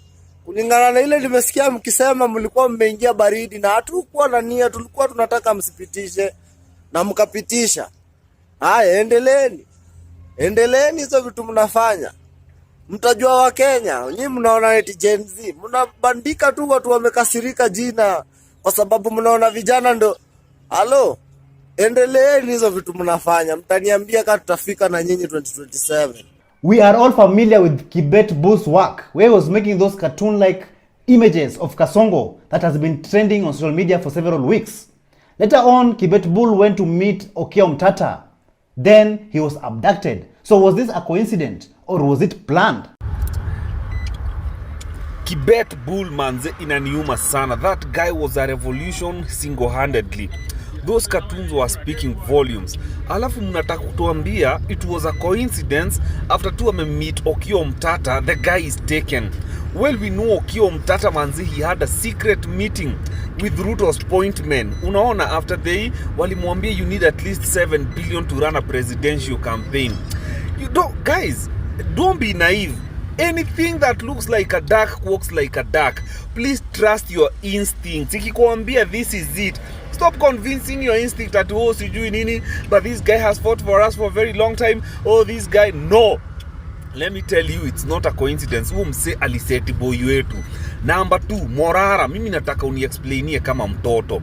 Ile siku likamatwa, ile after you were released, you said you were met by asijui an ambassador. Akakuambia utoe watoto wako Kenya. That must have been Meg Whitman, 100%. Number 2, to open a political party in Kenya, you need to at least open 21 county offices of your political party for you to be given a certificate by ORPP, Register of Political Parties. Who is this powerful person in government that assisted you to get a party certificate without opening 21 offices, Morara? A Kenyan politician by the name of Samuel Atandi, he came out and said that these abduction cases are not genuine, that some of them are fake, that they're aimed in tarnishing the government's image. Like, is this serious about this? Like Kenyans? Just listen to this. Because I'm also intelligent, I was also trying to analyze some of the cases of abductions that have come out. And I've realized that some of them are just total propaganda. There may be a few cases, but a number of them are total propaganda. And we want to ask people, the enemies of government, to go slow. Yeah. Some of these stories about abductions are not real. Now, if there are a number that are accurate and are real, we want to urge them to resolve them. But we want to say that all the stories about abductions, most of them are not genuine. They are aimed at tarnishing the name of the government. They are aimed at bringing the government down, the government of the day down. And we don't want to bring the government of the day down. Because one of the reasons why we joined government, to support government, is because we didn't want Kenya to collapse. Many countries have collapsed because of political turmoil. And our work was to bring stability so that the country can move on and the rule of law is respected. Even the Interior CS, Kipchumba Murkomen, he came out and showed his full support to the police after the Inspector General said that they are not taking part in any kind of abductions in Kenya. Kumekuwa na mjadala kubwa sana taifa kuhusu vijana ambao wanasemekana wamepotea. Ni kweli kama vile Inspector General of Police amesema ya kwamba kama idara ya polisi hakuna there is no policy, yani hakuna policy yoyote yenye tunayo kama serikali ya kusema mtu atashikwa apotee, na katiba haiwezi kubali. Katiba inasema mtu akishikwa kwa masaa 24 lazima afikishwe kotini, na idara ya polisi imesema wazi ya kwamba hakuna mtu tumemshika na hatujampeleka kotini. Kwa hivyo ningetaka kuhakikishia Wakenya, sisi kama serikali tuna vitu mbili ambayo tunakubaliana. Ya kwanza ni kwamba idara ya polisi kama vile katiba inasema lazima iwachiwe nafasi yao kufanya kazi independently bila kushurutishwa na waziri ama rais ama naibu wa rais ama mtu yoyote. The police is under command of the Inspector General and they will do their work independently, and we will support the independence of our police service to do their work independently. And therefore we will never allow a situation where any of us will direct Inspector General of Police of National Police Service on how to do their work. After the Inspector General of Police, Douglas Kanja, came out and said that the police are not involved in any kind of illegal abductions in Kenya, Mwengi Mutuse, a Kenyan politician, he came out with a very shocking revelation after he said that the former Deputy President of Kenya, Rigathi Gachagua, is to be blamed for the abductions. Kulingana na habari tulizo nazo ni kwamba mpangaji akisaidiwa na wandani wake wa siasa na wengine ambao wana vibaraka, ni vibaraka wake katika serikali, na wengine ambao walikuwa serikalini mbeleni, wale wanahusika katika haya mambo wanaongozwa, the highest responsibility lies with Rigathi Gachagua. Kwa hivyo sitasema ingine, nishasema kwamba ni Rigathi Gachagua, na Rigathi Gachagua atueleze mambo yake katika haya maneno ya abductions ni happy, ndio na Wakenya wajue ukweli. In the middle of all this chaos, abduction chaos and protests, some Kasongo brigades came out and said that all these abduction cases are fake and that the people of Kenya, the Kenyans, the Jenzas and the activists are lying. Like I'm just wondering, like which country do these people live in? Wale culprits wawekwe ndani na wastakiwe. What we are witnessing is a systematic intention and deliberate move to destabilize the country and to polarize the communities in the Republic of Kenya. I want to take this moment and condemn and to call upon every leader. As much as we have political difference, we have political scores to settle, it is not the right way to polarize the country and to cause mayhem among the communities, including the fact and falsehood where we are being informed and we are causing Kenyans to believe there are abductions caused to the children of Kenya. DIG was here, and I have no doubt in the capacity of the police service of Kenya to conduct investigation and to bring order on those particular issues. But nonetheless, to say we will not accept, and this is a replication of exactly what happened during the GNC uprising. The people who took over the GNC demonstration and put our nation into shame. Are trying to plot against this government, especially people who have been impeached, people who are at home. The best thing you're supposed to do once you have been impeached, you go and watch. I really don't understand these people. Like, I cannot believe my ears. Like, I'm just wondering, which country do they come from? They don't see what is happening in this country called Kenya, in East Africa. They don't see. But on the other side, Raila Amolo Odinga, the former Prime Minister of Kenya, he came out and criticized the President of Kenya over these abductions that has been taking place. And just listen to what Raila had to say. The issue of abductions of innocent people, this is a primitive thing. And it is something that is very strange. You cannot live in a country where people disappear or people are abducted for no other reason and kept incommunicado for a long time. That shows that there's no government. The government must take this matter seriously. And this thing must end completely. People have been abducted. Families have been left in pain. Many parents have been crying. Our child was abducted the other day, and by some people who were uniformed, and you have never seen this child up to now. These some of the things are very strange. So I want to urge the government to ensure that this matter ends completely this year. We want a safe and secure country. We want a safe and secure country. Gone were those days when they used to arrest you and take you to Nyayo House. But at least then you're being taken to Nyayo House, which is a government institution. These days you're being taken to unknown places. We don't want these kind of primitive things to happen in our country. It's primitive and it's unacceptable. I definitely agree. These issues of abductions is taking this country, is taking us back in the dark days. Some young Kenyans, they went to go and look for their abducted comrade, but yet there was a car that was trailing them and following them in Peponi Road. Just take a look. Hello guys, look at this vehicle. Imetufuata all the way from that location yenye tumeenda kuangalia comrades wetu. The number plate is KCQ 840G. Lexus. Ametufuata tukaingia petrol station alafu akatoka. Nata haendi speed. KCQ. Acha nitumie hii pia. Bede unajua tunaweza mfuata hivi, uone tu vile ako aimless. Bede tumfuate mpaka mwisho wa dunia. Uko na mafuta? Niko na.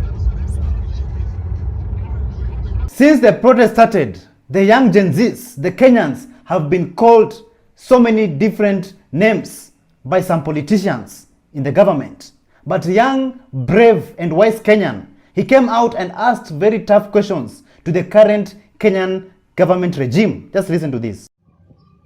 Wewe, sasa leo ulikuwa unaambia watu ni mapepo chafu na ni mashaitani na ni demons. Nani alikuwa abduct wewe?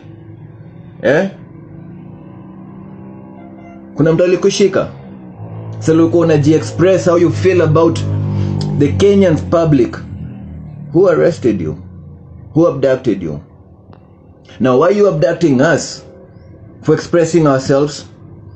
Huh?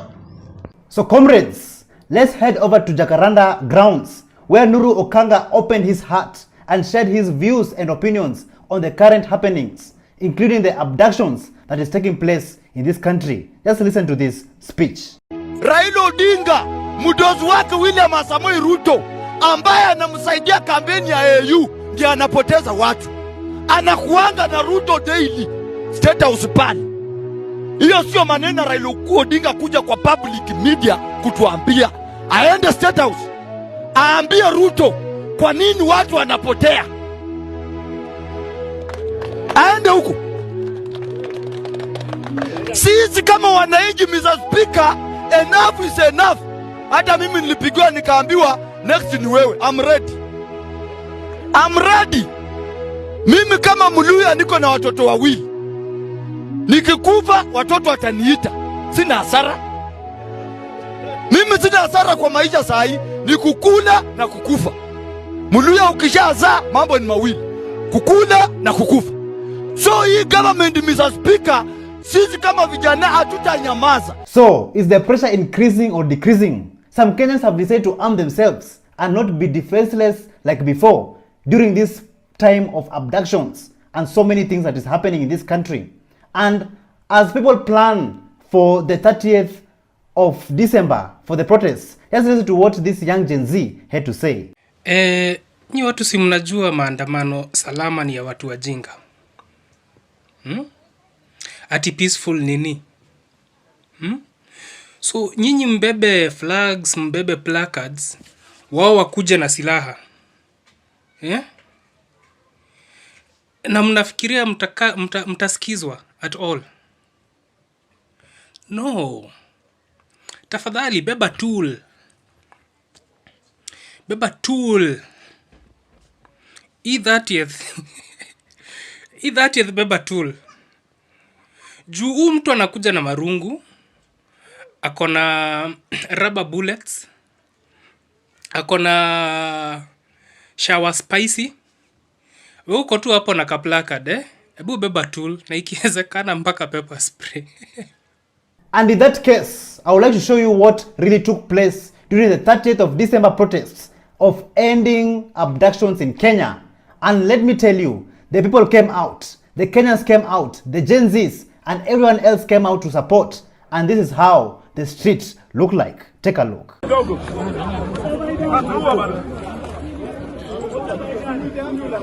Stop killing us! Stop killing us!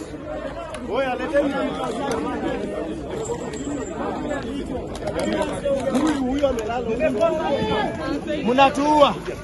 Wanatuua. Unatuweka kwa gari yako badala ya kusaidia jamaa anaumia. Wewe jamaa tolewa hapo. Saidieni huyo mtu. Wewe, hebu toeni huyo jamaa. Kwa nini? Peaceful. Aluka continua. Victory is certain. Victory is assured.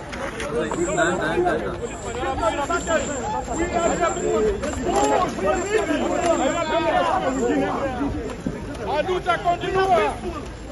The struggle continues. The struggle continues. The struggle continues. We are peaceful. The struggle continues. Release our people. Kenya ni home. Kenya ni home. We shall overcome. Tuko katika mikono ya mabeberu. This is the colonial system. Hivi ndio mkoloni alitaka mkwe mnafanya. Unadhulumu Mkenya mwenzako kwa sababu anatetea haki yake. What are you doing? Akuja naenda wapi? Akuja naenda wapi?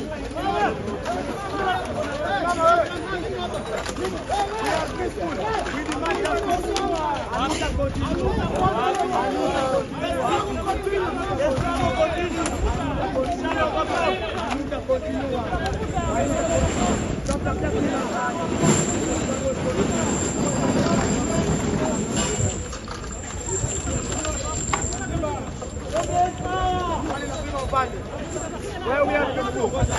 We are peaceful. We are lazima upande. Lazima upande. People power.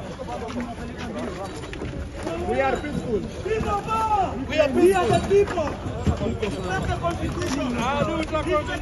The struggle continues to victory. Yes, Ruto, your days are numbered. We are coming for you. We are coming for you. You are still have nowhere to coward. Ruto, you are a coward. Nowhere to hide. Ruto, you are a coward. You have nowhere to hide. Ruto, you are a coward. Ruto, you are a coward. Ako wapi? Billy Mwangi. Ako wapi? Peter Muteti. Ako wapi? Peter Muteti. Ako wapi? Bernard Kabuli. Ako wapi? Bernard Kabuli. Ako wapi? Kevin Muthoni. Ako wapi? Kevin Muthoni. Ako wapi? Justice Mutumwa. Ako wapi? Justice Mutumwa. Ako wapi? Martin Zioka. Ako wapi? Martin Zioka. Ako wapi? Katiba tutaelewa, tumesoma katiba tukaelewa, kufanya maandamano ni haki yetu, kufanya maandamano ni haki yetu. Tumesoma katiba tukaelewa, tumesoma katiba tukaelewa, kufanya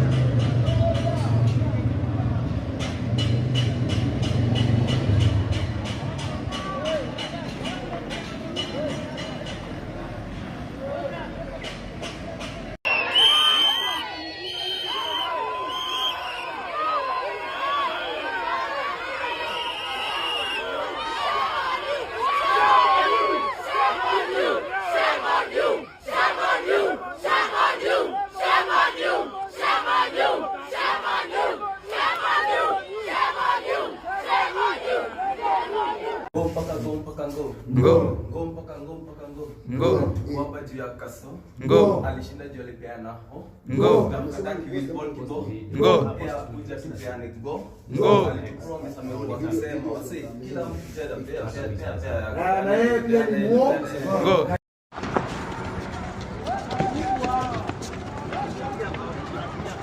huku mawe hakuna, huku mawe bana.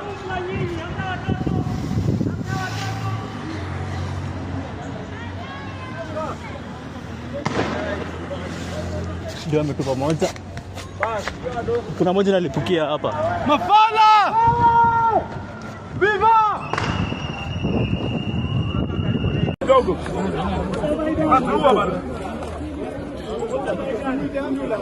Stop killing us. Stop killing us. Oya, leteni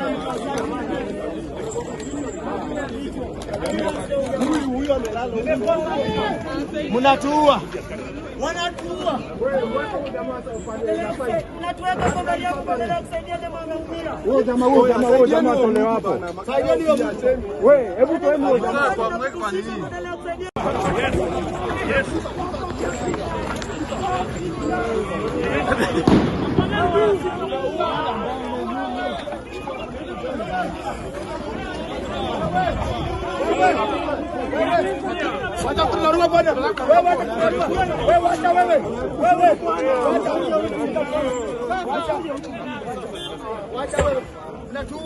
Mnatua Nokia.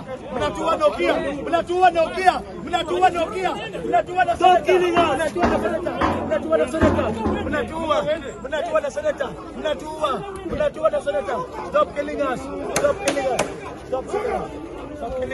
Mnatua Nokia.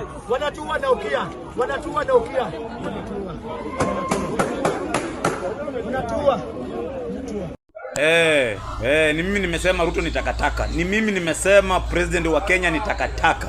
Bado nitasema Ruto ni president ambaye hajielewa, hana akili. Ruto hauna akili, wewe ni takataka. Wewe ni president takataka, umbwa. Thank you so much for joining us on today's show. I'm your host Elvis Derry. See you in the next one. Bye bye. 170 go control.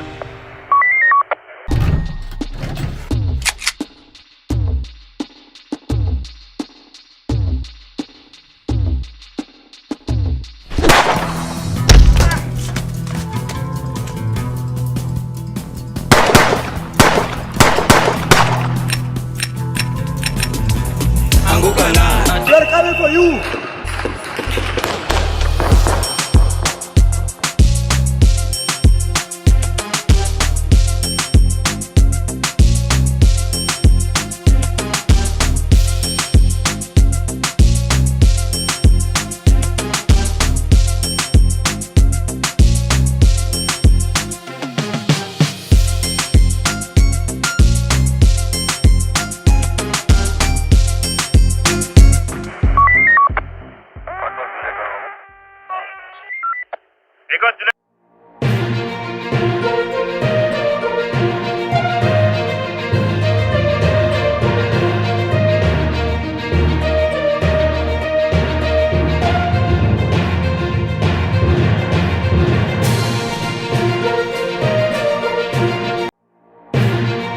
From Isiolo family abduction and murder. Mauaji ya kikatili na ya kinyama ya wasichana, wanawake watatu na wasichana wawili imetuletea utungu. To Kenyans fighting for justice.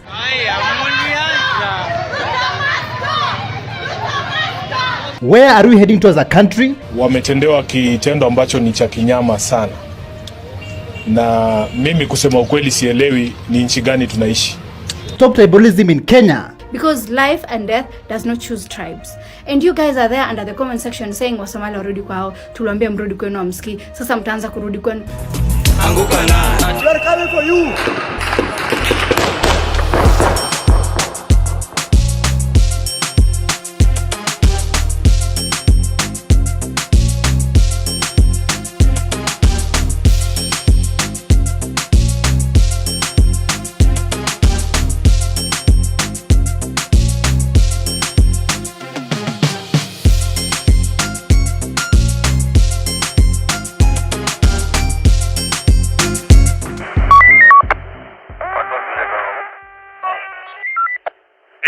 Allah, how are you? Assalamu alaikum. Gamo fran kusodo wo ShowNewTrend.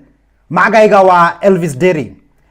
Abductions, killings and torture have been a daily occurrence in Kenya. Every day is new death. Every day is a new and painful story. A few days ago, two young lovely girls from Isiolo and a mother, they were abducted and brutally tortured and killed, and their bodies were dumped in different parts in Kenya. Like, where are we heading to as a country? Listen to this. Just this week, we have lost 3 females, a mother, a daughter, and her niece. 12 and 22 years of age, respectfully. They left on Sunday, the 22nd of October, to go looking for their mom because they got an anonymous call that their mother was in a critical condition in the hospital. The kidnappers allegedly talked of a car coming to pick them up. They left their home, waited outside, got a phone call, got into a car, and they were never seen ever again. In 3 days, their bodies were discovered by the roadside in Parklands and Machakos. They were brutally murdered, beaten up, mutilated, raped, assaulted to death, and after that, their bodies being dumped.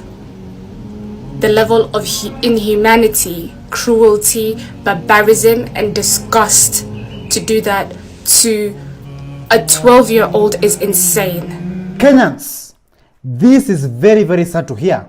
Like, for how long will you keep on hearing about abductions, torture, and killings in our own country, in our own motherland? For how long? As you can see in this CCTV footage, these are the two girls who were abducted. As you can see, they're preparing to go and see their mother in the hospital after getting a phone call. When their driver came to pick them up, that was the last time they were seen. After those two young girls took that ride, they were never seen again. Later on, their bodies were found in different parts of Nairobi in very, very bad conditions. Their bodies were taken to the city mortuary. Edwin Sifuna, a member of the Kenyan Senate, went there to witness and see it for himself. And this is what he had to say after that. Listen to this. Wametendewa kitendo ambacho ni cha kinyama sana. Na mimi kusema ukweli sielewi ni nchi gani tunaishi. Kama kuna watu ambao wanaweza kufanya vitendo kama hivi kwa muda huo wote, muda ambao unamchukua mtu kumchinja binadamu mwenzake kama kuku, alafu kisha amwandame mtoto wake, amwandame mwingine wa familia yake na muangamize kwa njia hiyo hiyo, wakati huu wote tunasema tuko na vitengo vya polisi na usalama. Sidhani kama kuna mtu yote katika taifa hili letu la Kenya ambaye anaweza kujivunia kuishi katika mandhari kama haya. Mtajua kwamba mwezi huu tu tumekuwa na vitendo kama hivi na matukio kama haya mengi sana. Kenya was never the same again when this news spread all over. Many Kenyans, especially in Isiolo, businesses were closed and people took to the streets to fight for justice. #Justice for our girls. Isiolo leo imefungwa because we are mourning the death of the 3 women wenye wamekatwa jana. So tafadhali sana, sio wa Somali peke, wale wa Kenya wote, especially women, please be careful of who you keep as a company. Kamkunji Member of Parliament Yusuf Hassan also came out and he expressed his outrage over the killings of the 2 lovely young girls and a mother. And he said that this is unacceptable in this country, unacceptable to the residents and to the Kenyan people. Listen to what he had to say. Hatukubali kabisa hali ya mambo ilivyo sasa hivi ya kuwa na taharuku na kuuawa kwa watu kila siku hapa Nairobi na kwingineko, na hasa mauaji ya kikatili na ya kinyama ya wasichana, wanawake 3 na wasichana 2 imetuletea utungu na wasiwasi mkubwa, na tunataka serikali ichukue hatua mara moja kuhakikisha kwamba hao wahalifu ambao wanazunguka katika mitaa yetu wanakamatwa mara moja na wanaletwa mahakamani, kwa sababu hakuna Mkenya, hakuna mwana Nairobi, hakuna mtu wa Isiolo ambaye sasa ana uhuru wa kutembea, kwa sababu tunajua kuna wauaji makatili wako pale. Kwa hivyo tunataka serikali ichukue hatua haraka kabisa kuwafuatilia hawa watu na kuwakamata na kuwaleta mahakamani. Honorable Yusuf Hassan was also accompanied by Honorable Edwin Sifuna, a member of the Kenyan Senate, and this is what he had to say about this incident in Isiolo. Lazima sisi sote tusimame kama Wakenya tukemee jambo hilo, tuseme haiwezekani katika taifa ambalo tunajiita taifa la kidemokrasia, taifa ambalo inahitajika serikali ilinde kila mwananchi na mali yake. Haiwezekani kina dada 3 wachukuliwe kutoka kwenye mitaa zetu, kwenye barabara, kisha watendewe ukatili kama ambao tumeona dada zetu wametendewa, alafu tuambiwe na vitengo vya usalama kwamba hakuna mtu ambaye anajulikana ni nani alifanya kitendo hicho. Mimi kwa niaba ya wabunge wote wa Nairobi na wakazi wote wa Nairobi, nataka nikemee vikali tukio ambalo limefanyika katika mtaa huu wa Isiolo, na niwahakikishie, kwa sababu ni nyinyi mlinipa kazi hii ya kuwa sauti yenu, sauti hii yangu nitaitumia hadi haki iweze kupatikana kwa ajili ya dada zetu hao watatu. A human rights activist, Hussein Khalid, was in Machakos following up the heinous murders of the 3 females. Later on, together with his team, they brought the mother's body from Machakos to Nairobi City Mortuary, also confirming that the autopsies will be done on Friday.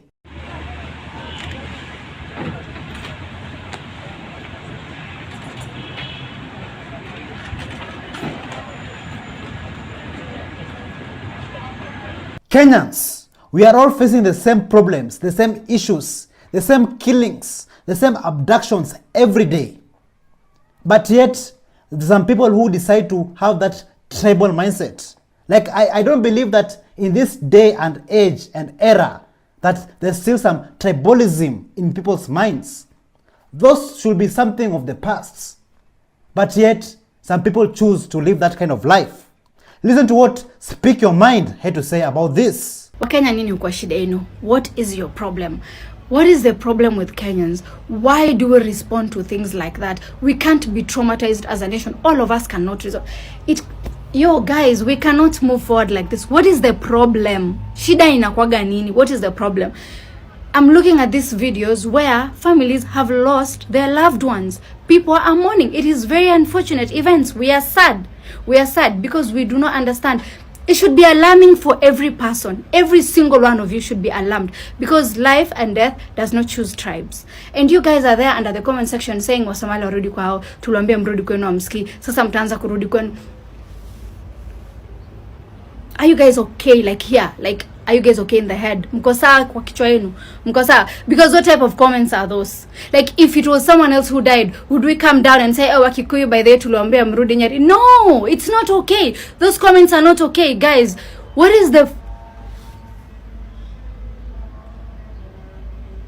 I thought recently we had become one. I thought you guys are removing someone from their seat because they are tribalist. I thought you guys decided this nation is tribeless. Ama those applies to other tribes and not us. Because Miss Elewi, why are you guys talking shit under videos where people have lost their loved ones? What is the effing problem? Not everybody in Kenya has that tribal and primitive mindset. And Kenyans came out to support. People came out to support. And also people raised their voices and spoke up about this tribalism nonsense.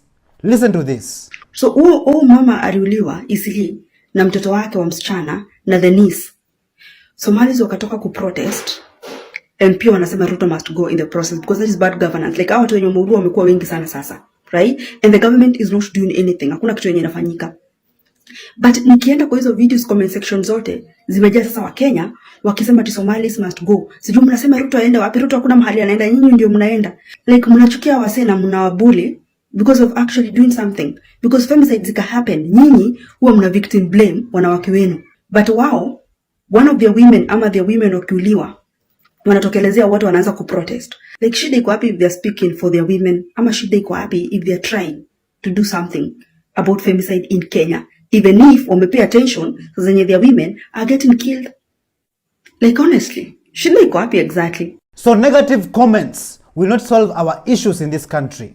Degrading your own brother, your own sister, your fellow Kenyan, your fellow African, it will not solve anything, but it will just create boundaries and make things worse for our communities.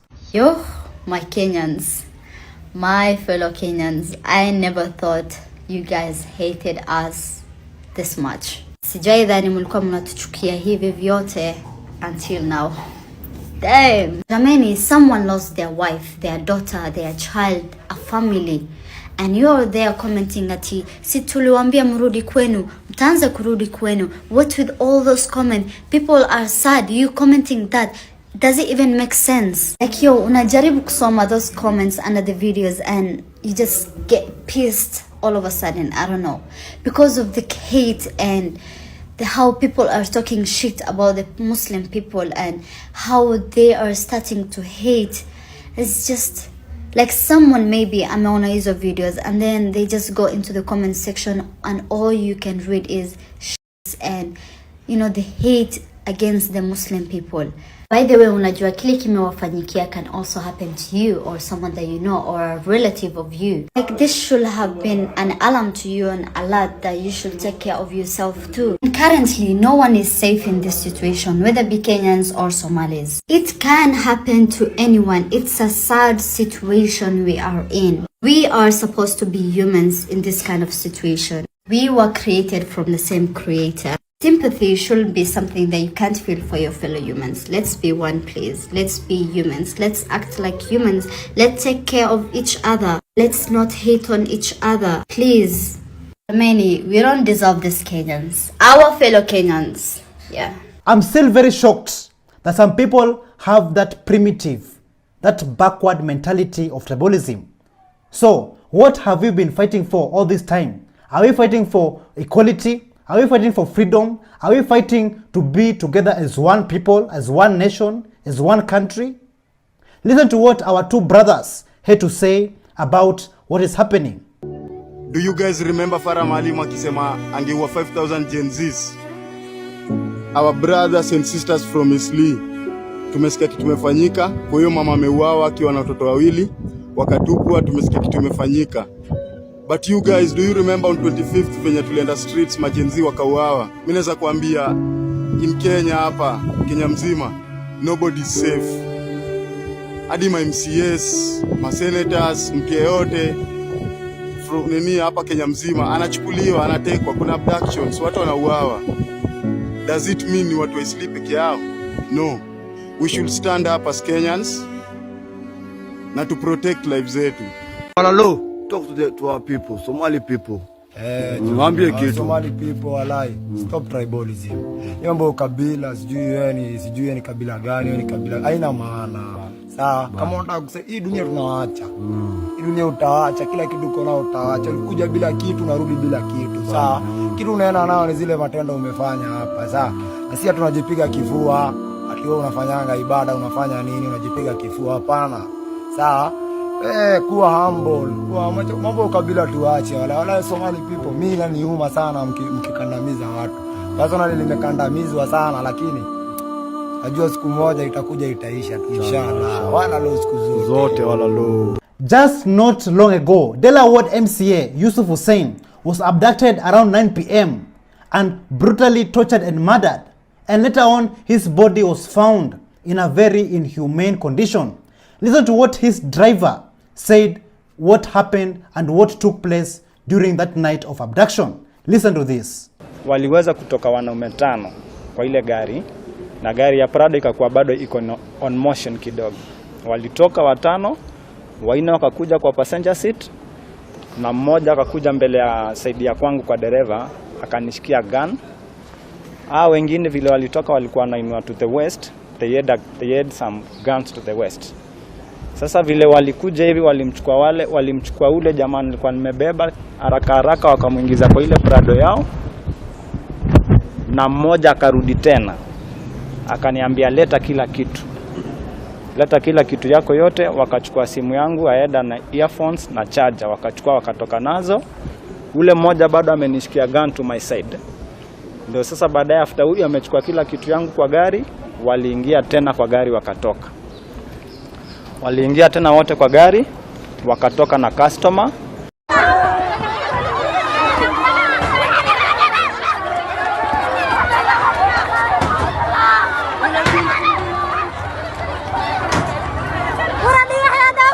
Even medical officer interns are not safe in this country. Like Dr. Desri Mora, she was working under very barbaric working conditions, which pushed her to unalive herself. Just listen to her story. A medical officer intern just committed suicide yesterday. But let me give you a picture of what happened for her to reach that level. So this intern was the only intern in her department. She was doing 36-hour back-to-back shifts with a very toxic superior who was on her neck. And on top of that, she wasn't being paid. I don't think the government wants to pay medical officer interns anytime soon. Rent pending, utilities pending, bills pending, unable to pay, been working for months. And people expect her to deliver significantly. And she was a brilliant doctor, been to med school for 10 years. 10 years. Can you imagine that?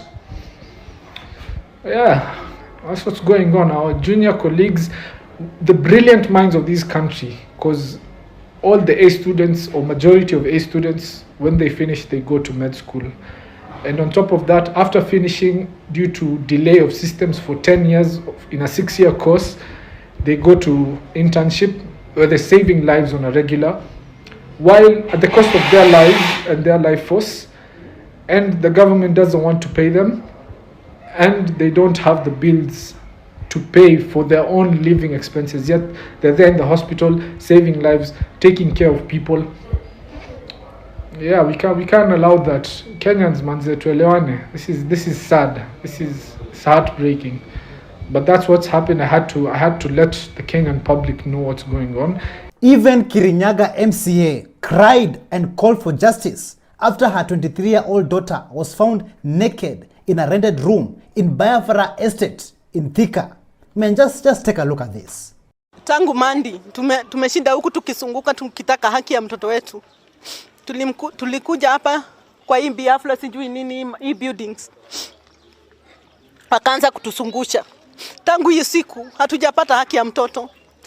Kuenda leo kwa polisi hapo Thika, tumekuta tu yule msichana ambaye alikuwa hapa anashaka nao askari. Sasa tukajua sasa tutapata haki lini? Sisi kama wazazi tutapata haki lini? Ni mpaka lini huku Thika watoto wetu wataendelea kuuliwa? Na polisi tu sijui wanafanya nini? Hakuna kitu wanafanya hata kidogo. Wote kwa hiyo police station hawafai kuwa pale. Hawafai kukua hata hii Thika. Wanaendelea tu kusema sijui nini. Wamezoeana na watu wa Thika sana. Na si mtu wa kwanza. Mimi mwenyewe nilimuona amenyongwa hivi, hakuwa na nguo, hakuwa na nini. Na alafu then unaona tu wanaume askari tu wanaona tu kama ni kuku ilichinjwa. Kama kuku ilichinjwa tu. Sasa sisi mimi nimeshoka. Na kama tukashika huyo msichana angepata. Na tutawatafuta hata sisi si hata wao wako na watoto. Si waangalie tu haki yetu haki. Ni wengi sana sisi, angalia sisi ni waheshimiwa saa hii. Tunalilia hapa. Na mtu wa kawaida anapata haki lini? Mwenye alichukua mwili alikuwa very confident watawashi. Na mimi nikamuuliza, na hata phone inaonyeshana kila kitu. Msichana mwenye walilala na yeye ako huko. Mnasema mtawashika siku gani? Wakaniambia tayari wameshika sijui wangapi. Ati lakini hatuwezi ati because our emotion are still high, hatuwezi onyesha wenye lakini ati tayari wameshika. Lakini ni uongo, hawakushika because leo nimekuja, umeniona nimepata huyo msichana pale akicheka, akiwa ameketi kwa kiti, ameniona amekimbililia huku sijui kama ametoka, ametolewa na Subaru. Ya hao askari wenyewe wa huku ndio imemtoa, imeenda na yeye. Even Wells Fargo company's human resource manager Willis Ayeko, how he was abducted, handcuffed and tortured. He was tortured inhumanely to the point that his heart stopped. I don't know where we are going to as a country. This is very traumatizing in this country. When will these deaths, abductions stop? Just listen to how things unfolded. We just saw our brother's body being retrieved from a ditch, kidnapped and handcuffed and killed like an animal. My friend's dad, who runs the supermarket here, Muzo Mulo, was attacked on Friday and seriously injured. So we are living in fear as game residents. And this is unacceptable, and we are asking the authorities, the police, to be in charge. Mr. Willis Ayeko's brother was also very broken and shocked to hear about his brother's death. And this is what he had to say. We wanted to see the last place where the vehicle stopped, because that is where I thought he was stopped last. And it came true, because it was around that place that they had stopped. They dragged him. We found a naked man with his clothes. He was not naked, but he was cut. The breasts are not there, the eyes are bobbed out, the ears are cut, the nose is cut, the mouth is cut. Why? Why die such a painful death? Was that robbery? I don't think. I have stayed in this earth. Willis is not biologically he's my father's son, but mentally I mentored him. I took him to school. Therefore, with authority, I can say that was not normal robbery. Where were they taking the parts? They are taking it to somebody who had assigned them the duty to say that we have done it. Therefore, I don't know who killed my brother and what we want. Help us. If you have a team that can investigate, help us investigate and find the killers. So Kenyans, this clearly shows you that we are not safe in our own country. Instead of us fighting each other, not forgetting that we are all Africans. Instead of telling our Kenyan Somalian brothers and sisters to go back to Somalia, is Somalia not Africa? Are they not Africans? What is the difference between you and somebody who was born in West Africa or Central Africa or South Africa? We are all Africans. So let us stop talking about all this nonsense of tribalism. Tribalism will never take us anywhere. That is a backward mindset. It is a primitive mindset that has to stop from today, from now. Let us shame those people who are very, very tribal and speaking ill and being against our fellow Africans.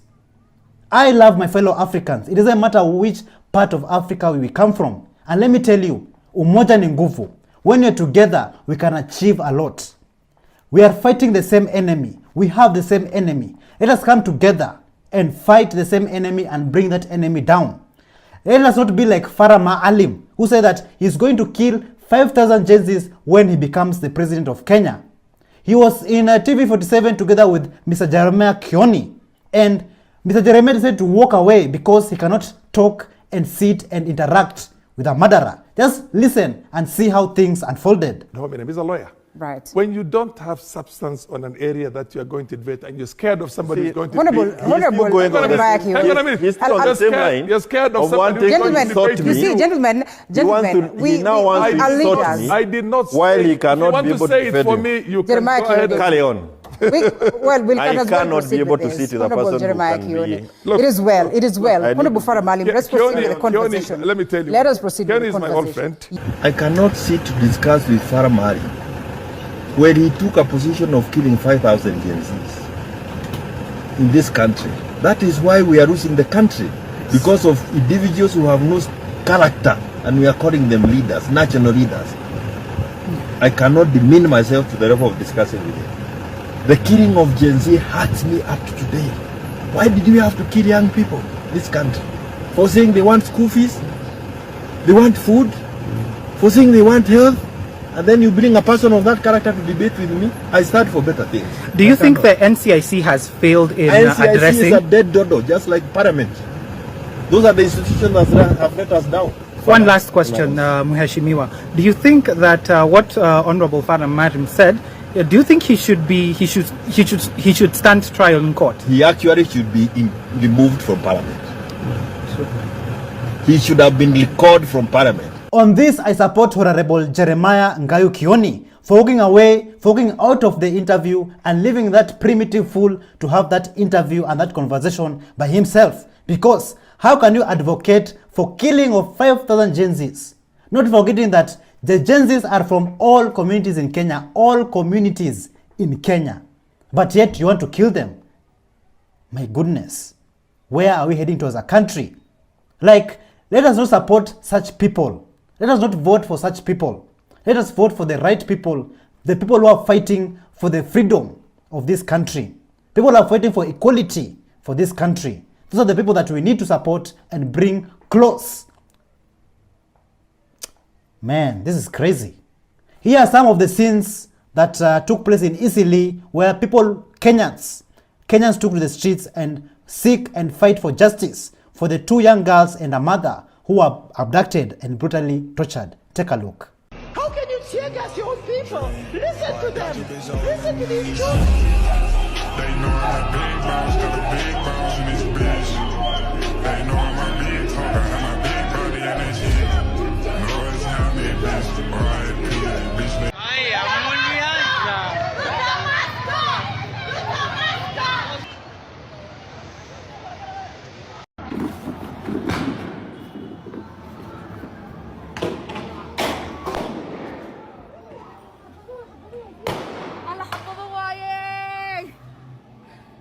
alla baayo ba ikran se fadhiisana dhileeyahay alla xabad waay wallahi xabad waay tia gas ma haya sijui mambo iko vipi hapa. Ni Isli Garissa Lodge,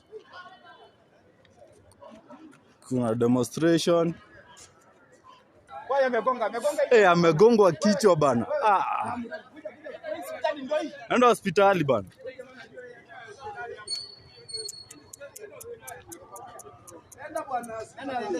Watu wako na mbaya.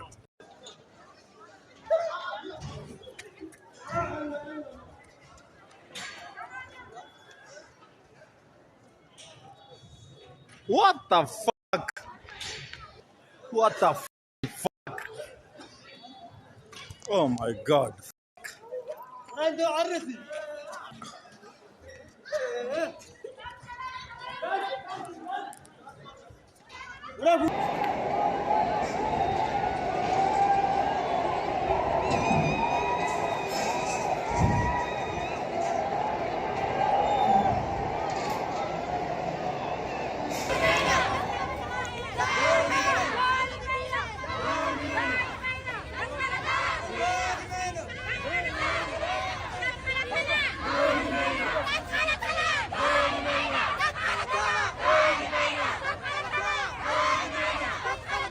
Today we are mourning. Tunasema Mungu apeleke hawa wasichana jana. There is nothing else we can say. We don't know the psychopath that enjoyed doing that. Imagine kuchukua mtu unaenjoy mpaka unakatakata. You take the time kuweka kwa meza unakatakata. Imagine. And then unachukua, you transport them to another place. That is very difficult for a normal person. No matter what tribe, no matter what ethnicity, no matter how they look like, no matter their color, and all of that. Try to be human. With that being said, please stay safe. Be your brothers and sisters keepers. Let's be respectful. And till next time. So Kenyans, my fellow Kenyans, my dear Kenyans, let us stop tribalism. Let us stop this self-hate that we have among ourselves. Let us come together as one people. We are all Africans. It doesn't matter which part of Africa you go to. Even you yourself, when you travel to other parts of Africa or different countries, you want the people there to treat you nice. You want the people there to respect you, right? So let us respect each other in our own country. Remember, these borders that are in Africa, those are borders that were set there and put there by the colonizers. Let us not have that colonial mindset. That slavery mindset. We are one people, one Kenya, one Africa, one nation. That is who we are. So let us advocate and speak the language of peace, love, and unity among our communities. Isiolo, man. Isiolo is just amazing, man. Like, I really love this place, man. It's amazing. Such a high. My brother, what's up, man? Welcome, man. Bro, it's been long, man. 3 years. 3 years, man. Welcome, man. But like, I'm just walking around Isiolo, like, Isiolo is just amazing, man. This place is amazing. The people are amazing. Very friendly, man. Your heart is running away. Man, you guys like are in Isiolo right now. Just amazing, and I've met my brother right here. So guys, let us go to BBS Mall and see the biggest mall in East Africa in Isiolo, man.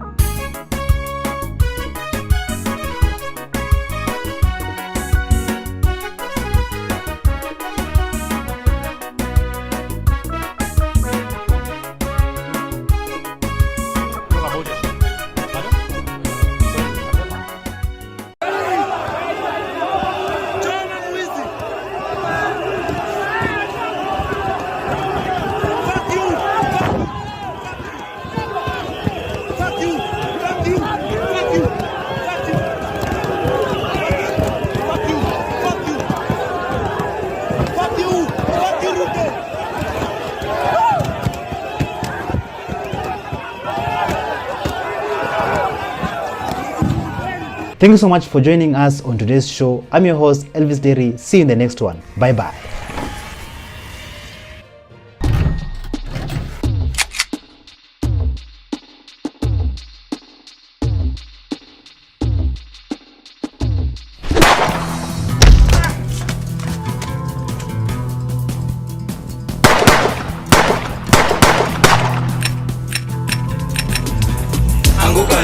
We're coming for you.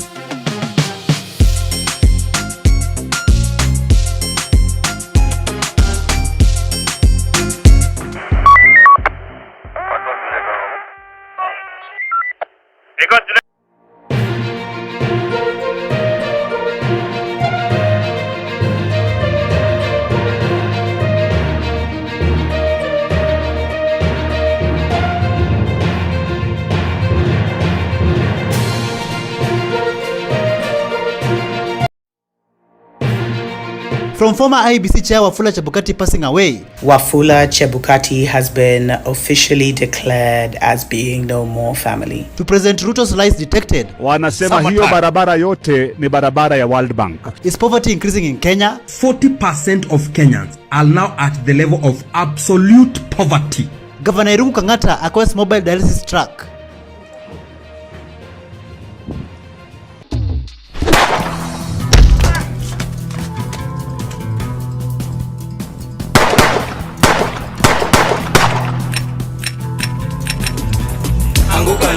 They're coming for you.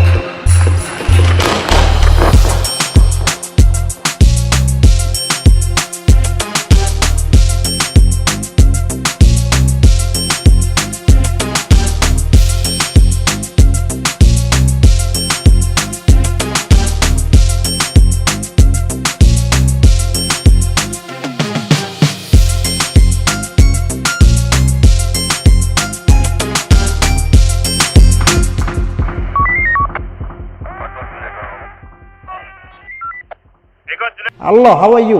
Welcome back to ShowNewTrend. I'm of the day and my name is Elvis Dairy. Kenya has had the same politicians since the 1990s. They keep on shifting camps, forming new parties and alliances to keep Kenyans hopeful for a better future. But recently, Kwame Owino from the Institute of Economic Affairs conducted a thorough research revealing the hard truth, revealing the high increase of the level of poverty in Kenya. This is what Chega Majuis had to say about this. Listen to this. Ndio wewe unafikiria some other tribes are your enemy, ufungua akili. There is this guy called Kwame Owino of Institute of Economic Affairs. They have been doing some research and taking data. And they have discovered that 40% of Kenyans are now at the level of absolute poverty. Absolute poverty. Absolute poverty means that those Kenyans cannot be able to afford a meal. 40%, we are talking about almost 20 million Kenyans now, cannot afford a meal. Again, he said another 20% are in multidimension hapo poverty. Ile ni ile kubahatisha. Huyo sasa ni ule mtu anabahatisha, leo na kesho anaweza kula, leo na kesho ako job, hizo zingine hajui. So we are talking about 60% of Kenyans now, 60% of Kenyans now are at poverty. Yani wako kwa umaskini ya kupindukia. Wanasema kwamba that even watu wamekuwa maskini than they were in 2000, year 2000. That watu wamekuwa maskini zaidi than even walikuwa before COVID. Young people have become so poor. Kenyans have been voting for their enemies for years without even noticing. The same faces in government positions, the same faces on ballot boxes. But yet, Kenyans end up getting the same results. It is time to wake up. Just listen to what Senator Edwin Sifuna had to say. So if you look at the current state of the country, what is the greatest threat to Kenyans? The greatest threat to Kenyans is not external. We don't need him to wield that sword against anybody, because he himself is the greatest threat to Kenyans. If you look at the year that Kenyans have had in 2023, it is the worst year. If you speak to anyone, people did not even have proper celebrations for Christmas because they don't have money. As we speak right now, many people have been unable to take their kids to school. Schools have opened. There is basically no money. If you look at the level of taxation, we don't have anything that he can use that sword to protect. That is why he wants to use it against us. When the leader of the country stands up and he tells investors that in this country there are only three options. Either you follow what I am telling you, or I send you to heaven, or I jail you, or you go back to your country. That is somebody who has been corrupted and with power. So he feels that the only thing to do is to use that sword against his own countrymen. After announcing 2007 election results, Samuel Kivutu lived for only 2 years and 7 months. In the year 2022, after Wafula Chebukati announced the election results, he also lived for 2 years and 7 months as well. Kenyans, breaking news, IEBC chair Wafula Chebukati has passed away. So, to the next person who is going to replace Wafula Chebukati, taking the IEBC chair position, just know that the deadline is 2 years and 7 months. Wafula Chebukati has been officially declared as being no more family. And the sad thing is, Kenyans are actually celebrating because of the anguish and the pain that has been caused by the last 2 rigged elections, allegedly. But the interesting thing for me, family, is why now? Okay, I know he was sick. He was really sick for the last 2 years. He's been in and out of hospital. But why today? Why now, just after they declared that they were going to be reconstituting the IBC and Nabi was bowing to pressure and they were now starting the process? I know you guys, you think everything I see is a sacrifice, but there are no coincidences. When our politicians work for the people diligently, we will keep on supporting and appreciating them. Governor Irungu Kangata, Murang'a County, has decided to do the Lord's work, acquiring a mobile dialysis truck to reach patients in remote and rural areas. Kenyans, check this out.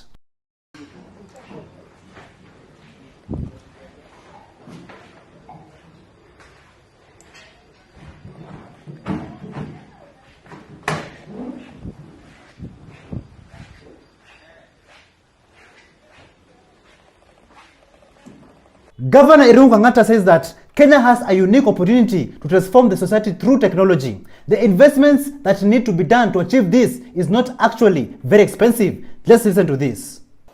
Yes, I think from where I see it, Kenya has a unique opportunity through which to transform the society generally and public sector generally through technology. I also think the investments that needs to be done to achieve that are not expensive as it sounds. It only requires goodwill.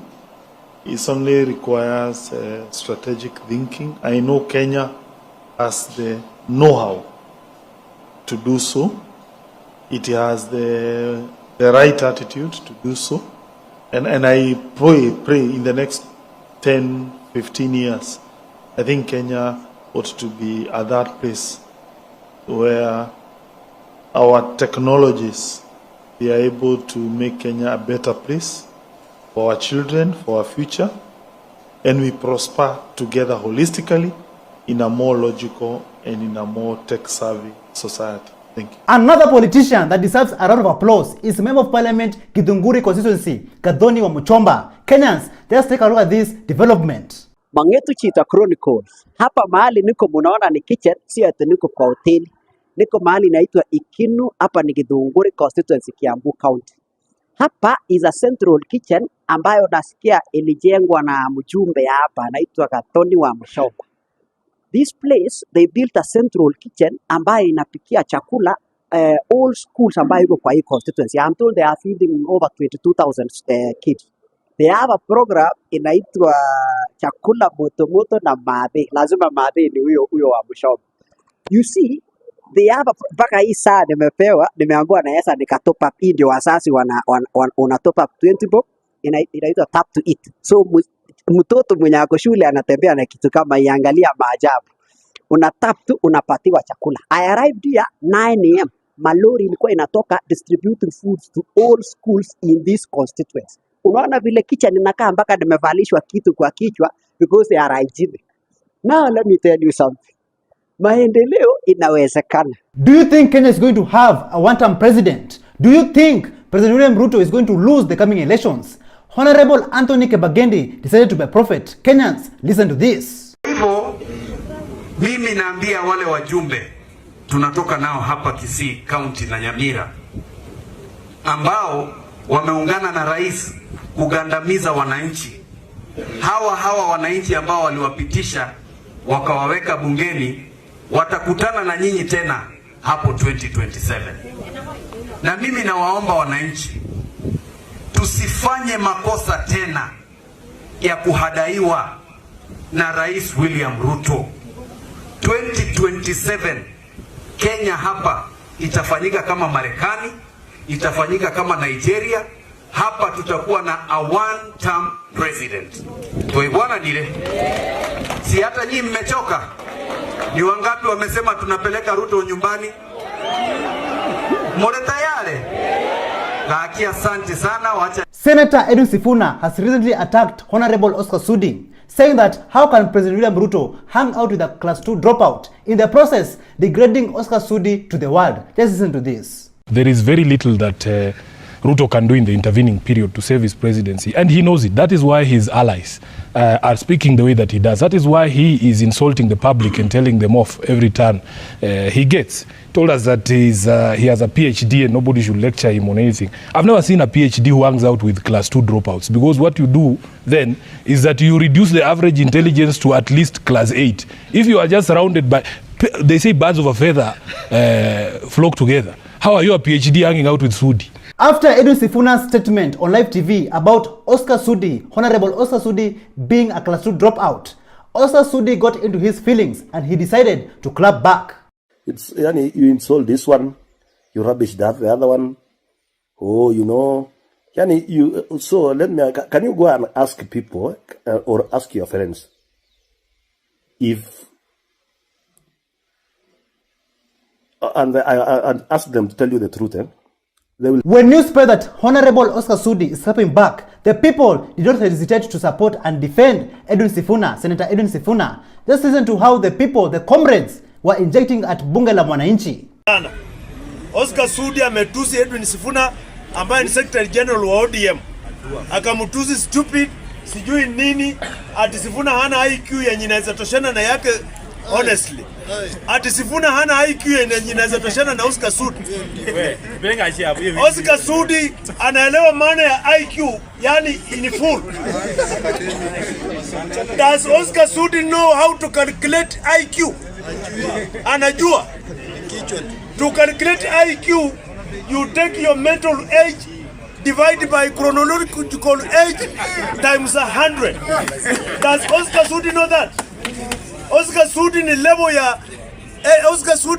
ya Edwin Sifuna. Anaweza toshana, can Oscar Sudi engage Edwin Sifuna in an intellectual discourse anywhere? Oscar Sudi aheshimu Edwin Sifuna. Edwin Sifuna sio klasi yake. Juja Member of Parliament George Koimburi dramatically escaped on a motorcycle outside Kiambu Law Courts. His lawyer Ndegwa Njiru described this incident as a brazen abduction attempt. Kenyans, just take a look at how things unfolded. Overcome, we shall overcome someday. Deep in our hearts, we will believe we shall overcome. We shall overcome.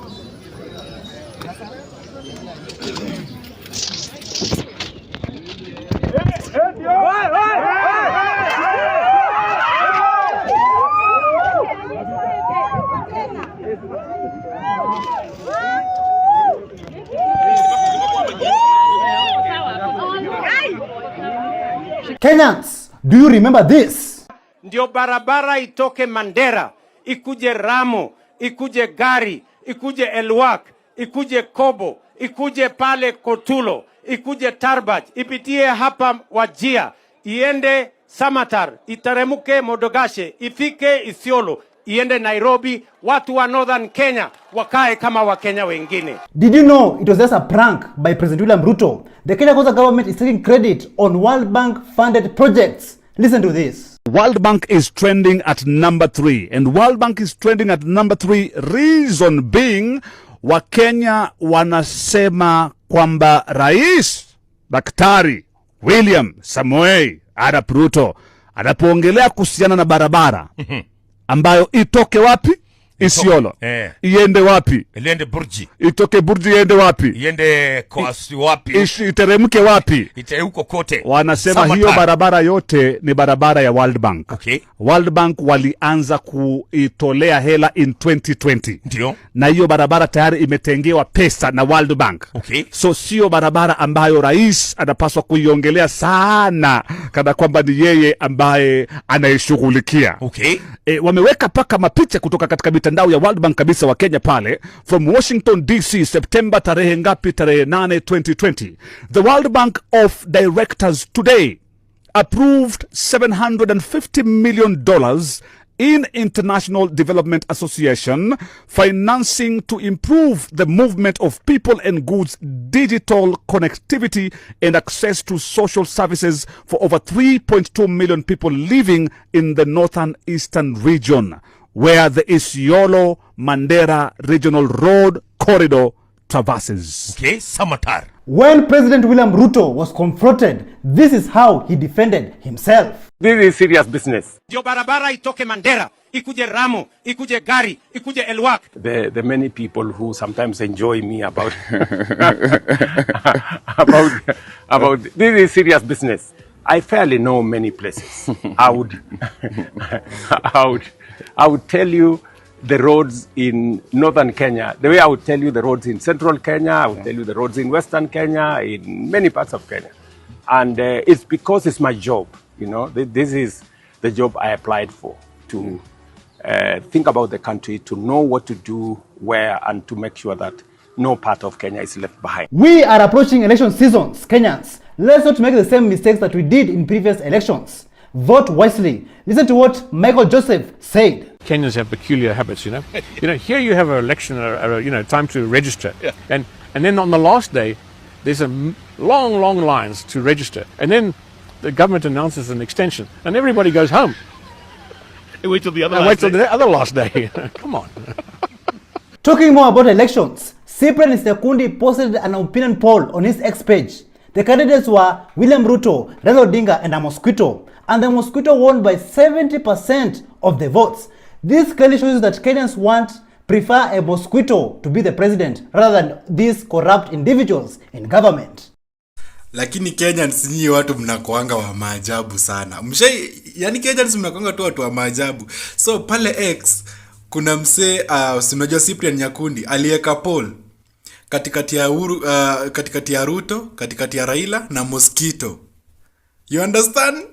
Katikati ya Raila, Ruto na mosquito. Mwenye saa 27 tunaweza pigia kura.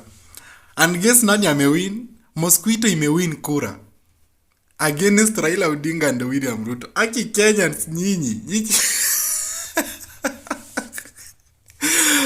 What? No. Kenyans lazima mchunguze. Hii breed ya Kenyans ni ngumu kuelewa. Hii ID is more than just a card. It's the key to opportunities. Ni ufunguo to freedom, the change we have been waiting for. So bila ID yako msee, unajua nini itafanyika? You will be financially excluded. What do I mean by that? You will have no access to M-Pesa. You will have no access to M-Kopa phones. Like we the youths are very familiar with that.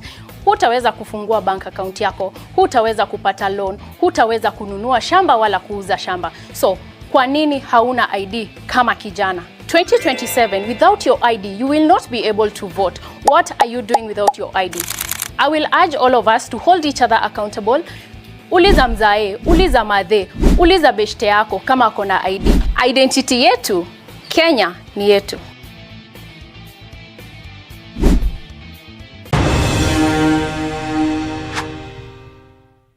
Thank you so much for joining us on today's show. I'm your host, Elvis Derry. See you in the next one. Bye-bye.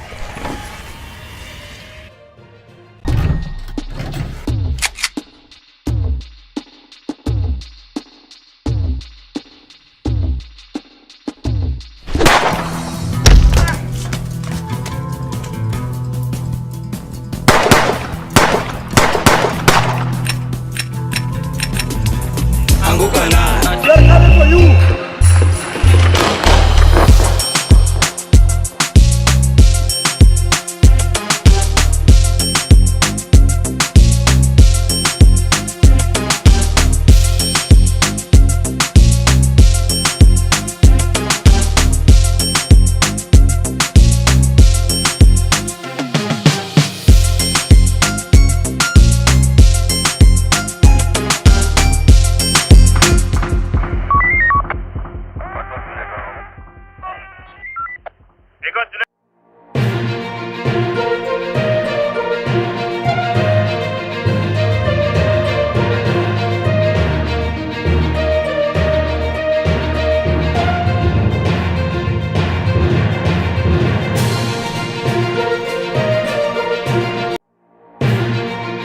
From Moses Kuria facing angry crowd. Oh, yeah. Tumutuse chest away. Did Africa build the world? Has built the world throughout the ages. Rigathi Gachagua come back. Rigathi Gachagua will immediately begin undermining government policies. We are coming for you.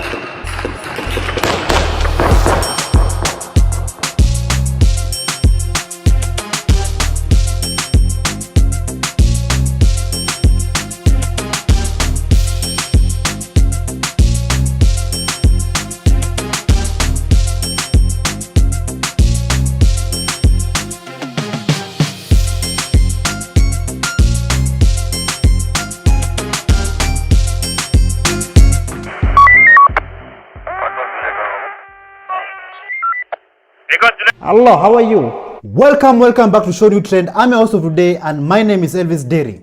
The struggle is real. It has always been real and it is still real. Julius Kamau, a patriotic comrade and a Kenyan citizen who has always been there since day one, fighting for a better governance of this country and a better future and the rights of the people. But yet, what does he get in return? He gets humiliated and treated as if he's the criminal. Take a look at this video of brave Julius Kamau. To express ourselves is a God-given right and a constitutional right. Kenyans, we must come out and fight for our right to express ourselves. Thomas Sankara said, may my eyes never see, may my feet never take me into a society where half of the people are held in silence. Kenyans, we must refuse to be held in silence by either the police or the government or the rulers in power. We must not be afraid of politicians. Politicians are us and this. And they have stolen our freedom. They have stolen our land. They have stolen our minds. They have stolen our futures. Why people are giving their opinions there? Why am I being denied my right to speak? I've seen other people there give their opinions. If they are right, but you're refusing to listen to me because my speech is so radical. Because this country needs a revolution that will save this nation. Yes, we have the duty to save this nation. People are dying everywhere. My people, we are dying. My God, we are living in a society that gives us nothing but death. I refuse to die. Yes, I refuse to die. I will not die. I shall live and declare the works of our Lord. For the Lord God has sent his command. Today I say, do not touch my innocence. Do not harm my prophet. I'm ready to die for my people. I am ready to die for the truth. Christ said that the truth shall set you free. And he said that when you are my disciples indeed, and you will know the truth, and the truth shall set you free. As you can see, no matter the obstacles and no matter the amount of arrests Julius Kamau has faced over the years, he's still there on the ground fighting for change, fighting for freedom, and fighting for better governance in this country. I am ready to die for the truth. Christ said that the truth shall set you free.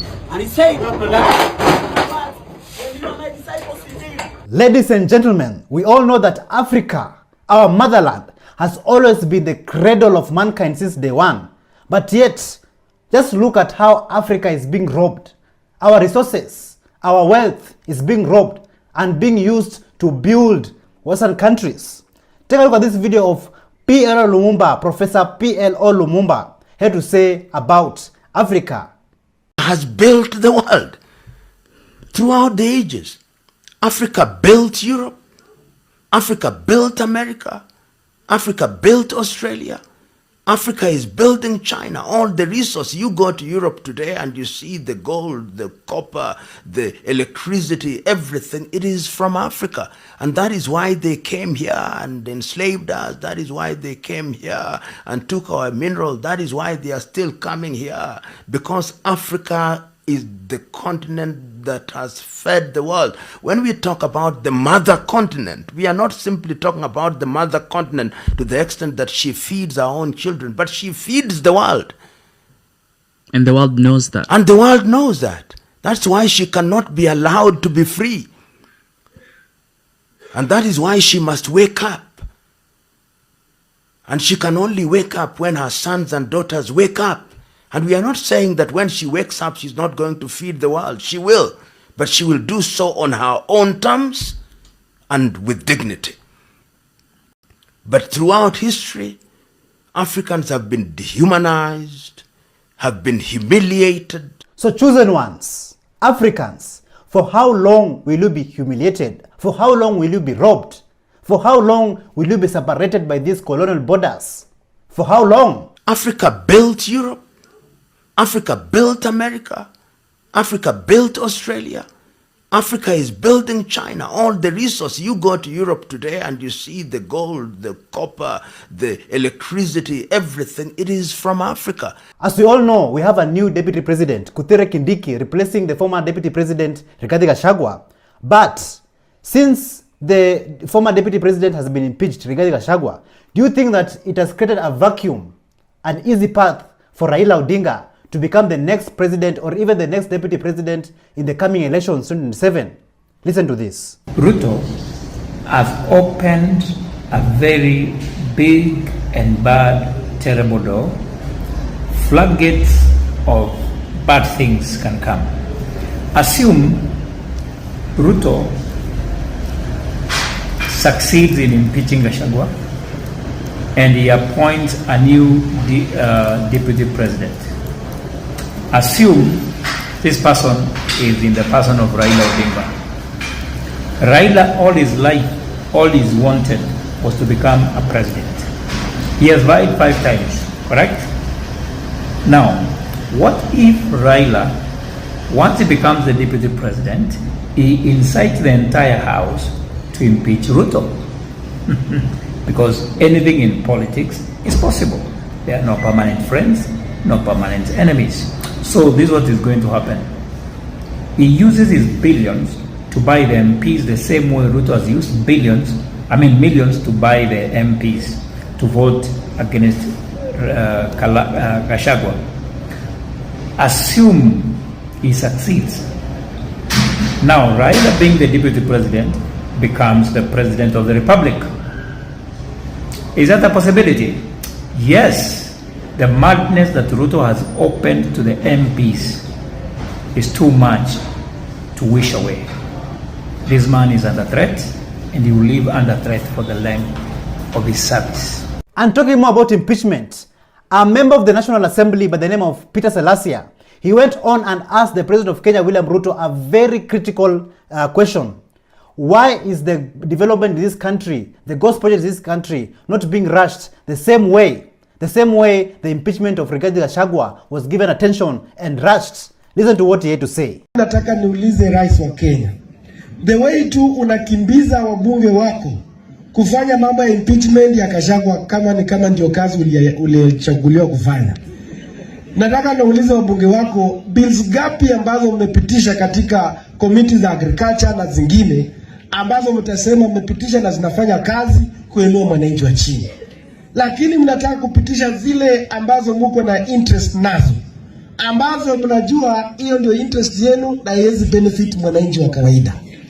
Na hata transition ukiangalia, wamekuja akatoa maneno ya NHIF, wanaleta mambo ya NHIF.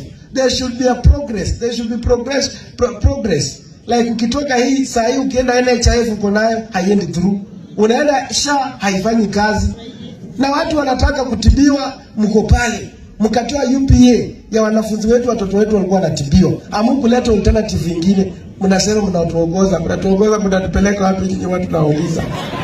So, do you think this question deserves an Oscar? Tell us in the comments down below. Nataka nauliza wabunge wako, bills gapi ambazo mmepitisha katika committee za agriculture na zingine ambazo mtasema mmepitisha na zinafanya kazi kuinua mwananchi wa chini? During the previous presidential campaigns, you saw William Ruto going from church to church and portraying himself as a saint and a savior to Kenya and Africa, even to the point that he's also advocating for Pan-Africanism. But yet, here in Kenya, people have died. Many people have died and are still dying. People are being abducted under his presidency, under his administration. Listen to what our African brothers had to say about this. Killings, abductions, and bodies being found, dead in rivers. But to our surprise, this was only not just a mock to the people of Kenya, but a mock to God, because they held that Bible high.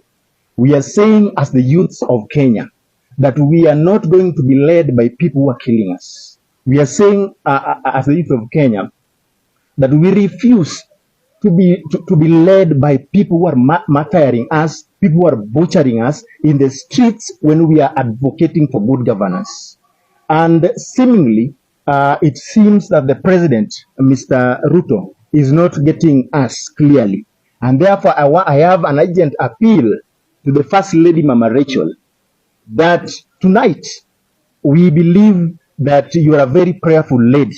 Tonight, help us communicate to the president, maybe through love, because what kind of force, what kind of chains cannot be broken by the power of love?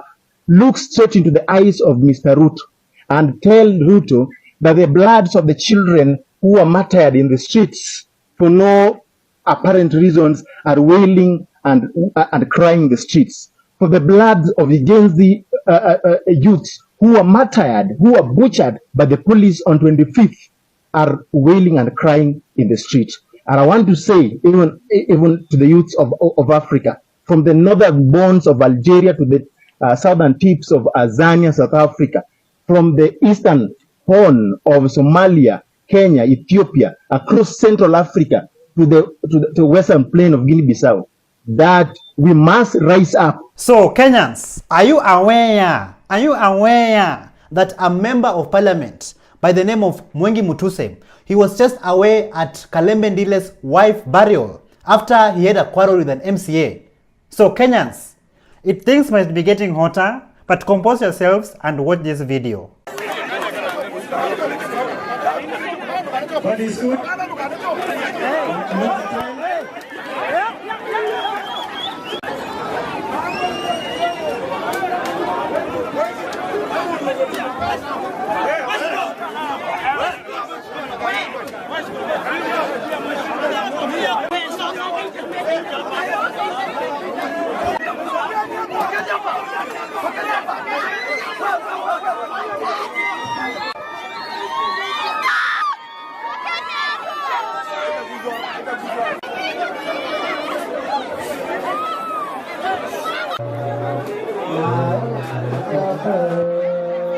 So in your view, do you think Mutuse has graduated from an MP to a quarreler?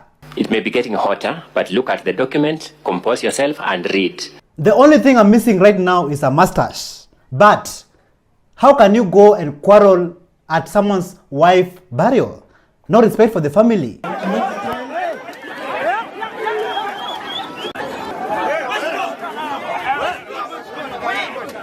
Apart from Mutuse being chased away from Kalembe Ndile's wife burial, take a look at this video of Moses Kuria being chased out of stage from Tony Young's event. Take a look.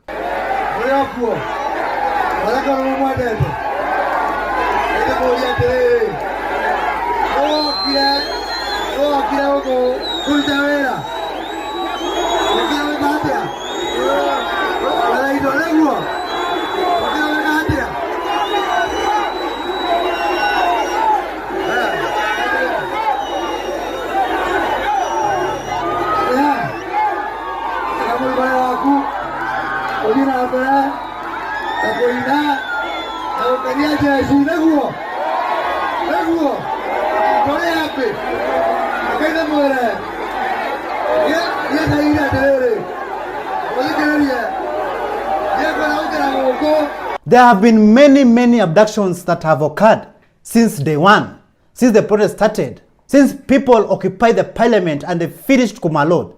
But why are people being abducted by this corrupt regime?